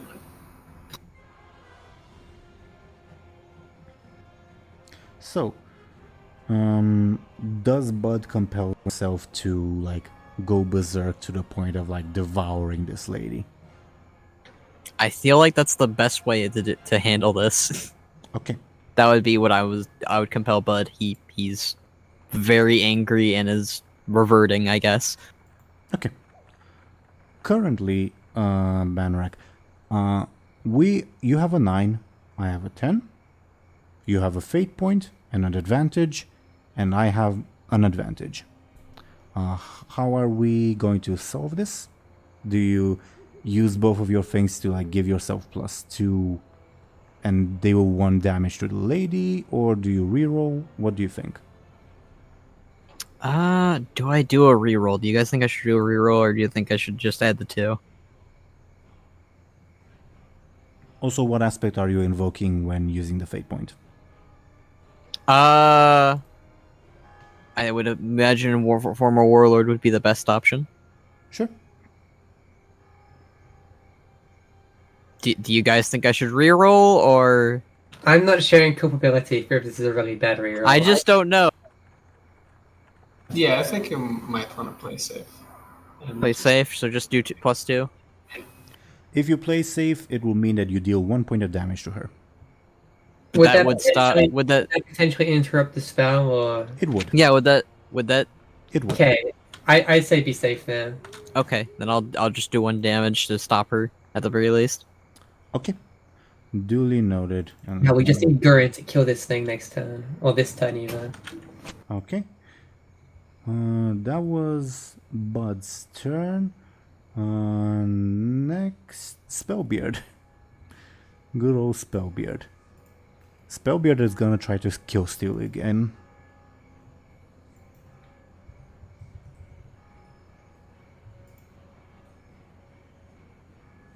Okay. I think that just means his spell fizzles out and does nothing. So Gurren's turn. Gurren will continue attacking the green one.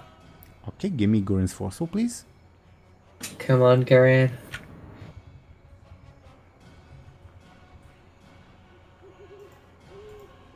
Oh my god.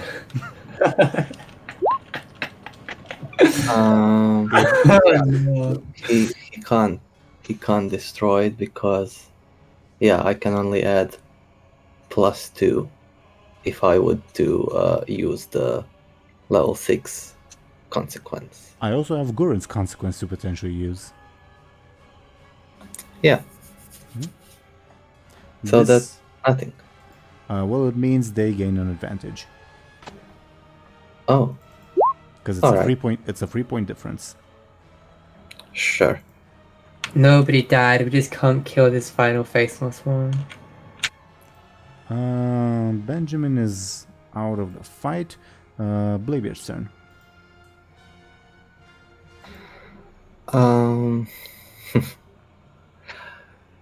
What to do? I don't think I should attack the creature.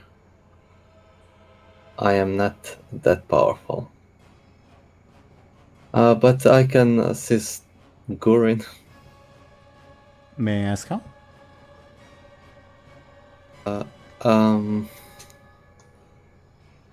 He's just gonna order him to come on, kill it already. Okay. Would that work? Yeah. Show them your dwarven might. Carfan, on its turn, very irritated by you, will attempt to smash you, Bladebeard. Not me. He should attack Gurren. You're louder. Alright, I'll try to jump away from his attack. Give me a quick, please.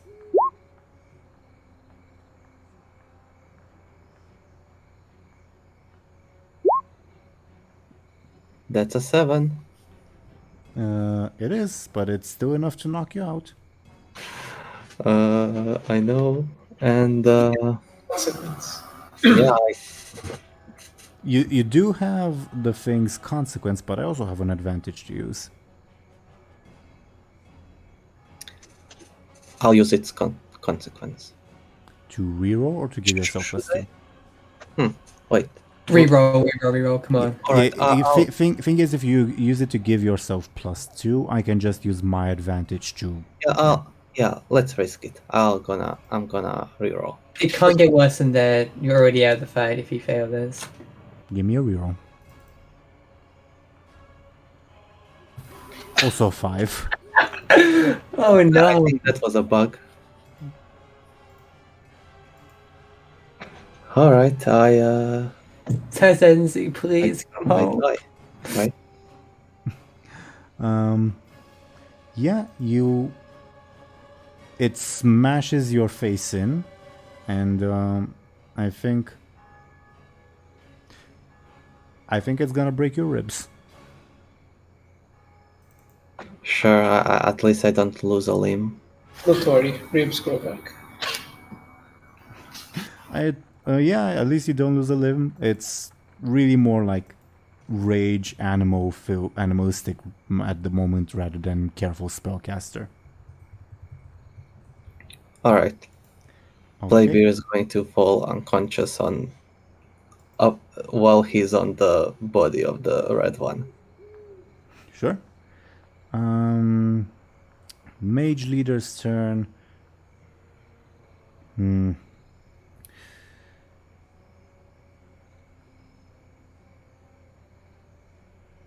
Yeah, I don't think she can cast the spell with Buhd pressing in on her. And with the guards coming, I think she's gonna concede the fight and teleport away. Okay. Do you guys have any other terms for her concession? Can she let Benjamin out of the chains? Yeah. That's acceptable. So yeah. I think that's Sure. Damn you all. You've not heard the last of us, you hear? She says to Buhd as she suddenly teleports away. Benjamin's chains vanish and he crumples to the ground, unconscious. Roar! Yeah, Buhd I'll is rip you to pieces. Buhd is still in a rage-filled state, and the lady is gone, but there are other humans nearby. shame. I don't think I specified that they were they had to be humans. It's just by Squid nearby her. he can eat a faceless one. Yeah, it looks nice. Sure. It's Bud's turn at any rate. Yeah, Buhd will roar and turn his attention to the faceless one and try to sink his teeth into it by biting on it hard. Give me a forceful. Oh, that's fun. That's how it seems. I love rolling really poorly today. What are these rows? Everyone had horrible rows. It gains an advantage. Spellbeard on his turn won't do anything combat-wise, although anyone who's paying attention will see him walk up to Bladebeard and start rummaging through his clothes. Oh god, they really are family. Gurin's turn. DoomGoblin, what should Gurin do? He's going to punch Spellbeard Really? in the face. Okay. Yeah. He's stealing from his sworn master. Fair enough. Give me a forceful attack. Why are the only rolls when we're doing friendly fire? Spellbeard will take his level 3 stress, level 2 consequence. A broken nose is fine. What do you think, DoomGoblin? Yeah. Oh, what you do that for? And Gurren, I don't know what Gurren would reply. No desecrate master, I don't know. Yeah, he believes that only the one who killed something should loot it, right? That was That's established. right. Oh, that's right. Yeah. No loot master, only that thing.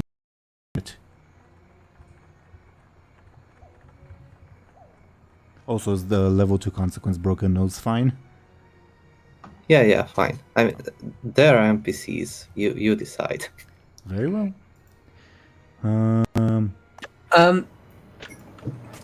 If Lyri were to wake up, would she be able to see this happening? Lyri's very far away. I know. But she can wake up if she like. Lyri will wake up. Oh, you're back! You see the concerned face of Hardtep. Wait, why aren't you helping the others? I was helping you. You find yourself in a bed on the ship. What? Wait, are they okay? Who? My companions, John is fine. and the ogres? I think so. They're still in their shiny bubbles. And are we at sea yet? Is everyone back on the ship? Guess we're technically at sea, but we're not sailing yet. Great. Lyri will, I guess, try and get up and peer out and see what's going on. You are inside the ship currently. Yeah, she gets up and tries to get out and have a little look. Yeah, you see, if you were to get out, you would be followed by Hardtep. You'd see the crew loading the last remaining and signs of battle in the distance. How big are these things? Which things? The faceless ones. Can I see them causing a ruckus, or are they not that big? Yeah, you'd actually be able to see them. No. Well, the remaining one. You managed to take one of them down? I feel its dark presence lessening. A shame. If it had decided to serve the seven-headed one, we could have been friends. Oh well. Hey, let's take pot shots at them. I mean, what's the worst that could happen? Hardtep shrugs and says, "If that is what the beacon desires, so shall it be."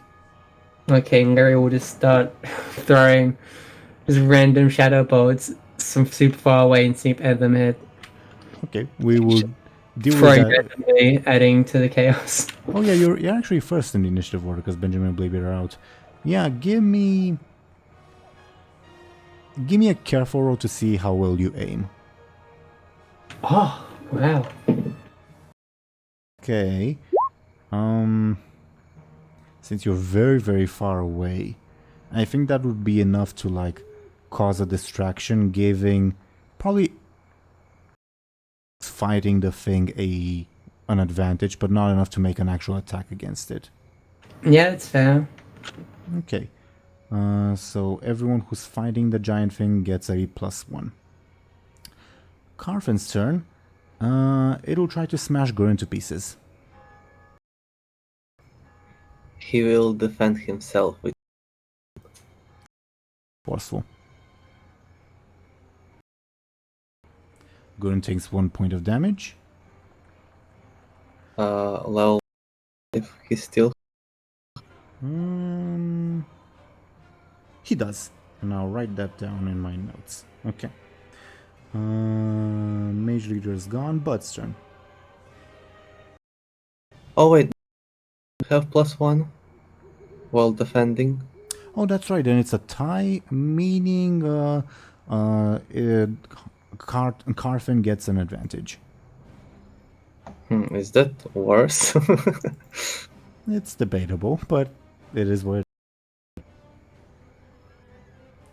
Bud will lunge and try and take another bite at this faceless calamari. Give me a forceful, please. Oh my god. Can't it just leave? I'm very offended. Okay. It gains another advantage. I hate it here. On Spellbeard's turn. What planning on doing? Basically, I'm trying to determine if Spellbeard has a chance to do Bladebeard or not. I think Gurin is going to, on his next turn, use Spellbeard as a weapon against the Faceless one.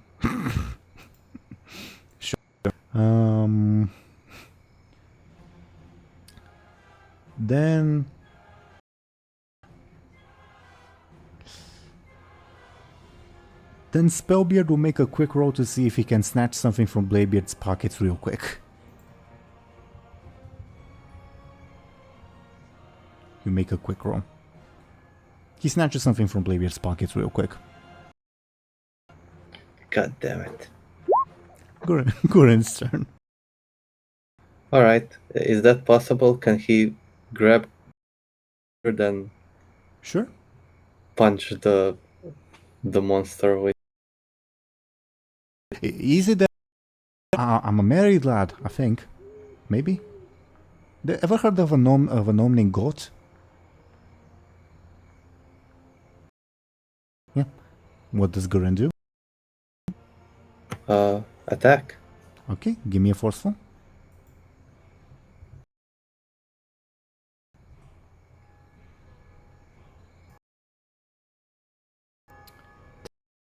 Means you get an advantage, but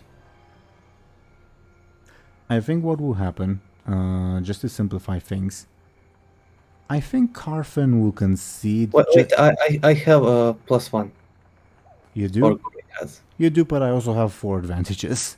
Yeah. So just to simplify things, I think Carfen will concede because he sees guards and like mages and all that are coming. And he knows, like, even if he beats you guys, he can't beat the entire Stormwind military by his... So I think he will use the chance to make a getaway. Do you guys have any terms to impose on him?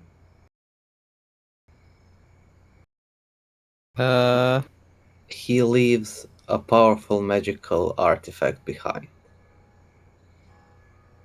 Would that make sense? It would, but above... I haven't thought of something like that, so I kindly allow me until next session to think what that artifact is. Sure. Okay. Is that it? Is that the condition? This is also Thompshire. And don't call Lyri again. You're a bad influence. Sure. I think that might be asking a bit too much. Okay. I don't know. Like, can you ask for something else? Don't cause confusion in Stormwind again. Well, that's asking way too much. Can you Don't please attack us again. Thank you. Is that too much too? I can't hear both of you at once. Can you please teach Lyri something useful? Please? You are not the one it's conceding to. Someone else thinks that's a worthy term. Definitely. No.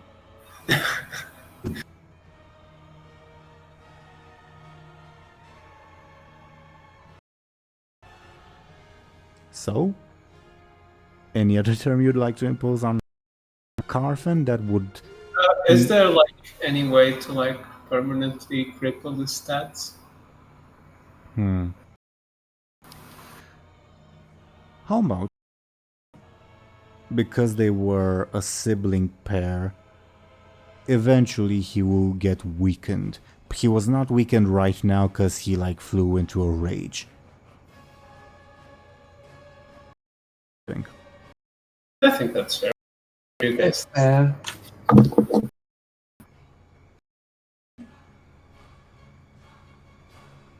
I've written that down. So, he pushes Gurren away and very quickly conjures up a portal, and he slowly starts transforming into a human and steps into the portal before the transformation is complete, like anticlimactically leaving the battle. DoomGoblin will leave an artifact behind that I will specify in a session. So Cool. currently, we're gonna wrap up this in the session here, but just like set the scene. We have Lyri and Hardtep throwing pot shots. Well, would they stop the Faceless one disappear? Yeah, Lyri would. Okay, then Hardtep would as well. And on the little battlefield, Benjamin and Bladebeard are unconscious. Buhd is in a berserker rage. Gurren and Spellbeard is interesting. Great. Interesting. What a great scenario for our party to be. Yeah, it's not the worst. Have. Dead. Yeah, I definitely could have happened. Definitely. But yeah, Thompshire. Limbs got blown off. Yeah, Bladebeard could have lost limbs. Thompshire, the lady was intending on kidnapping, even though yeah, it's not gonna be lethal. But if like Carfen would have scored the final blow, I did warn you that you risked lethal damage. Make sense? Well, Gonk wasn't very upset about that. Granted you two advantages for free. Well, yeah, but I needed the rolls to back that up. Fault. Yes, it is. Sure. But like what's the last thing for session on the Buhd Benjamin Bladebeard front? I guess Sanrak could tell me what does Buhd do, and DoomGoblin, if you have any ideas for what Gurren would do. I guess on to Spellbeard. Maybe he's like holding him upside down. Yeah. Spellbeard would say, "Oh, I've never done this standing before." God damn it. I'm sorry. What would Buhd do in a berserker rage, but all his foes have vanished? And also Adrena. Yeah, is he still a Draenei? Probably not, just because we've already established magic. When he is Adrena, or is in too? That would be funny. Question. Probably not. All things considered, probably. Yeah, not. probably not. One point they're gonna question him on it. I'd say he's like ass in the dirt in a berserker raid. Down, maybe he'll from the moment he random stuff.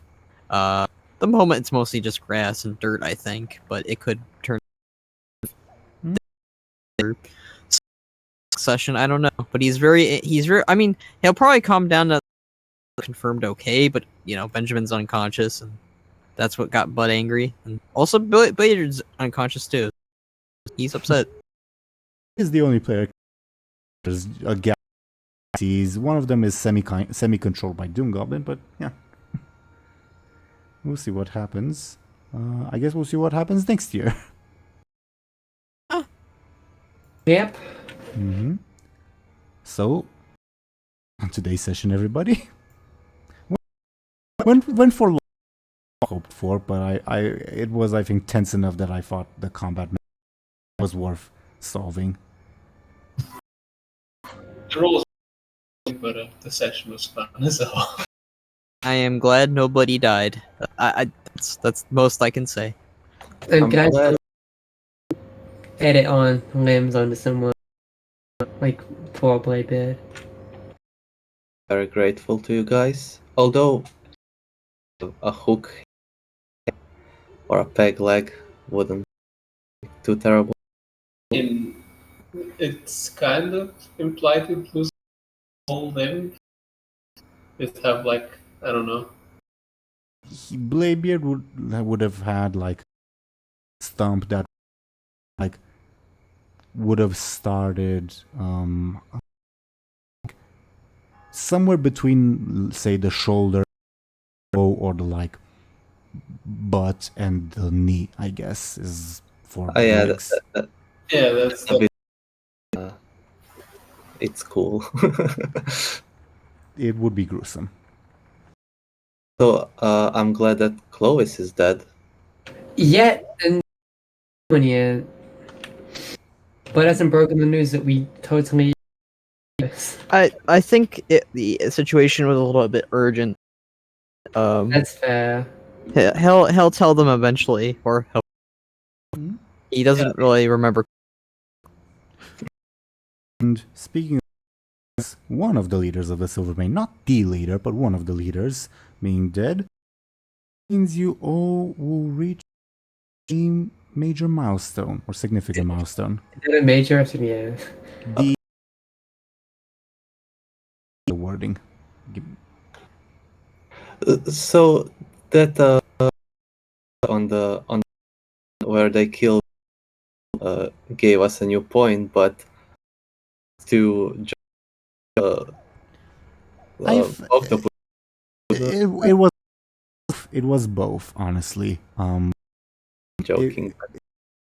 If the last people, I don't know, would have gone off scot-free, but you guys wouldn't be dead, I would have counted it as a. But let me check the terminology to see which mouse, because I don't want to mess things up.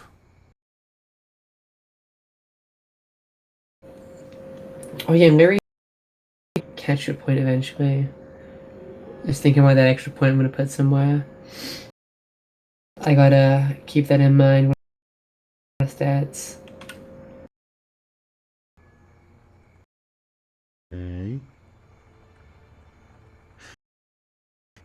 So it will be. It's called a major milestone. The biggest type of milestone. Wait, doesn't that mean Lyri's personality? Not necessarily. That's not really a consequence. It means, in addition to getting a point to spend wherever you wish, and Zelris, I'll give you 2 points to spend wherever you finally catch.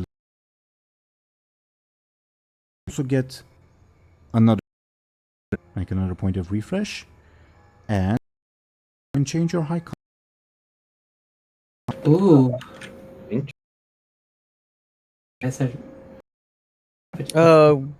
Remind me what a high con.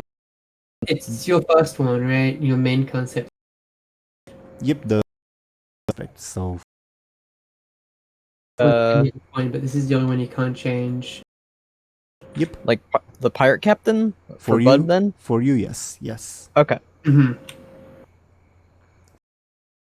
Is it a Curse Wanderer? I think it's a Curse Wanderer. It's Curse Wanderer still. Mm-hmm. So pirate captain.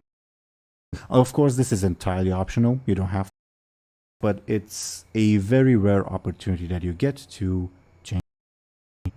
I will give it a consideration. Lyri's stress and consequences will go. We had a chance.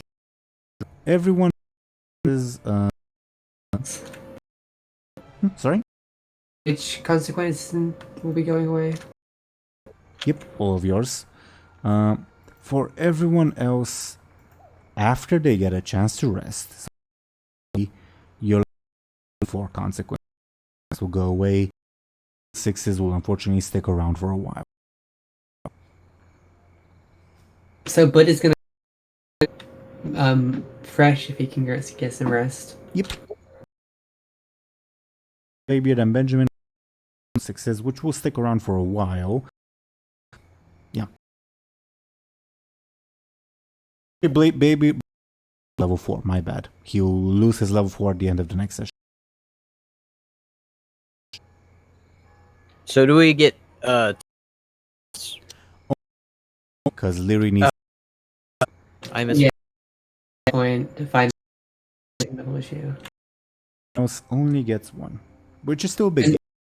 And on sneaky, right? The sum of everything Yep. that was being made. Okay, good. Yep. Above board for the viewers, because the viewers in-house rule, super hyper specialization. Your number 1 can be higher than some of all units. It's currently behind in that, I believe, right? So I need to catch up and add some points. Lyri is currently behind, yes, but obviously I'm not because we made up that rule afterwards. Yeah.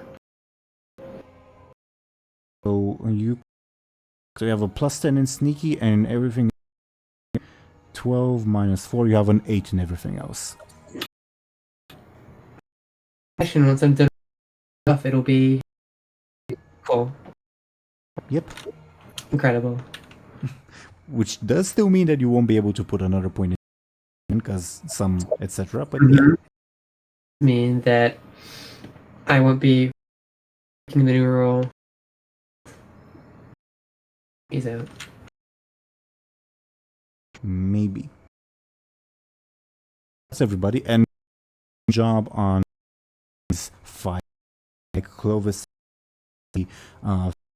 section, like especially with the like the rider, because a bit of a dick move was she's main and she'll act. I really like Clovis. I think me and Buhd handled it with style. Clovis exploded. Our tip is a mess. He got shot up front in the eye. Yep, you got thrown in the eye, bud. Yeah, he really got a stick. 3 times to finally. Nah. She just beat this alive.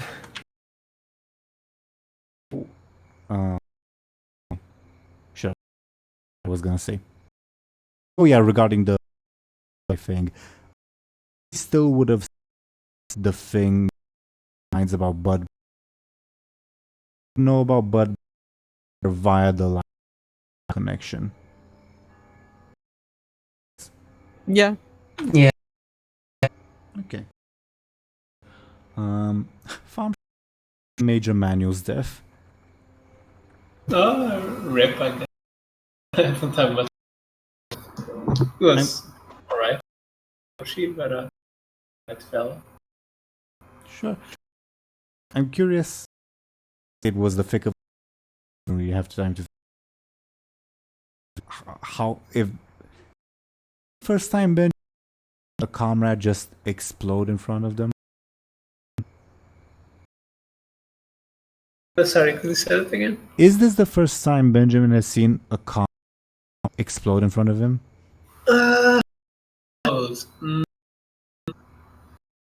The Scourge have exploded things. Slow acting. Then actual lit boom, maybe. Still not a pleasant experience. I can't believe he just popped like a balloon. Popped his arm. His own entire body. We saved the city. The campaign. Yeah. I mean, there's still 3 out of 5 silver main leaders out there. Silver maintenance? Silver main leaders. Oh, great.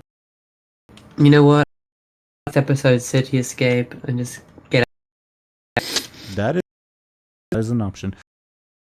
I was thinking the way I fought this session was you guys sleeping on the boat or like Benjamin getting captured messing up your entire plans. But we'll see what happens, I suppose. Definitely up in the air from multiple points of view. And Yeah.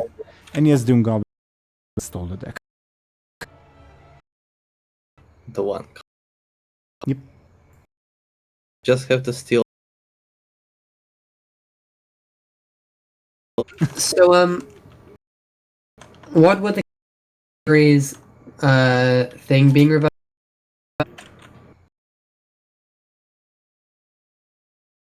Spec that got upstanding citizen that got turned into. I mean, it's what that got turned into. Oh, that's permanent. Yeah, let me change it, I suppose.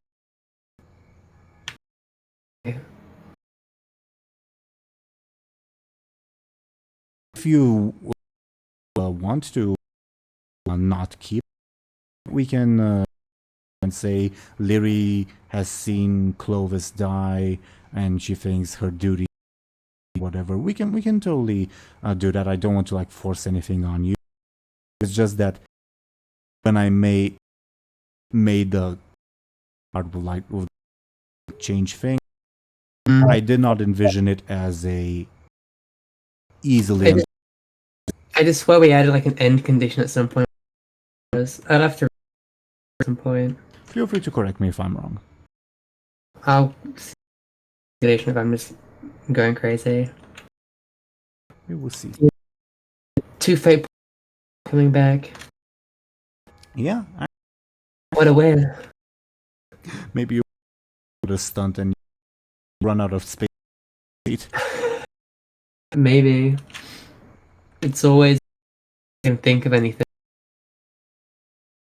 Oh, one other long-term consequence of this session. Android. That's true. Really thematic. You know what? Its power is gone, right? It's gone. It's gone. Oh, yeah, the entire book? it wrong divine out in front of him. Yep. Bladebeard did. Didn't fit thematically with Bladebeard. Super about it. Thinking about party either, so isn't the like this. Grown fun. It'd be very, very sad. Say that this hourglass mean that also be a little bit because we'd have some of Blade. Yeah. It the shadow thing.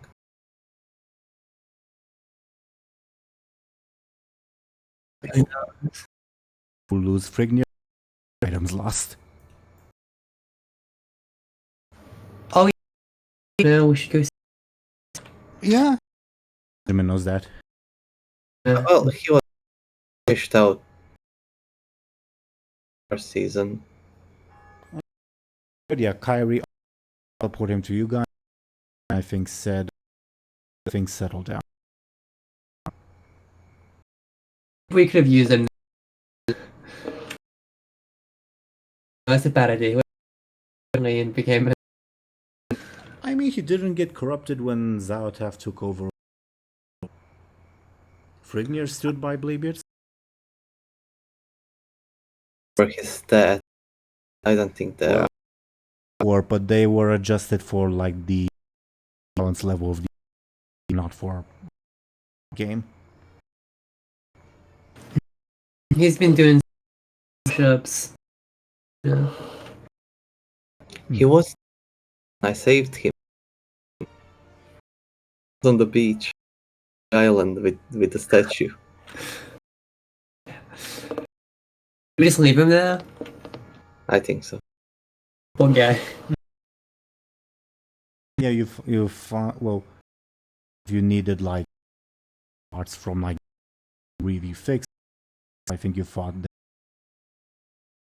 he'll be too moment, I think.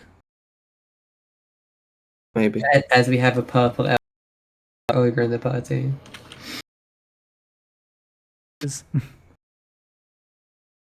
Edit. Freaking out.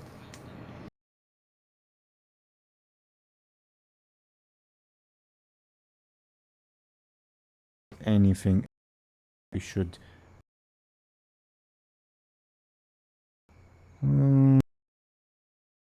or less see what happens. Everyone, anything to add or shout outs?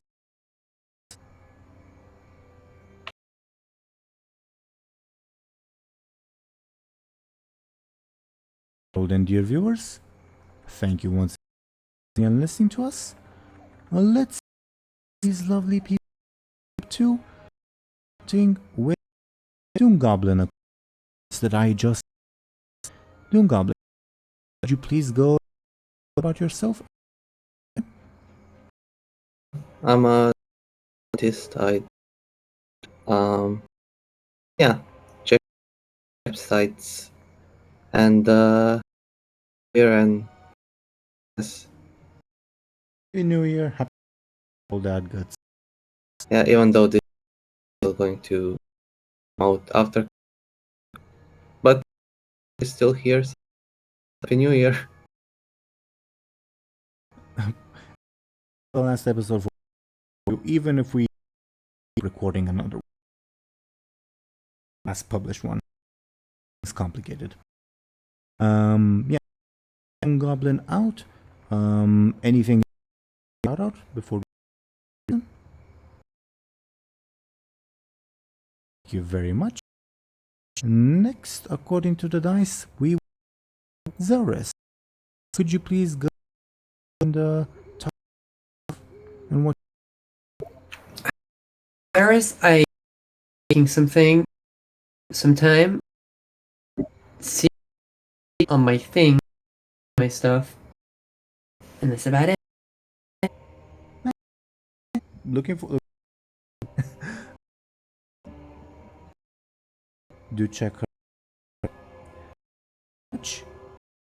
Next, would have channel your own on Shire.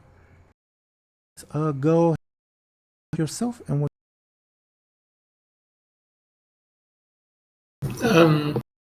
It's on YouTube, where I renders and design a store. But actually, for one, I'm working on a machine. I won't say much. Yeah. Oops.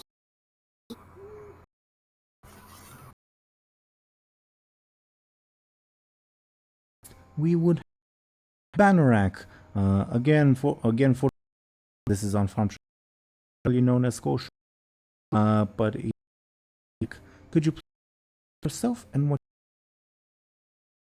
Yes, Bannerack, for as said, working on more video at the moment.